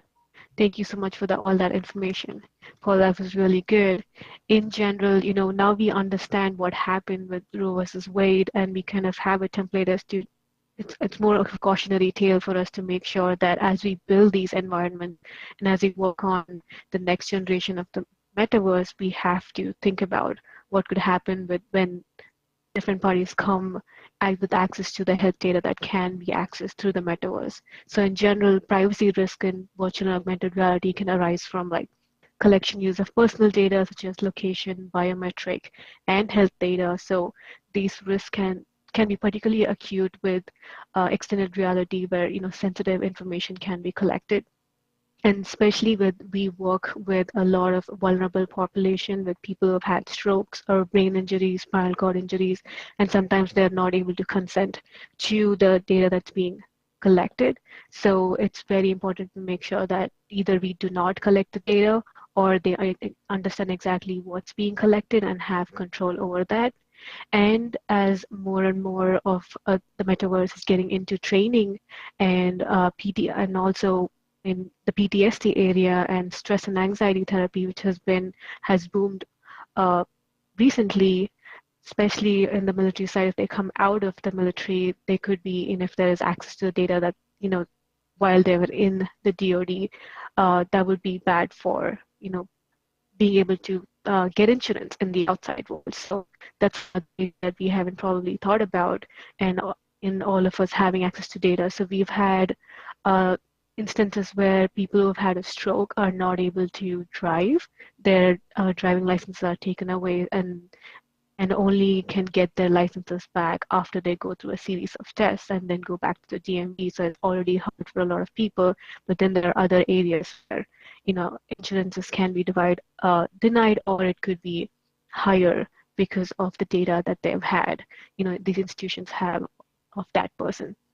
And as the metaverse starts to permeate into more telehealth and psychiatry, it's really important to understand both for the health professionals and the patients to make sure that the data that's being collected and having access to it and also understanding what it is so that either the clinicians or the patients are not at risk.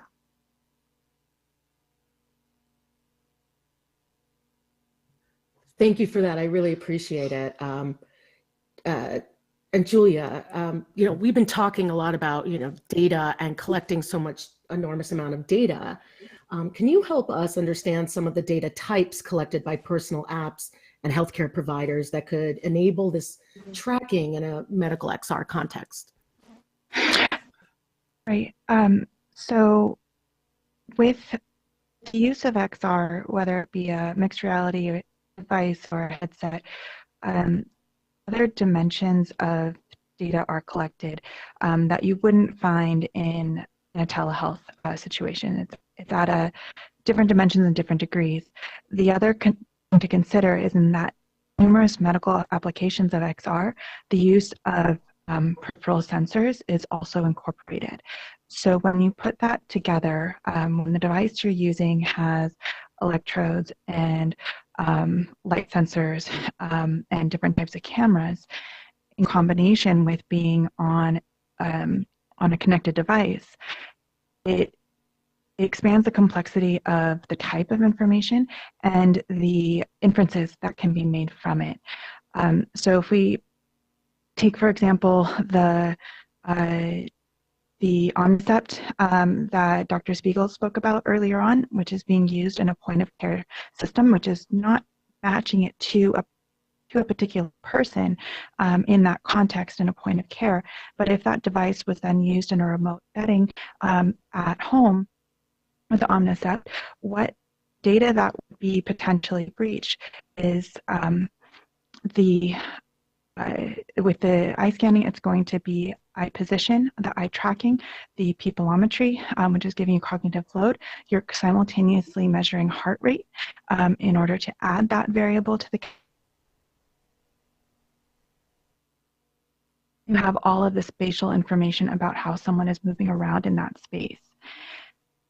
If we're considering a device like the Quest Pro that's coming out with or any other mixed reality device with body tracking, you now have information about the physical space that they're in, a mapping of their home, if you're using it in a home setting, and the behavioral patterns that will emerge in that space. So it's giving much more information to a healthcare system or provider than would previously be shared. It would be similar to having a home visit by the clinician and going to their office, right? So when social workers and nurses and so on come to the home visits, they're going to see everything, right? They're going to take that in, they're going to process it, they're going to make their notes. But now you have something completely objectively tracked with those millions of data points. So this falls into the additional categories that we want to consider with the data types are going to be the behavioral patterns and the biometric data. So that's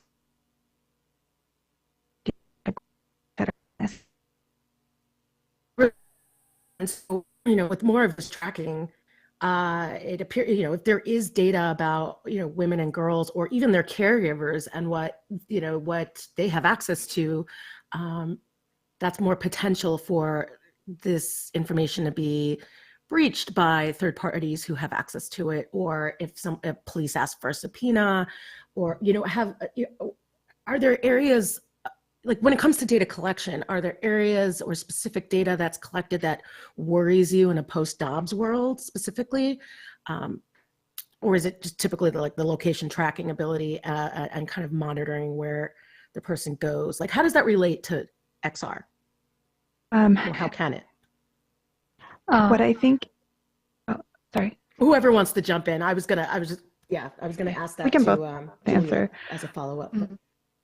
I would say, just to add quickly to what Julia said, it's almost like you can create a digital twin, an identity of that person inside of the metaverse world. And as this takes off and becomes mainstream, there needs to be new revenue models. And the revenue models that are being accessed right now is ads, because that has worked really well for a lot of companies, and that'll probably start to permeate into the metaverse too.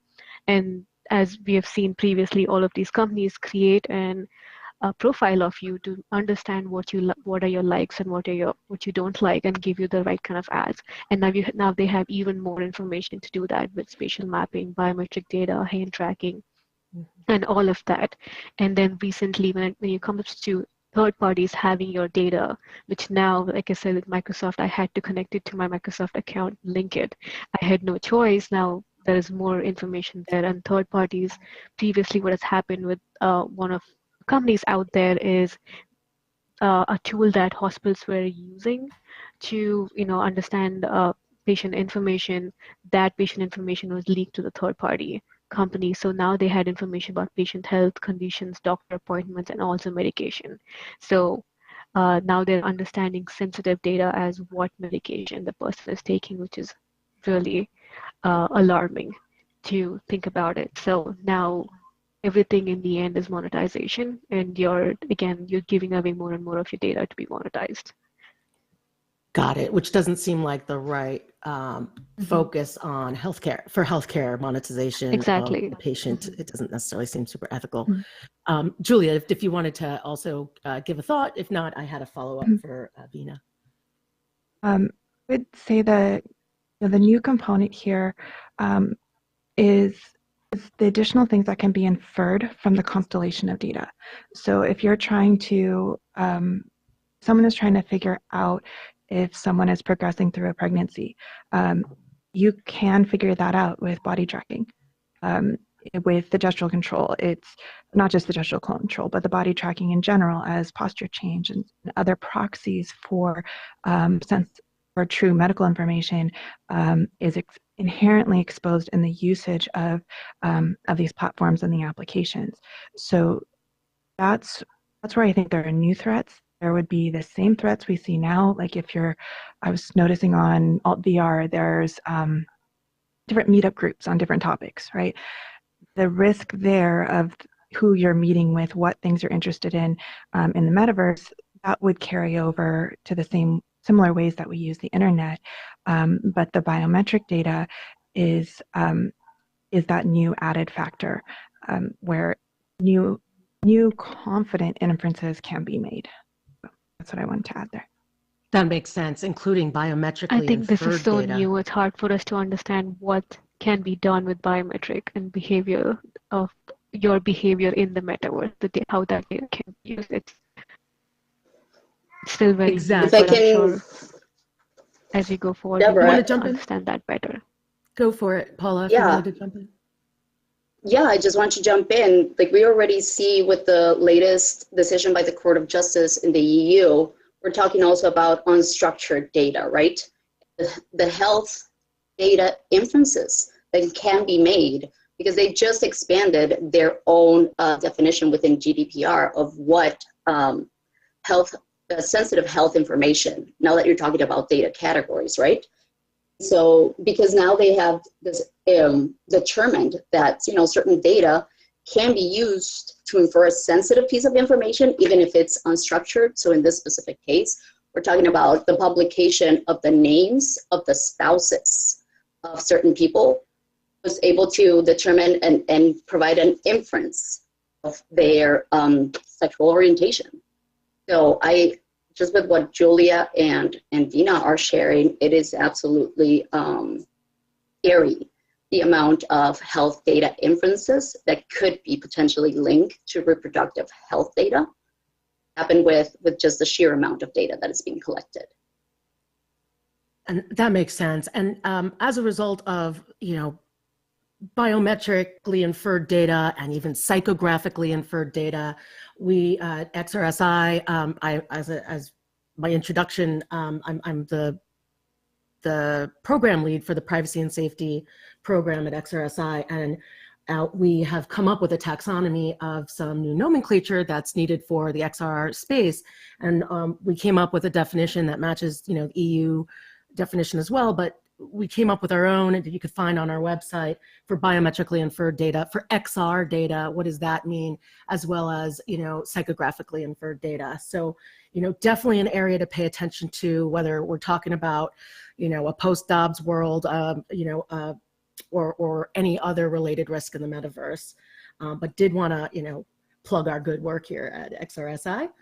And then Vina, I wanted to turn to you actually and ask, what stakeholders in the medical XR ecosystem have access to this health data?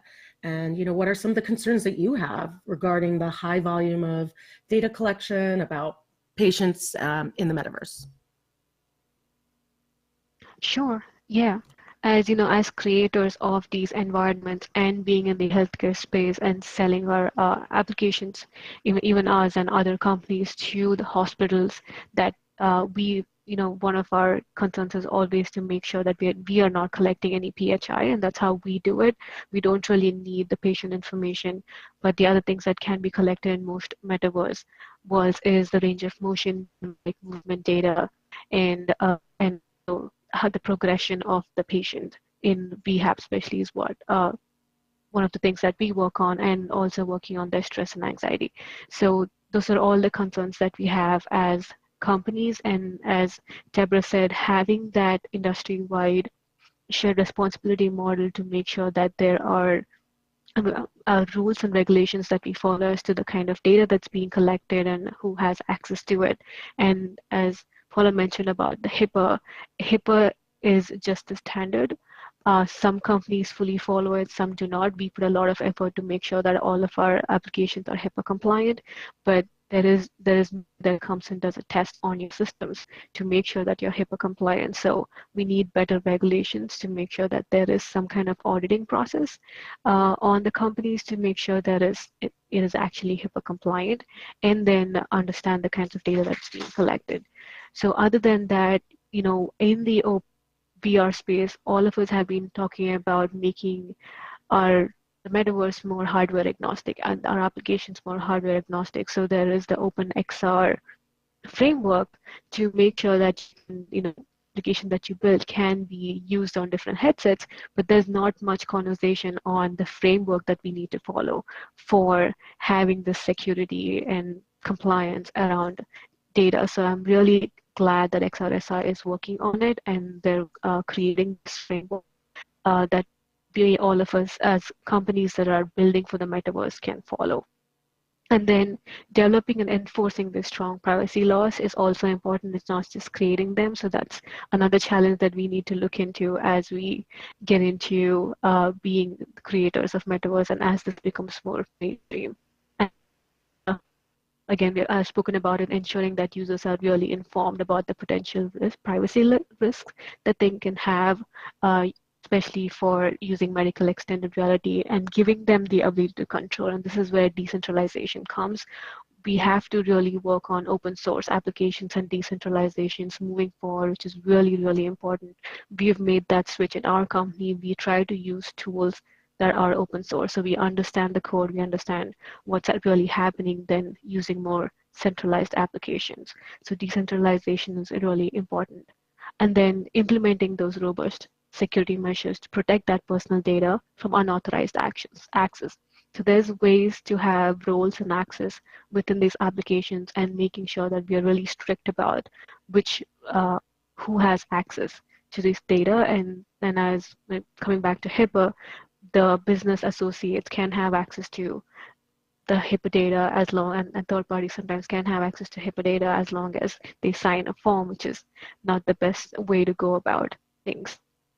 And then just encouraging everybody to make sure that they're having, this following the framework as they're building new applications is really important, and practicing that as part of the development process. Thanks for that. Could you tell us also a little bit about, like, do you have any concerns about where the data is stored, like, and Right. maybe how the terms of service? So when it comes to a lot of healthcare data, the data is mostly stored on the cloud, and there are both Google, Amazon, and Google have healthcare compliant, HIPAA compliant clouds, which is good, but it's still, once it's on the cloud and once they do have access to it too, you're really not sure about what's happening to it. So that's one thing. And then other data that can be collected with VR headsets is voice data that we don't really think about. I make sure that whenever I use my Oculus headset, as soon as I'm done using it, I switch it off, because it can always collect data on your voice, and again, store on the cloud for most of the time. When we started this company, we actually didn't store any of our data on the cloud. It was localized, so it's much more compliant and private. But as we started to grow, we had more people to make sure that we built systems that are more secure and more private, and that's when we switched to the cloud. And that's one of the big areas that we really can't stop that, but we can make sure that there are rules and regulations around it. Excellent. Thank you so much for that. So many builders of XR technologies want to enable users to be anonymous, where they are not identifiable. Paula, is being anonymous in the metaverse even possible? And if so, how can a medical XR patient be identifiable to their providers, healthcare providers, while remaining anonymous to other stakeholders in the ecosystem, like software and device platforms? That's a really good question, Deborah. And I think this is going to be one of the biggest challenges for this new iteration of the internet, right? So currently, it is possible to be pseudo-anonymous metaverse, because the way the technology is working often requires some linkage to an identity in order to function properly. In the metaverse and XR, there's already research that I think is from 2018, right? There's stats on Oculus VR, and high-end systems record about 18 types of movements across the head and hands. And so consequently, spending 20 minutes in a VR simulation leaves just under 2 million unique recordings of body language. So as the US legal landscape stands today, it would practically be impossible for a person to be truly anonymous due to the data inferences that can be made re-identify an individual. I think at this point it's important to not only take into account the data inferences, but like Veena just mentioned, who owns the data, who's controlling it, right? It's being collected. Where does it stand? And previous panel discussions throughout today that were absolutely brilliant about like the impact of blockchain and DLT, or earlier the keynote speaker just talking about how they did get these software, but it's just with one set, right? And if you need to download another software, you need another set, and that's not sustainable. Just like Bina explained right now, once you're growing and once you're expanding, you can't just maintain it. So I don't believe that the current landscape in the US in a post-Roe world and the fact that the US laws stand as they stand now would align with the possibility with for anonymity. So I truly believe that there needs to be a shift that recognizes and protects Just to privacy. quickly add to that, I agree with everything Paula said. It's just not collecting data, and that's one of the practices that we actually employ in the company. We do not collect any PHI because we really don't need it. And with That's our patients that use our system, it's up to the clinician we can add a nickname, you can just add a client ID, so we will never know who the client is, and it could be just numbers, and they have that data on their side, so they can connect that client ID, which could be a series of numbers, to that patient data, so it's never entered into the device. And so that way there is no way that we can connect that patient to who that person is in real life. So that's a great principle. That's a great principle. You know, that shift that I'm trying to explain is that data minimization. That's what you're explaining, which is brilliant, because that is when you actually see privacy as a human right and not just a consumer right. Right. It just, we're so used to giving away data at this point. Even when I'm at a different head site for convenience, I try not to just blindly add all of my information in there. And I've also created a different email ID just for, new websites that I might sign up to. That's my accounts. Really Perfect. appreciate that. I think it's clear that a lot of the platforms that have created virtual experiences have not yet thought about the regulatory use cases in the healthcare context. And so no matter how great a healthcare app might be that's on a platform, the platform itself is going to determine what is ultimately collected. And so it's so important that we engage the headset providers and all the stakeholders in the ecosystem to really understand the implications around privacy and where are we building for the metaverse that there's no supporting law for, or that clashes with current laws. We're going to need I think one of the interventions is we'll have to come together to really work that out before there's harm to consumers. And I mean, I guess to that point, Julia, can you give us some examples of challenges to medical XR patients compared to other users of metaverse devices and platforms? And then if you can give a spin on, the post-Dobbs abortion context, that would be great. I know it might be hard to tie it together. Well, yes, we are in uncharted territory with the post-Dobbs, and also the other level of reproductive health in the metaverse is one of those where it's at the core in-person care. I think where there are new challenges with the medical XR and privacy here is that transformation of telehealth to a metaverse. And there are companies established in this space like XR Health, House Call VR, that are creating that metaverse space for clinicians and patients to meet. So that is what would normally occur within the privacy of the doctor's office. We have models of this now in telehealth and the Zoom calls or phone calls. Now with it being transformed to at a point of an avatar interaction, there's the need for that verification of identity. We just talked about anonymity with a single solution application for a specific condition, something that's prescribed to you. But then there's the actual healthcare delivery platforms that are on the metaverse, and that identity verification of who's on either end is and that authenticity is central.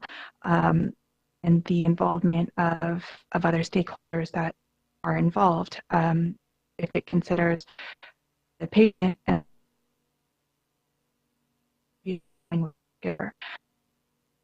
partner. And so you now have 3 people in the metaverse or more exchanging personal health information for the care of the patients. And here you have that situation of choosing which platform to use, which device to use, and then who owns the data. Is it going to be only with the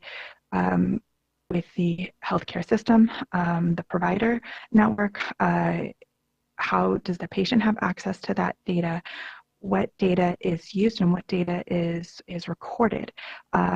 Because it's also like having a camera in the room where everything you do is somewhere up in the cloud. So those are new additional ways that there are vulnerabilities. And then Vina brought this up, that when we think about who are going to be the users of this new version of telehealth, it may be your busy, fully functional adult who just can't get the 2 hours to go to the doctor's office, but it's also going to be those who really can't get to the doctor's office and that have a cognitive impairment, a mobility issue, distance to the clinic. And those most vulnerable groups will be the most exposed when using medical care on the metaverse. And that other component of understanding consent. And that's another thing that needs to be layered in to the delivery of care on the metaverse. Does that address the question a little bit more? You did a great job. I just forgot to take myself off mute. Okay. Thanks. No, this is great. So far we've just covered a lot, and we're finally getting to some of the meat and potatoes of this conversation, because I'm going to ask you each to give like short answers to this next question. But now that we've discussed a lot about the current state of privacy risks that are kind of unique to the medical XR, what interventions do you think are necessary to protect both patients and citizens in the metaverse? I'll start with Vina. Oh, okay. I can go first. Yeah, I did ask, or you can go last, whichever. Okay. I did touch upon this a little bit before. I think one, for healthcare organizations, understanding the scope of data that can be collected in the metaverse is crucial, because right now, when we do sell to hospital systems, we do complete 200 ID risk assessments that they do send us, and it's all based on how it has been in the 2D world. And none of these questions entail anything that's related to the 3D world. And that's something that really needs to change. It cannot take 10 years for that to happen. It needs to happen now as companies are selling data that can collect 3D information. How do you suggest they come together, the XR providers as well as like the healthcare providers?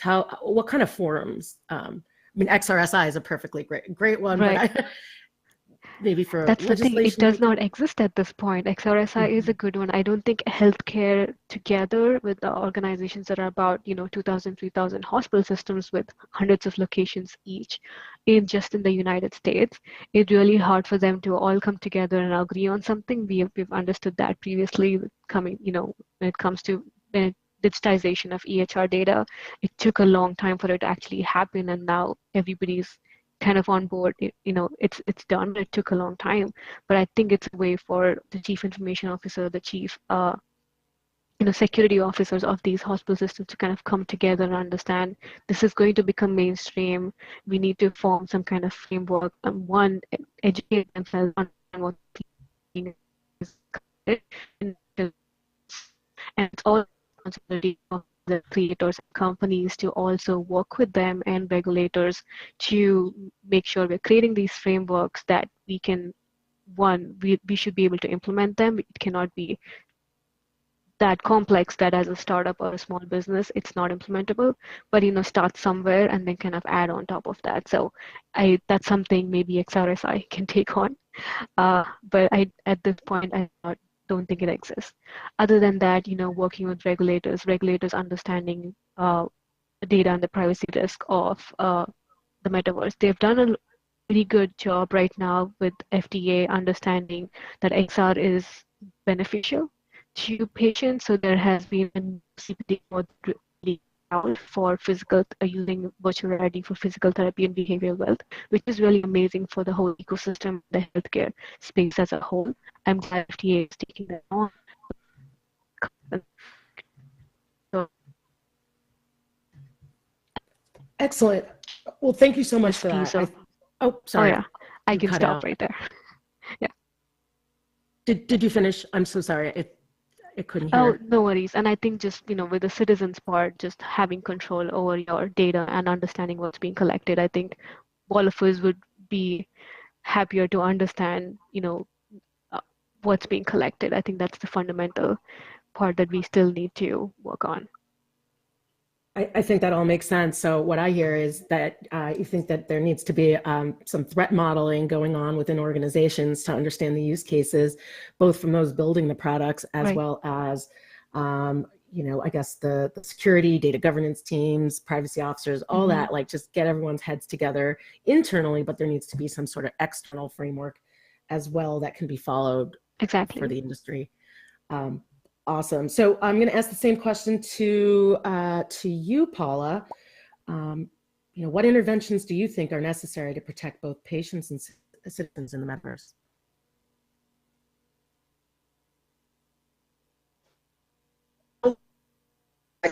Just go back to really understanding privacy, right? So there needs to be new standards that embed privacy by design and privacy by default to medical XR. And we need to add this to the other principles that I've mentioned and Vina has mentioned so accurately, and just to give them the legal names if you want, data minimization, purpose limitation. These principles are key to be able to have the right interventions. Transparency is another big one that has been mentioned thankfully throughout this incredible Metaverse Safety Week.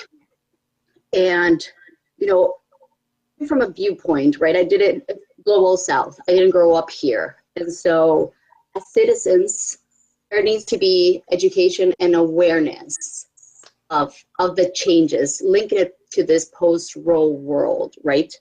That rights have been diminished. There's less rights for women and girls in this country now. I grew up in a country like that. And you look up here and think that things are going to be different.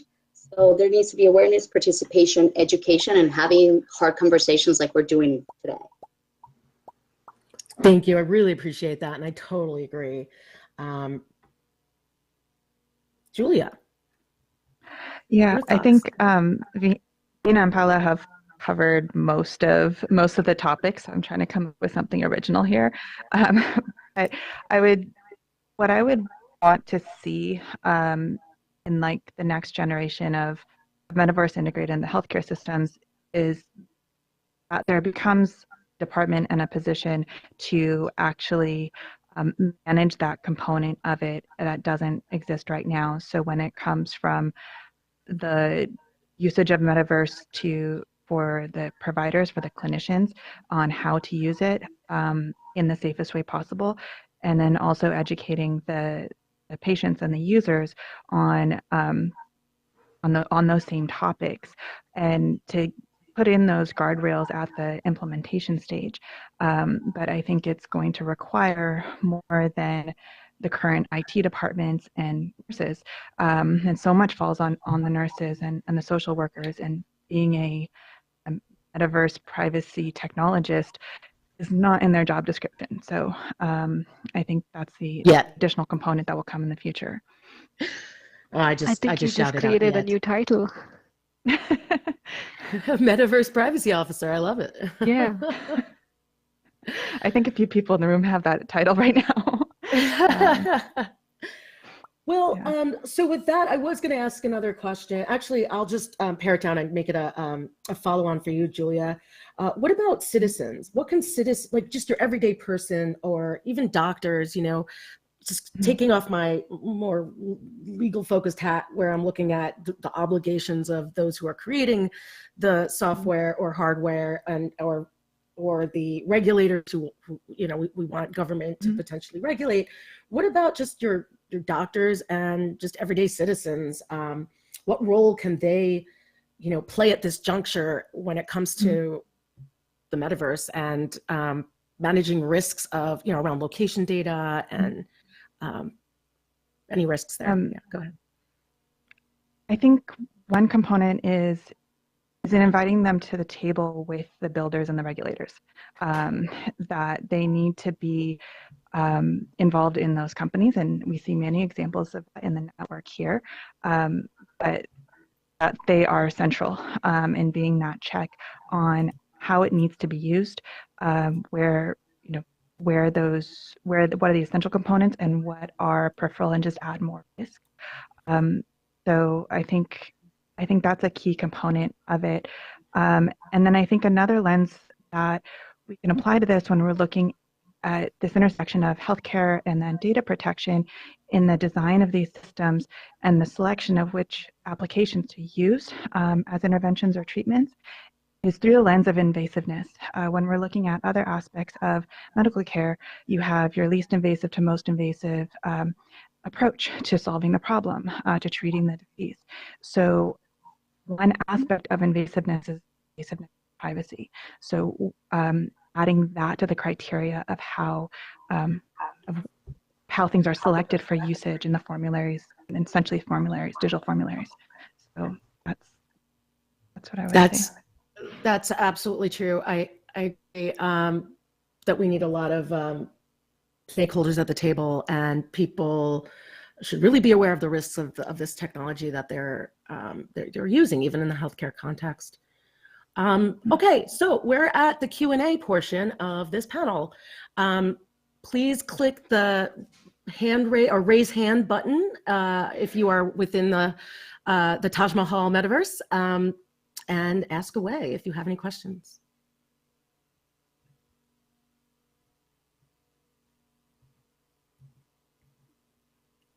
And I don't see any hands raised yet. But Kavya, maybe you have a question teed up. Oh, wait.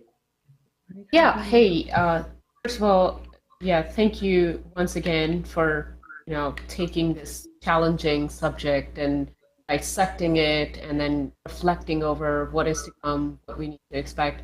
But in terms of like really calling out, whose responsibility is it to collectively, because, you know, sometimes I'm hearing it should be, you know, XRSI's responsibility, or should it be like White House responsibility, or should it be the hospital's responsibility? They're not equipped, etc. I wonder, can we prescribe this? Are we in a position, as four of you with your collective knowledge, to be really prescriptive to whose responsibility is it to confront the fact that we in certain states are totally vulnerable, have no rights, and whatever needs to be done, whose responsibility is it? Is the White House needs to step in? Because we are going to hear from Cyber Director tomorrow at the opening keynote, and hopefully, like, we need to make sure these people are listening, but whose responsibility, if we were to specifically call this collective shared responsibility out, so the women can no longer be vulnerable and can be safe? As one of the creators and as a company, you know, I say one, it is everybody's responsibilities, but I think it starts with the companies and the creators itself. It's one, like as you spoke about, not taking data that you don't need. That's the first part, and then having rules and regulations on where and how it is shared, which is every company can do that. It's just about how greedy you want to get and what you want to do with that data. So just having that ethical way of looking at data is one way to start off, and then I would say then maybe giving that control for the citizens itself so that they understand what's being collected is one. Yeah, I'm a firm believer in those who, I mean, obviously everybody's going to have some level of responsibility, even users, right? And to follow the directions, the terms of service, to do the right things that within the app as they're told how it works, to make the right settings and such. So everyone's going to have their own set of responsibilities, but I think we need the builders of the technology and all those stakeholders to threat model for how data is used, by whom, under what conditions, because you can't architect your applications without going through that process. So if you're not threat modeling for physical safety based on tracking of location data, then anyone who's using that product won't necessarily have controls in place to adjust for that because it wasn't thought about, which is why threat modeling is so important. So I definitely agree with what I think it was who said before, that you're get the security people, the data governance folks, your privacy people, your accessibility folks, get all the right stakeholders at the table in a commercial sense, so that you could have that conversation before you even build the product, not afterwards. You can't just bolt security and privacy and safety on afterwards. So that's my tidbit. That's my words of wisdom. Is we're going to need, in order to keep companies ethical and actually adhering to human-centered design, right? Not about ad-centered design or what's the best way to make money off the backs of patients, right? Like, the point is that you have humans at the center, and we should respect their choices, and about how data is collected, if data is collected, when it's collected, for how long, all of that. That all starts with the source of the data collection. So that's important. But we need the regulators too to be able to, set a baseline of what is acceptable. And it would be great if they work together on a global stage so that we can have interoperability. Lawmakers, because we're talking about women and girls' health care rights. These are human rights. These are basic rights. And if they're not protected, like you're saying, yes, the creators and everything, they need the standards, they need the guidance, they need to embed privacy by design and privacy by default. And like Vina mentioned, and Julia, we need to get all the stakeholders at the table. But there needs to be law that protects these rights, like the one that was just passed yesterday for protecting same-sex marriage. That's the reality. We need to protect women's health care as a human right, and there needs to be law for that. Thank you. And to maybe end this panel, what do you think, Julia? I wanted to underscore what Paula said, that we can't leave out the government aspect of this, and not just regulatory policy or guidelines, which at the end of the day are in one way voluntarily, or other ways you can work around it, but enforceable laws. Exactly, enforceability. Without consequences, without some authority over private sector or even public healthcare systems, things will inevitably go amiss. So that the importance of enforcement can't be ignored. Thank you, everyone. I think that closes our panel. It looks like we have 1 minute left. And with that, I just want to thank everyone for coming today and listening to what we have to say on this incredibly complex topic. And there's our 1 minute left. So does anyone have a word of wisdom that they'd like to add on the stage?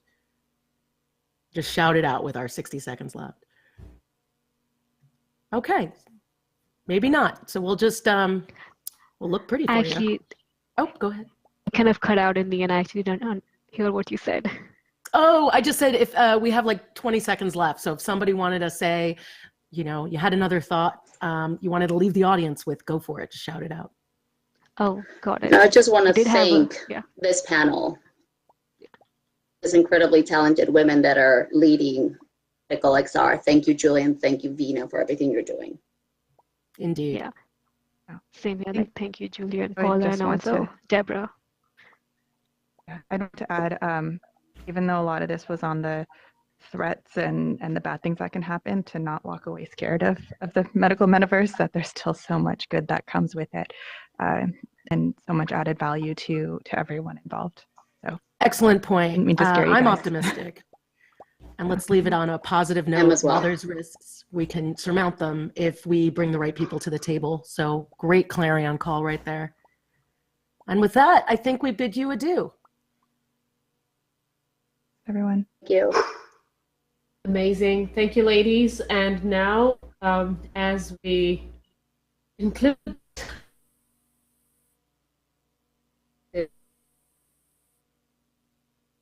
let's take a 10-minute break, and then we will come back with our closing panel and conclude the day 4 of Metaverse Safety Week. Thank you, everyone watching online. Thank you for sticking around in the world, as well as thank you, ladies, for this wonderful conversation and a very urgent and important discussion. Thank you. Absolutely. Thanks, Kavya.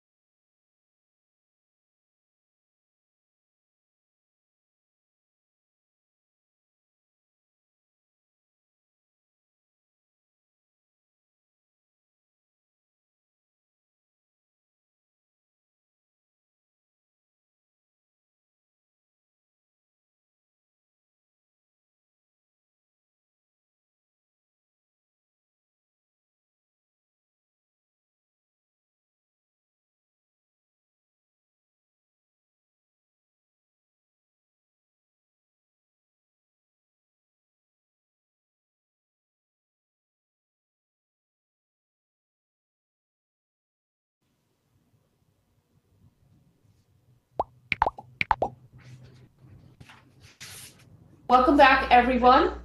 A multidisciplinary discussion among the academic researchers, doctors, and technology professionals to investigate ethical challenges of using virtual environments and devices in various medical argues, along with potential solutions, is what we are assembling today for our closing panel, confronting ethical challenges in the immersive healthcare. Together with us on this panel, we have Susan Persky, Associate Investigator, National Human Genome Research Institute. Susan Persky directs the Immersive Simulation Program within the Social and Behavioral Research Branch of the National Human Genome Research Institute, National Institute of Health. She earned a PhD in social psychology from the University of California, Santa Barbara, where she studied at the Research Center of Virtual Environments and Behavior. Dr. Persky's programmatic research focuses on the application of genomic or common complex health conditions in healthcare and community contexts. She additionally investigates and develops best practices for VR design, evaluation, and implementation in health, medical, and scientific context. Next, we have on the panel Anne Lord Bailey. Dr. Anne Lord Bailey is a board-certified pharmacotherapist, specialist, director of clinical tech innovation and immersive technology lead for BHA, Office of the Healthcare Innovation Learning, OHIL. Dr. Bailey started her healthcare journey as a pharmacy resident and then pharmacy practitioner for Western North Carolina, VA Healthcare Systems in Asheville, North Carolina. In 2020, she joined OHIL team for the implementation of emerging technology with a particular focus on immersive tech. She has collaborated with experts and thought leaders in government, academia, and while collating the expansion of the VHA XR network from the founding 5 facilities to over 160, engaging more than 1,250 VA employees. Recently, Dr. Bailey was awarded as the 2022 G2 Exchange Change Agent Award, along with her OHIL Tech team members, the 2022 Service to the Citizens Award.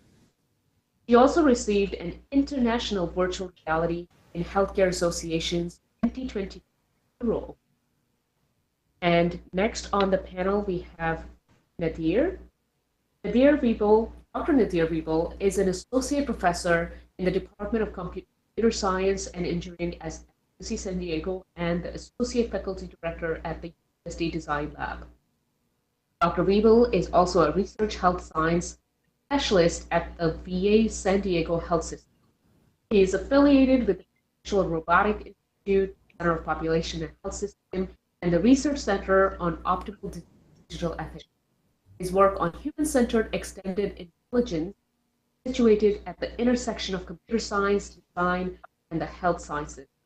Current work focuses on human-computer interaction, artificial intelligence, and extended reality investigation tools, techniques, and infrastructure to support the deployment of innovative, interactive, multimodal, and tangible devices in context, studying, and quantifying the cognitive consequences of the introduction of this technology in everyday life.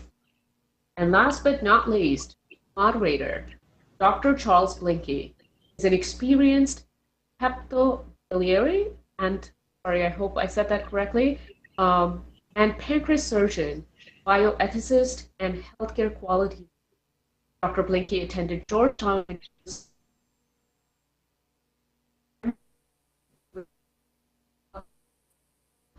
completed his surgery training at the University of Michigan, where he was awarded as the NIH Fellowship in Gastrointestinal Surgery and Pancreatic Cancer Research. Dr. Blinky is the Director of Bioethics at the Hackensack Meridian Health and Associate Professor of Surgery at Hackensack Meridian School of Medicine. Before his current position, Dr. Blinky practiced biliary. You have to definitely correct me on that, Dr. Blinky. It's and pancreas surgery. It's hepatobiliary. You can just say liver and pancreas. Liver and pancreas. Thank you so much. at the Kaiser Permanente Medical Center in San Francisco, California, where he was also chair of the bioethics committee, president of the medical staff, and the chief of inpatient quality. Dr. Blanky was also director of bioethics at Santa Clara University's Marcula Center of Applied Ethics in Silicon Valley, where he still holds the honorary title of bioethics fellow. His academic research is focused on ethical issues impacting surgeons and surgical care, and artificial intelligence, clinical patients, shared medicine, assigning moral responsibility, AI-guided vision. Wow, what a fantastic panel we have today. Without further ado, I'm going to hand to you, Dr. Please take it away. And Susan, thank you. Great, thank you so much. And it's such a delight and privilege to be here tonight and with such an august group of panelists. So I appreciate the invitation. So I want to sort of talk about a couple of things before we ethical obligations that we want to consider when we introduce anything into the physician or the clinician-patient relationship. There's certain ethical obligations that govern that relationship that are different than applications of XR in other areas. The second is that, as a clinician, I really come to this from a patient and family-centric perspective, and that's where I think about the ethical implications of XR in therapeutic relationships and in treatment environments. And I think about it from a patient and family-centric, but also considerations that may apply to the clinician. So I want to take a very applied approach and talk about some of the specific applications that I know my panelists and the members of the peer are involved in, and then think with them through some of the ethical implications that are raised. The first application that I want to introduce and talk about is one that I know Anne has been involved in, and that is the use of XR to potentially reduce opioid use in the perioperative period. Anne, do you want to talk a bit about that? Yeah, sure. Can you guys hear me okay? Yes. Okay, great. Yeah, it's one of the areas that actually began a lot of the clinical implementation of virtual reality across the VA. Was a program that was begun by Caitlin Rollins in Asheville, North Carolina. The VA, they're looking at ways to identifying a problem, which was increased opioid use, particularly postoperatively, and also addressing extended length of stay following knee replacement. And Caitlin saw an opportunity to think differently about how we deliver care and how veterans experience care, and saw an opportunity there with positive distraction and virtual reality. And we have seen incredible success that began with that particular pilot in 2017. But by far, pain management, including perioperative pain management, is the most common use case across VA right now. That's really a very fascinating application, particularly when we think about all the other adjuncts that are being used to decrease or minimize opioid use in all sorts of different settings, one of the most pertinent being the perioperative setting. So the first thing that comes to my mind is, do you think of this as a therapy or as a research trial?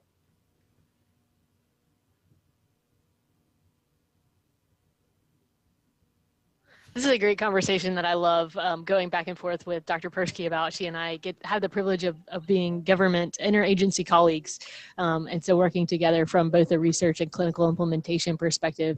I think what we know about VR and we're seeing and experiencing that's really exciting is that compared to some of the other things that we have used in care in the past, we know that it is relatively safe, and we want to find ways to offer opportunities for, in our case, veterans, but patients in general, to experience what virtual reality is in a safe space and under clinical evaluation and being recommended by providers that are using their good clinical judgment to evaluate, do patients like it, will they use it, is there impact on actual measurable outcomes, and that's the does it work piece, right?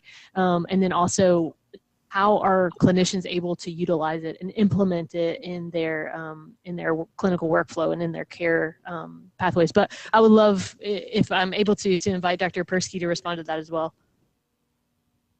Sure, happy to. Can you hear me okay? Yes. Okay, great. I tried to kick as many kids off the Wi-Fi as I could.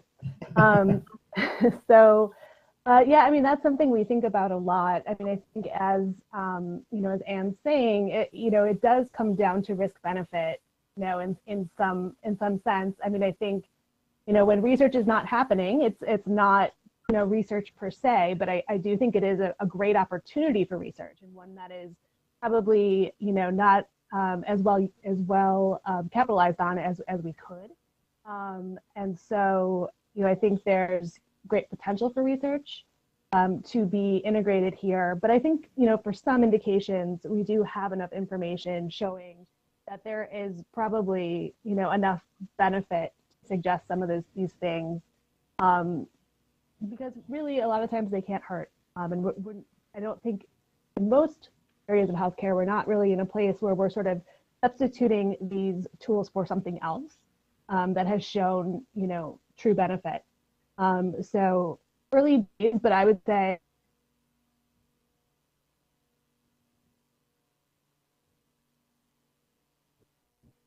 can you hear me?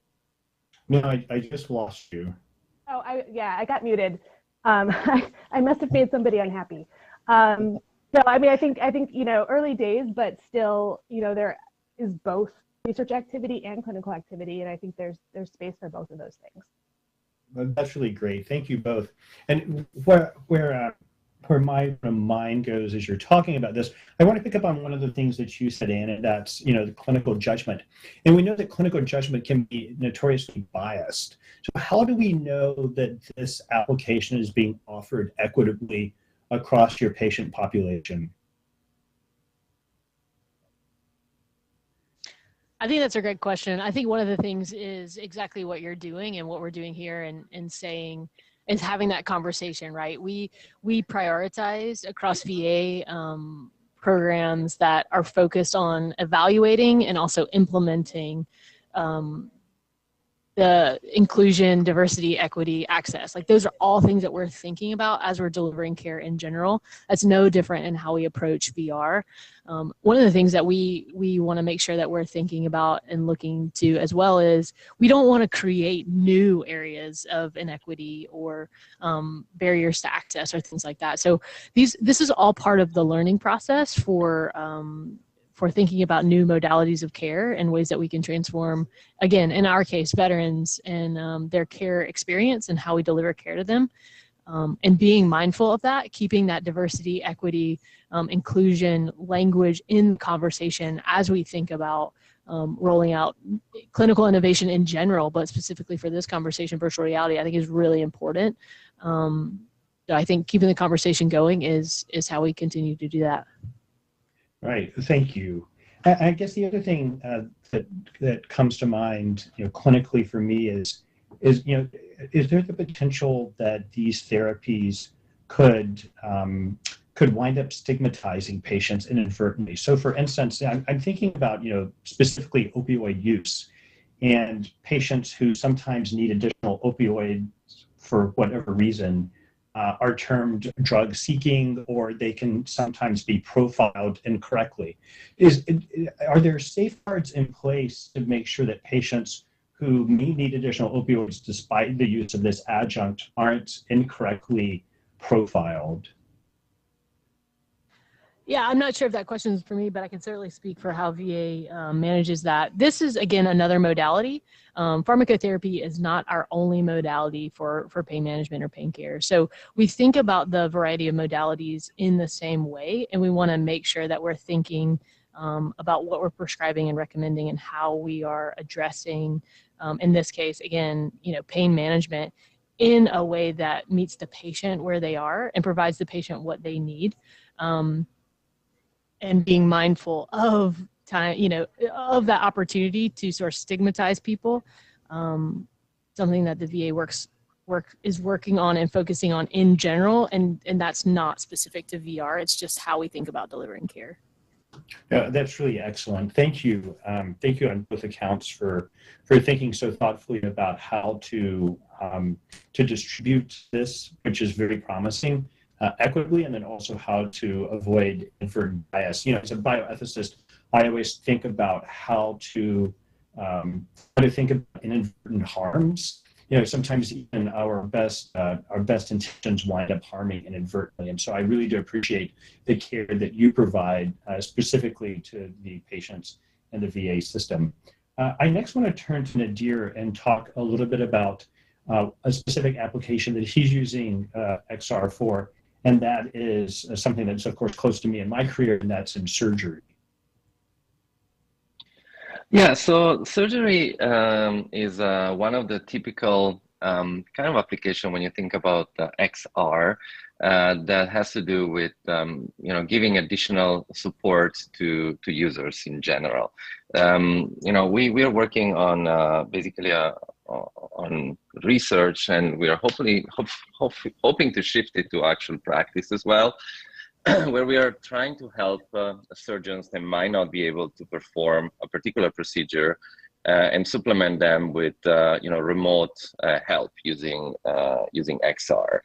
The work you've been doing is really about you know, bringing this expertise where it does not exist, and ultimately helping, you know, basically broadening the possibility that specific procedures can be applied in emergency setting, in remote locations, et cetera, et cetera. So this is something that has been around as an idea for many, many years, you know, including robotics, remote surgery through robots, et cetera. But the advent of XR really allows to project what we call like an expert surgeons into a situation that you know, where his help is needed. And you know, the work that we have done actually show that the introduction of XR and the way we are doing it is we have expert surgeon in a VR environment, and we have a novice surgeon in an augmented reality environment, and a patient on an operating table, and we project the expert as an avatar, you know, in front of them, basically recreating almost like a co-located setting, even if the expert and novice are separate in space.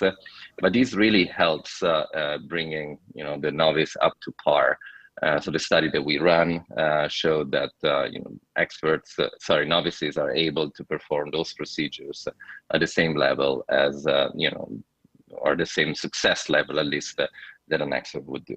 So I think XR in this case is two things. One is one example of how can we actually implement remote mentoring, but also it really shows how this can, you know, can be applied on a, you know, in a broad spectrum and really help patients that are in needs, you know, in a variety of different settings. And the study that you're citing that shows success, are you using a simulated patient? Are you using, what are you using to judge the success of the outcome? So we are in reach right now. So we are basically working we've been working initially in simulation. But then the study that we deployed was actually done with cadavers, where we brought in you know, a number of, or where we executed a number of different procedures. We look at the spectrum of complexity, you know, from some simple, you know, stopping bleeding kind of procedures all the way to brain surgery. And by using like very realistic scenarios and the actual tools where surgeons are trained, you know, in the regular training, we were able to, you know, give some kind of ecological validity to what we do, and we were able to show, you know, with quite, I think, quite good validity that whatever the data that we have in this, you know, experimental settings with cadavers will probably shift quite well into the real world as well. Great. It sounds very promising. What immediately comes to my mind is I've operated in Africa and in Cambodia, and many times patients have come in that I didn't feel like I had all of the qualifications. But in some ways, you think from a compassionate use perspective, is it better to have someone who's has some training than to have no one at all? And with that in mind, how do you, as you're moving potentially out of cadaveric experiments to humans, how do you think about the consent process for talking to those patients about giving informed consent prior to the operation? Yes, so consent, in this case, we're not talking about research consent, but really, being able to, I don't know, undergo a procedure where, you're not just working with the person that is in front of you, but, with somebody else as well. So I think, although I'm not a clinician, I do a lot of consenting in research. And I think one of the key things, key factor is really to explain and make sure that the patient in this case is really clear on what the technology is there for. I think one key one key aspect that is very different in XR than something like robotics is that the XR technology is really like an aid. What they would be consenting is using this technology to bring additional expertise to the table. Your XR device, your headset is not really operating the patient, but is facilitating this expertise to come to your table. So consent is, I think, in this case about explaining the technology and the role the technology has, and making sure that the patients in this case understand the value that this brings to them. It's also important to explain the risk, as anytime we have ethical concerns or discussions, and in this case, the risks are less about the risk directly to the patient, but I think it's important to explain the fact that the technology, a lot of technology can fail in the middle of an operation, etc. So what would that mean? What are the backups? What happens, if let's say the link falls and there is no connection from technology do, but those ensure the patient is aware of what are the backup solution in case the technology fails during the procedure. Yeah, it's really interesting to think about what the technology specific portions of the consent are, because I typically think about consent informed consent involving risks, benefits, alternatives, including the alternative of doing nothing. So how do you think about, and this is from the clinician's perspective, how do you think about informed consent for the clinicians to participate in this, both from a liability perspective and also potentially from a moral perspective? So I think clinicians, again, in research, there are research participants as well, so we consent them as research participants. In this case, I think they need training more than consent. First of all, they need to know, how to operate the technology and how it works. And then I think that we need to give them a choice. So I want to use a parallel again with robotic surgery and, for example, laparoscopic surgery. Very often the clinician or the surgeon in this case is the one who decides, what technology to use, what is more appropriate in this specific case. And I think that goes back to that. So in this case is the clinician, the surgeon, for example, in a remote location in Africa, the one who should decide, do we need this additional technology or not? So it's training and then choice in terms of their own, clinical judgment in terms of is it safe, is it the right time, the right opportunity to use this technology. And to be able to gauge safety, obviously, they need to be trained, they need to know what that means. So I don't think that you should be able to use a technology like that before knowing, what the potential risks for your operation, for your particular procedure will be. Right. That's very, very thoughtful. Again, putting myself in the position as a surgeon, as a clinician, if I were in that, remote area of Africa and there was, for instance, a brain trauma that came in that needed to have some sort of decompressive procedure, and I've really never done that. Yeah, I would definitely think about, my liability. How do you address, just at the most basic level, legal liability, or how do you anticipate addressing legal liability with providers who haven't really been trained in a specific procedure, but are willing to take on a case under the tutelage of an expert? So I'm not a legal scholar or legal expert, so I can just attempt, from my, limited experience to think about it. But I do think that the local hospital, I might be wrong, there might be other people, maybe some of the clinicians here might have an answer as well. The local facility, meaning where the patient is the facility who has the liability. So the surgeon will be covered by whatever hospital they're working in, but the hospital will be liable because they decided to, that technology available and that technology a choice for their surgeon. Again, it's not different than others, and I think it also comes to agreements that there might be in this network, let's assume, of experts that might jump in from a remote location and making sure that these are not just random experts, but again, these are people similar to what you do in a local situation. They're credentialed and that they're able to do these kind of operations. Obviously, especially if you're talking about international, but even within this. Within this country in the United States, as a doctor, and you, Charles, and others know that better than me, you cannot actually practice if you're not licensed in another state. So if you're in California, doing telemedicine or extended reality surgery, and your patient is in New York, you cannot legally operate if you're not licensed there. So there are a number of things that I think still needs to be addressed also in these cases. And I think it comes down maybe to the definition of who is actually doing the surgery. And in this case, I think it's still a local surgeon, going back to what I said before. Probably liability and the legal, coverage should probably be on the local hospital. No, I think that's absolutely, it's really fascinating introducing these tools. When I think about using AI for intraoperative clinical decision support and technical support, it's being used most commonly right now in orthopedic surgery and in some spine surgery. But when you think about not only the liability perspective, but also the vulnerable patient, how do you protect the vulnerable patient in those settings and make sure that the patient is fully informed, is able to give consent, and then also realize the power that the system has relative to the surgeon.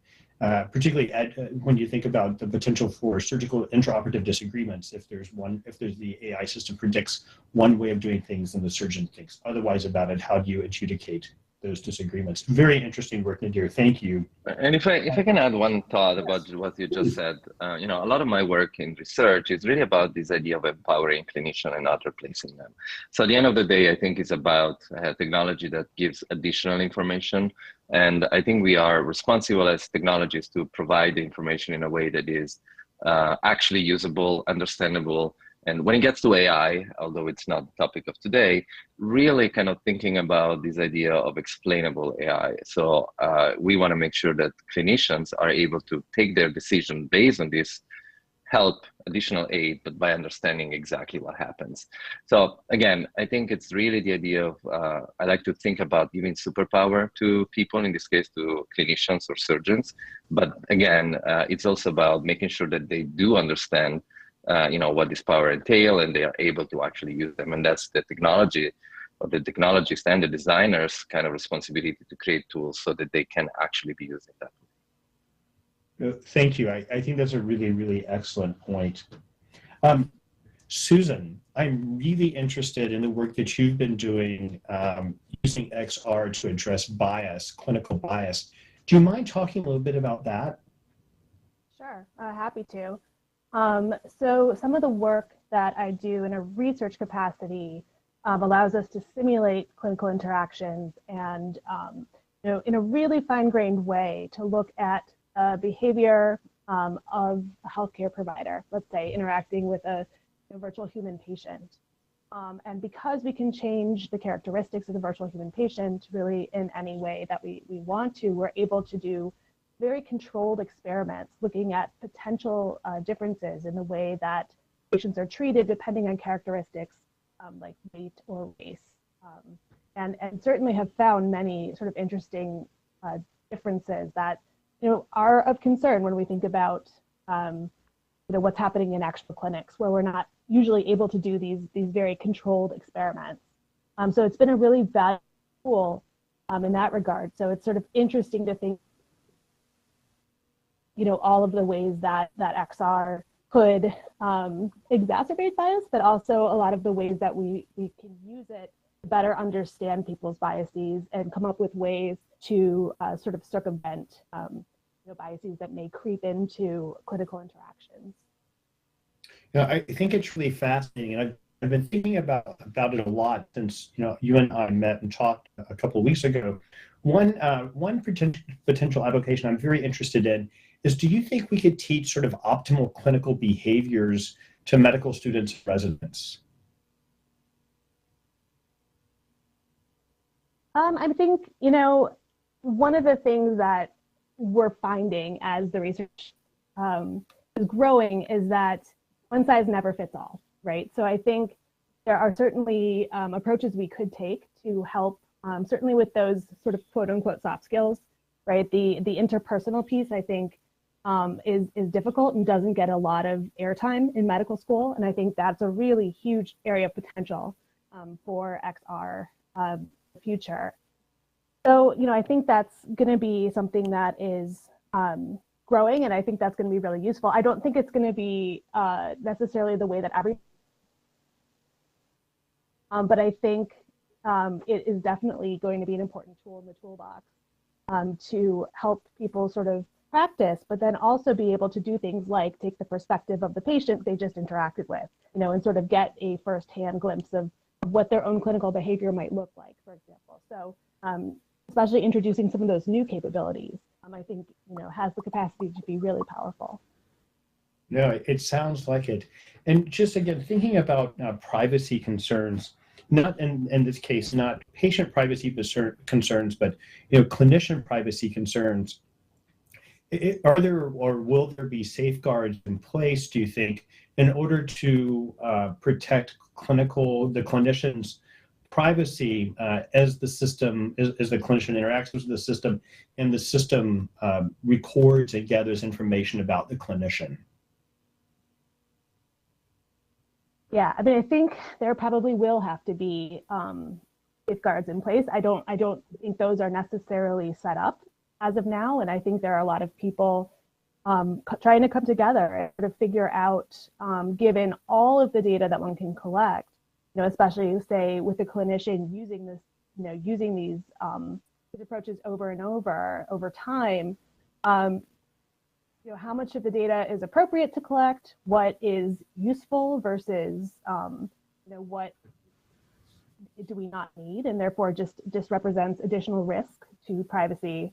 So I certainly think that we're going to have to take steps towards that. It's not clear to me whether that's going to be sort of tool or system specific, or whether there will be sort of larger rules that we all agree on. I'm kind of hoping for the latter, but that's why we're having meetings like this one. But I think at the end of the day, everybody is going to need protection and some sort of privacy assurance, with use of these sorts of technologies. Of course, not necessarily for everything, but especially when there's a lot of sort of movement involved or long time periods of use. Certainly, I think we will need to come to terms with that. No, absolutely. I agree. Thank you for that. When I think about, confidentiality and privacy, what comes to my mind is really trust. And I guess I want to open this up to the entire panel. How do we foster trust with patients, with clinicians, as XR is introduced into clinical environments?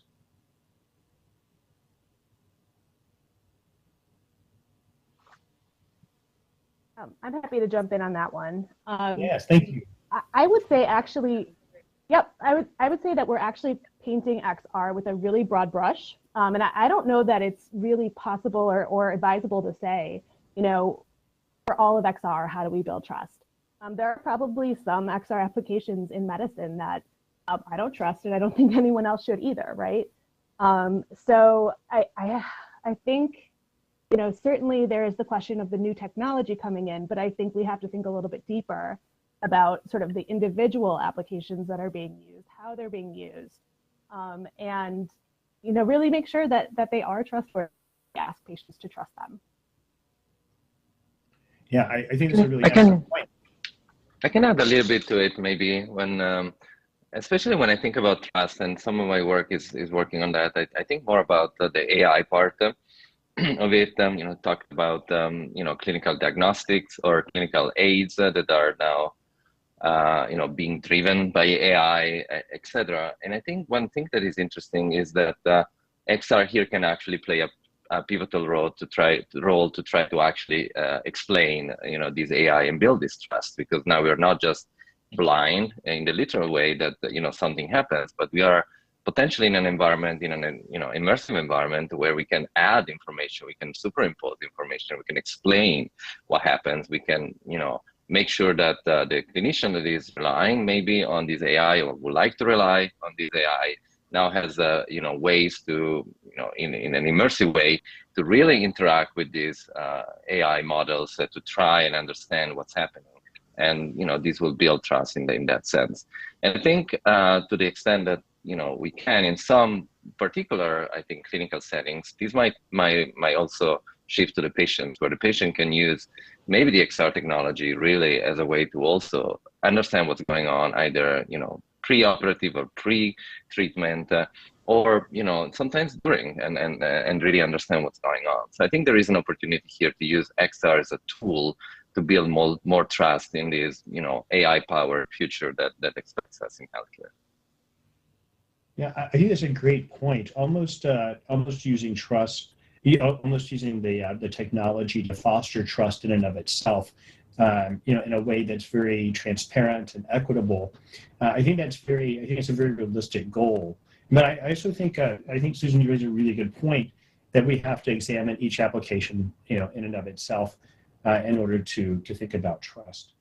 My last question to the panel, before I open it up to everyone for questions, is thinking about participatory processes. How do we make sure that we engage patients and families in the process as we are introducing these technologies, or as we're even developing them? Is there a role for participatory processes in both development and deployment? I can start there from the research point of view, being that I'm not a clinician here. It's really about designing, I think, these new tools, new technology, new intervention, or specific application, I think, with our stakeholders. And I'm putting now my designer hat on, and one of the core beliefs we have in the design lab at UC San Diego is really to work in the context of human-centered design. So this is about really kind of bringing in people during the design and development then of the technology, so that even before the technology is actually out there, we have some buy-in. And going back, I could make millions of examples, but going back to the example I discussed before of the surgery application, we actually spent almost a year with surgeons in a mock operating room in my lab to really try to think through how do we develop this technology with them. So they were the ones sketching the first interfaces. They were the one, really kind of telling us researchers and designer, what is needed, what is the right way to do it, etc. And we were, to some extent, the facilitator, really trying to use it.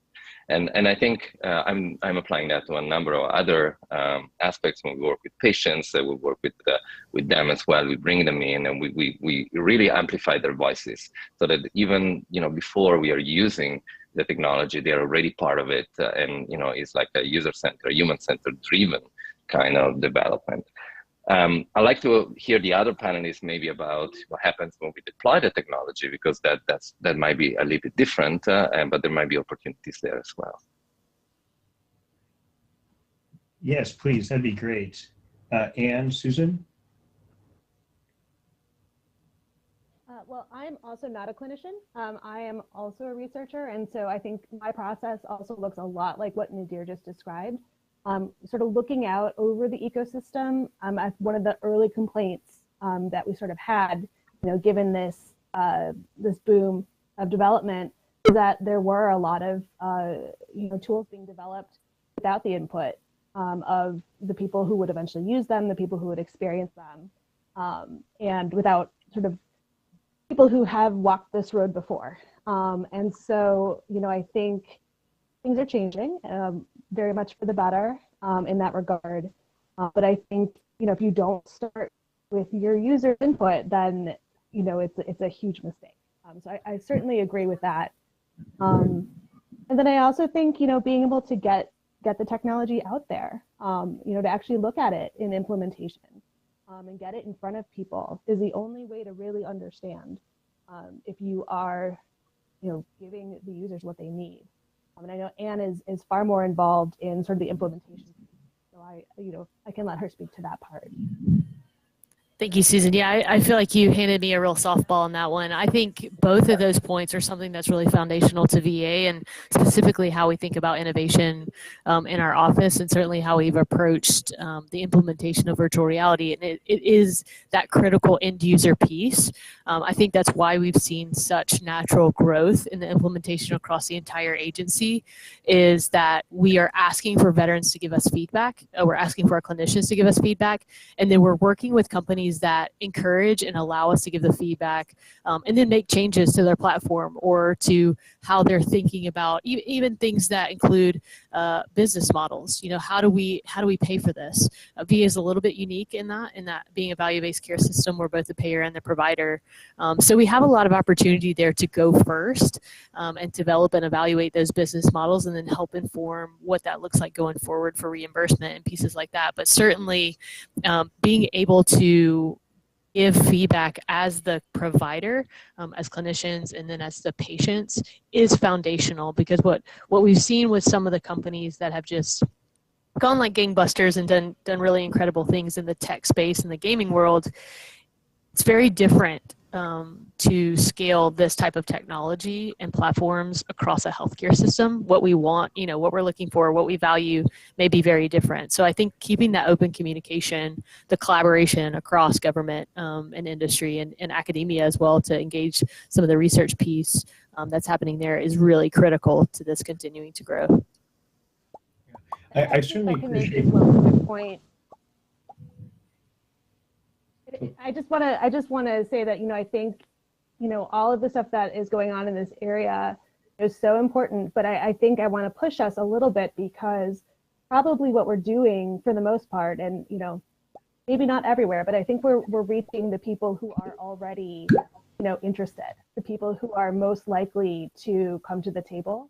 And so we probably do need to do some more research and some more formative work to better understand those who are a little bit more hesitant, about putting a headset on, or about, thinking about using some of this technology, because I'm not sure at this stage we've really reached that group of people.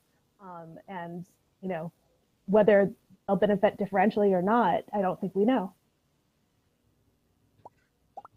And I think this goes back to equity and some of the things that we said before. So it's really about bringing equity back to the table, even when we design the technology. And I think, again, we are kind of at the beginning of the introduction of XR into healthcare. I think, again, we can hopefully use the opportunity that this new technology gives us to really making it equitable. So I 100% agree with that. I don't think it's an easy thing to do, but I think it's a thing that we need really to put a lot of effort on. Yeah, I can't agree more. I think it's so important that we have a diverse group of users, and that we also use that to build trust. I think there's a lot of opportunity, as Nadir said earlier, to use the technology to actually build trust in communities. So I hope that, as we deploy these systems and as we continue to develop them, we think very much about diversity, not just in our training sets, but also diversity in our users. I want to give the audience an opportunity to ask questions.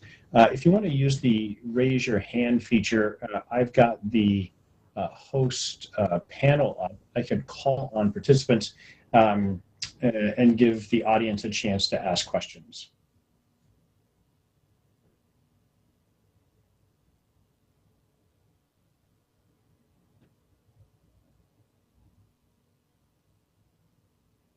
Well, while our audience is thinking of questions, I want to ask one more, and that is, we've talked a lot about the benefits, a little bit about some of the potential harms. What are the fears? What are the fears? I mean, the three of you are very much on the forefront here of this technology. What are some of the fears that you have as the technology is deployed and introduced?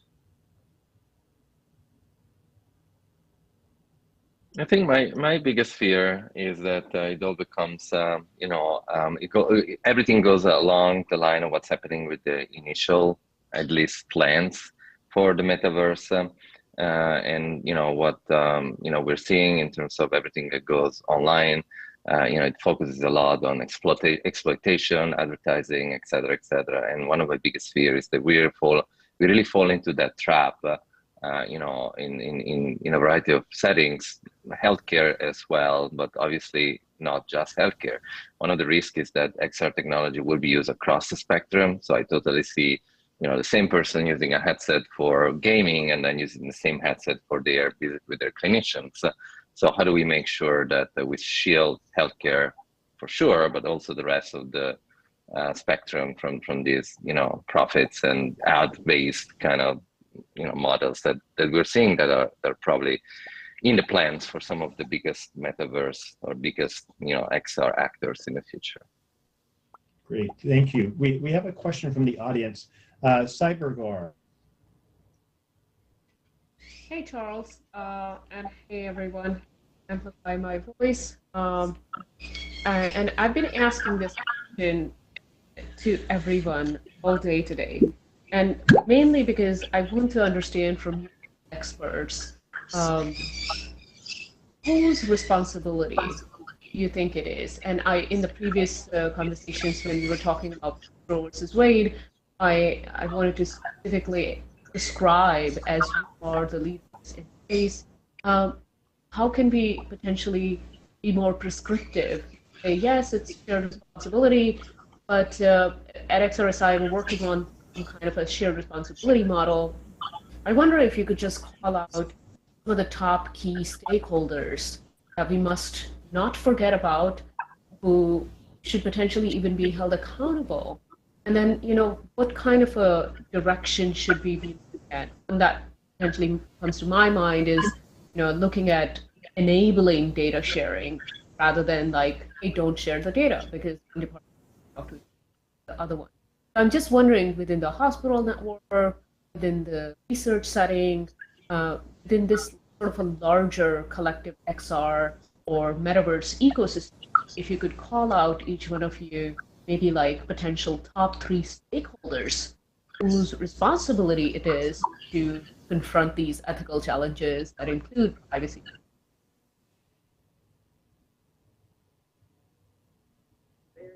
I can start on that for sure. I think the people that come to the mind are the very people that we have these conversations with almost on a day-to-day basis. So for us, our Office of Information Technology, the group of people who really are at the center of any sort of IT integration across our entire healthcare system.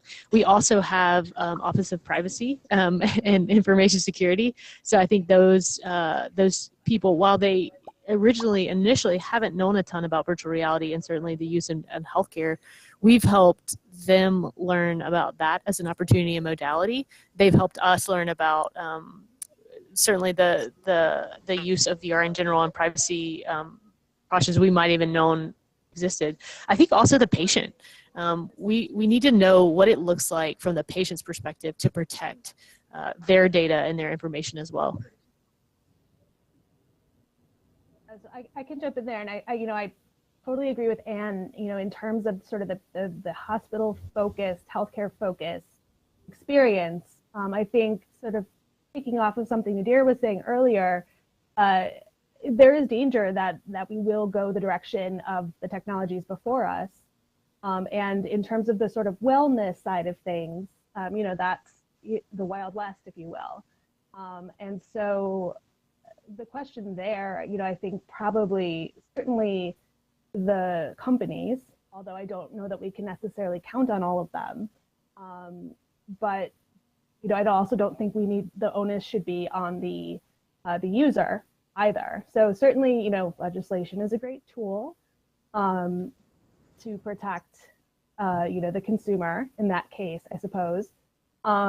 but it's interesting. Kavya, you sort of talked about data and data sharing, and we live in a world of data silos in a lot of cases, especially in healthcare. And with the metaverse, the idea is that we're going to move away from that. And I think it's going to be really important for people like us and the people who make our policies and rules to think about how we can preserve the unique benefits of the data that we get from XR, that we can put that towards our healthcare and put that towards the uses we want to use it for, but then also prevent others from using it in ways that we wouldn't want to see. So I don't want to create more silos, in a world that's trying to sort of bring everything together. But I do really think that healthcare certainly, and maybe even, reaching into wellness, we may need to think about sort of special roles. So I want to add one thing about the special, I think, case of healthcare, which I think could be an advantage to, thinking about how we could lead in this sense. Is healthcare typically has two aspects that I think are important. One is it's a much more of a value-based space to navigate. Yes, there are companies, and yes, there are people that want to make profit. A lot of people go into healthcare because they want to help. They want to help patients. They want to help people, etc. So I think a lot of the people working in the space can, really kind of try to use that value-based approach to really think through, what are our values in this case. The second one is also that we do have mechanisms that in other environments we don't, and sometimes if we refer to them in a negative way, but I think it could actually help here. I'm thinking things like in the US the HIPAA law that is protecting patients and confidentiality and privacy. So how do we implement it, and how do we make sure that we implement it right in XR? I'm also thinking about the FDA, for example, for medical devices, etc. Very often is seen as a hurdle, but on the other side, it actually adds a level of regulation. Sometimes it's too much regulation, which is then a problem for innovation. But on the other side, these are mechanisms that if you use them in the right way, maybe we have to rethink them a little bit, but can help facilitate some more, careful introduction of the technology and protecting the individuals that are working with that. Yeah, again, coming about the patient-centric perspective, I think about protection of the vulnerable patient, and particularly across platforms. I guess this is what I worry a little bit about, is the potential of one prediction to bias another prediction in a way that would limit a patient's autonomy. For instance, a predictive modeling that suggests that somebody has 6 months or less to live, how is that going to bias other clinical decisions? And then would that become a self-fulfilling prophecy, for instance? And what if it's a reversible condition, but everyone takes that, the clinicians see that as simply a futility marker? So while I do think we need to break down the silos, I think we have to be cautious about protecting the information, particularly as the information could bias, could affect other clinical decisions in such a way as to limit the patient's autonomy and to limit the options that are given to the patient, particularly if payers start embedding their own platforms into the electronic medical record. I mean, I certainly am so grateful for the work the VA does and that Anne specifically does. The VA has always been a very innovative place for healthcare, particularly in systems, from a systems perspective. But it's also, as Anne acknowledged, it's a system that you have payer and provider aligned, and that's not true in most places in healthcare. That there are going to be instances in which a prediction that a patient has less than 6 months to live will very much affect how a payer is going to view that patient.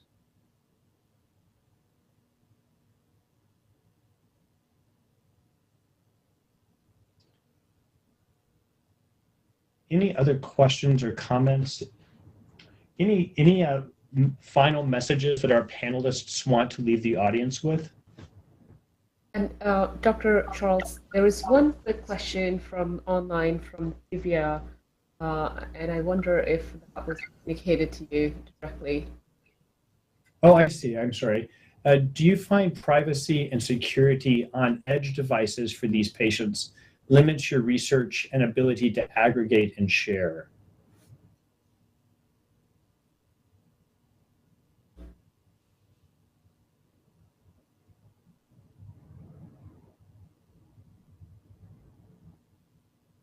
So for me, I'll say that that's not a context that I tend to work in.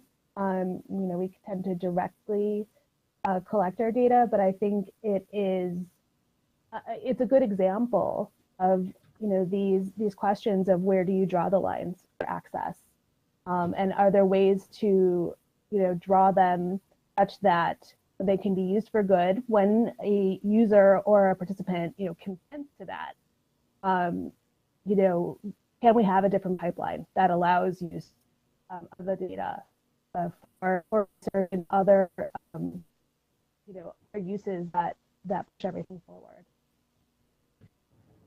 I can add to it, and I agree with that, and I think it's really about this idea of an opt-in versus an opt-out kind of paradigm that edge devices or edge data on the edge allows us to do. The control is in the user hands, and yes, it does obviously make it more difficult to share the data, but I think it's a cost that we should think about. And we can invest in ways and technology and different kind of strategies to make this data more shareable, in ways that still protect privacy, but making sure that first and foremost we do protect the privacy, and then we think about how do we share it in a way that is considering the privacy of the individuals.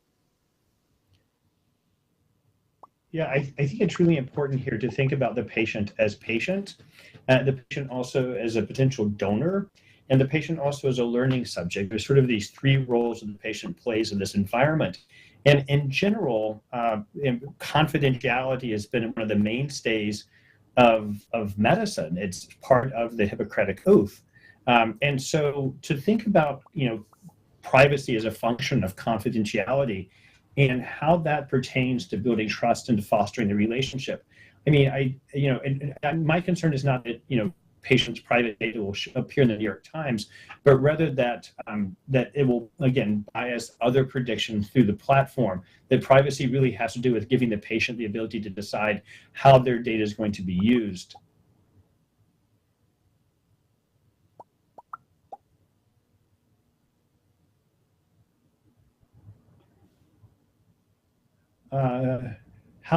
Is another question.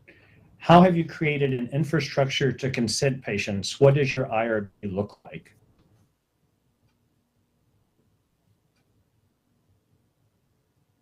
So I can talk quickly to our IRB. I think a lot of the IRB are similar, but every study obviously needs to be approved by an IRB.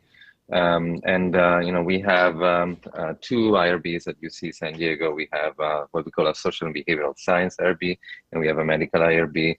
And the committees review everything you do. But one thing that is really interesting, and that's a shift in the last 10 years, in the last couple of years over the 10 years I've been, or the 12 years I've been at UCSD, is that IRB is working much more with the researchers, to really understand the role of the technology. I remember 10 years ago, it was really difficult to get anything that was collecting any data, to be approved as a device to use, especially in healthcare.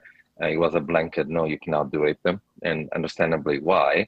While today there is more of a conversation and really kind of a way to try and understand, obviously, benefits and risks, but also, really kind of working with the researcher to find ways that we can protect patients and participants, but on the other side, enable innovation and new technologies to be integrated.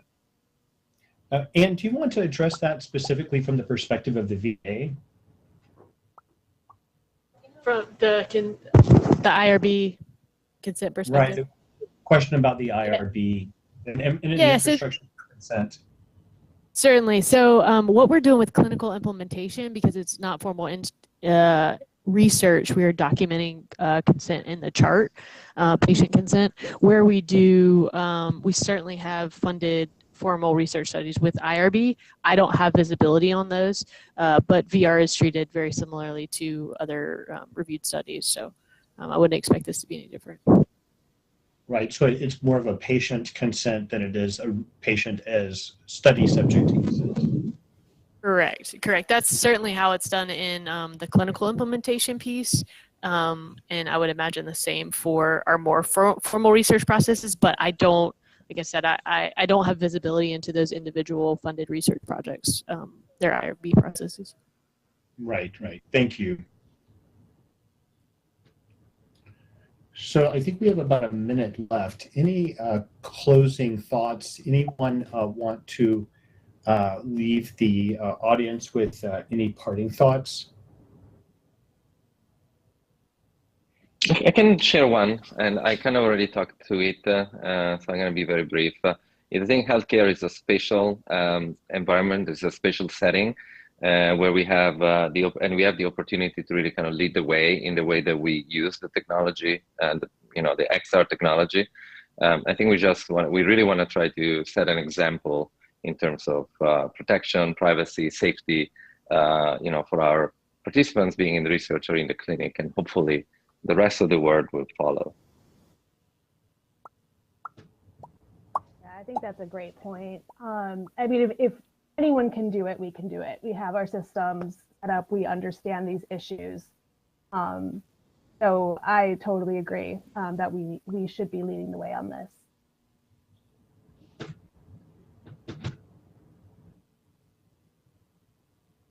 Well, I must say I'm grateful that this is the group leading the way. I'm very impressed by both your insight and also very much your prioritization of patients as you build these systems and as you deploy them. So thank you all very much. It's been a real privilege to be here and to get to know all of you. Thank you, Charles.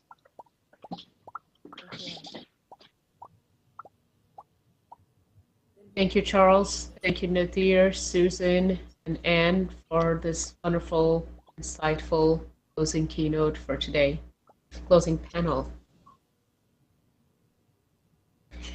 And with that, that concludes our day 4 of Metaverse Safety Week, which was focused on healthcare and medical XR. But we are not quite done yet. Before I talk about tomorrow, which is the last and final day, and it's a really, really remarkable agenda, I encourage you to check out the agenda at www.metaversesafetyweek.org.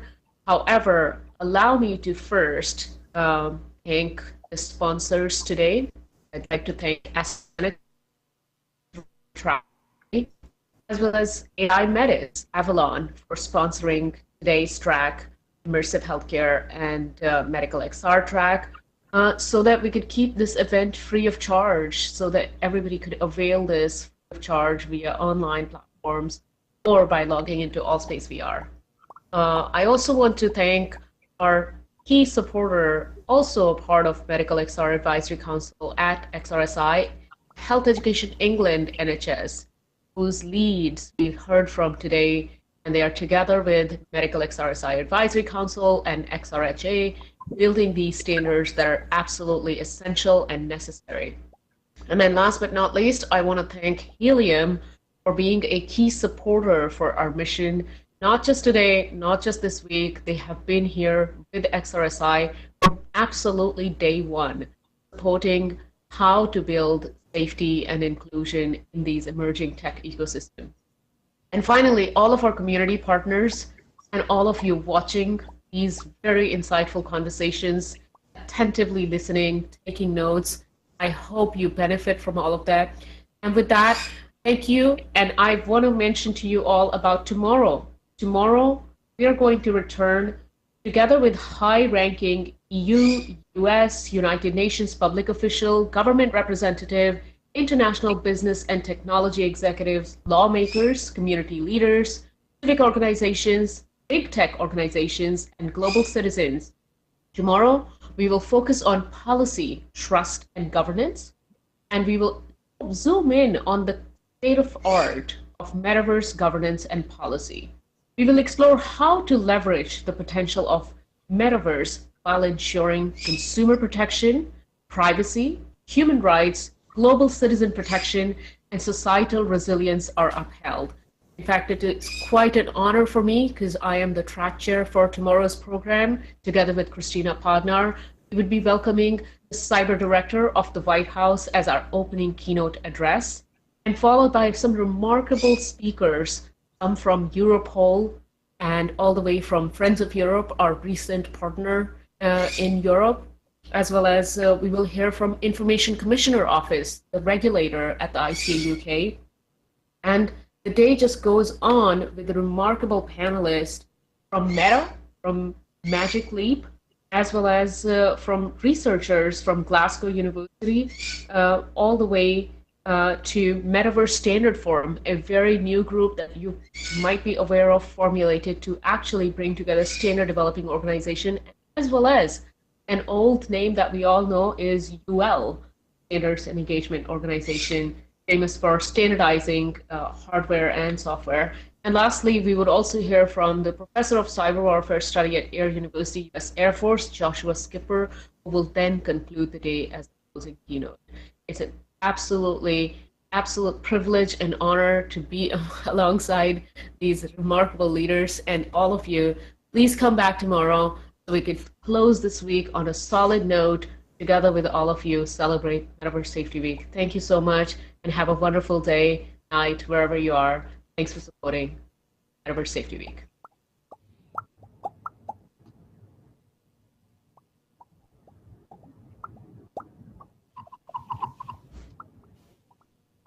And Carlos,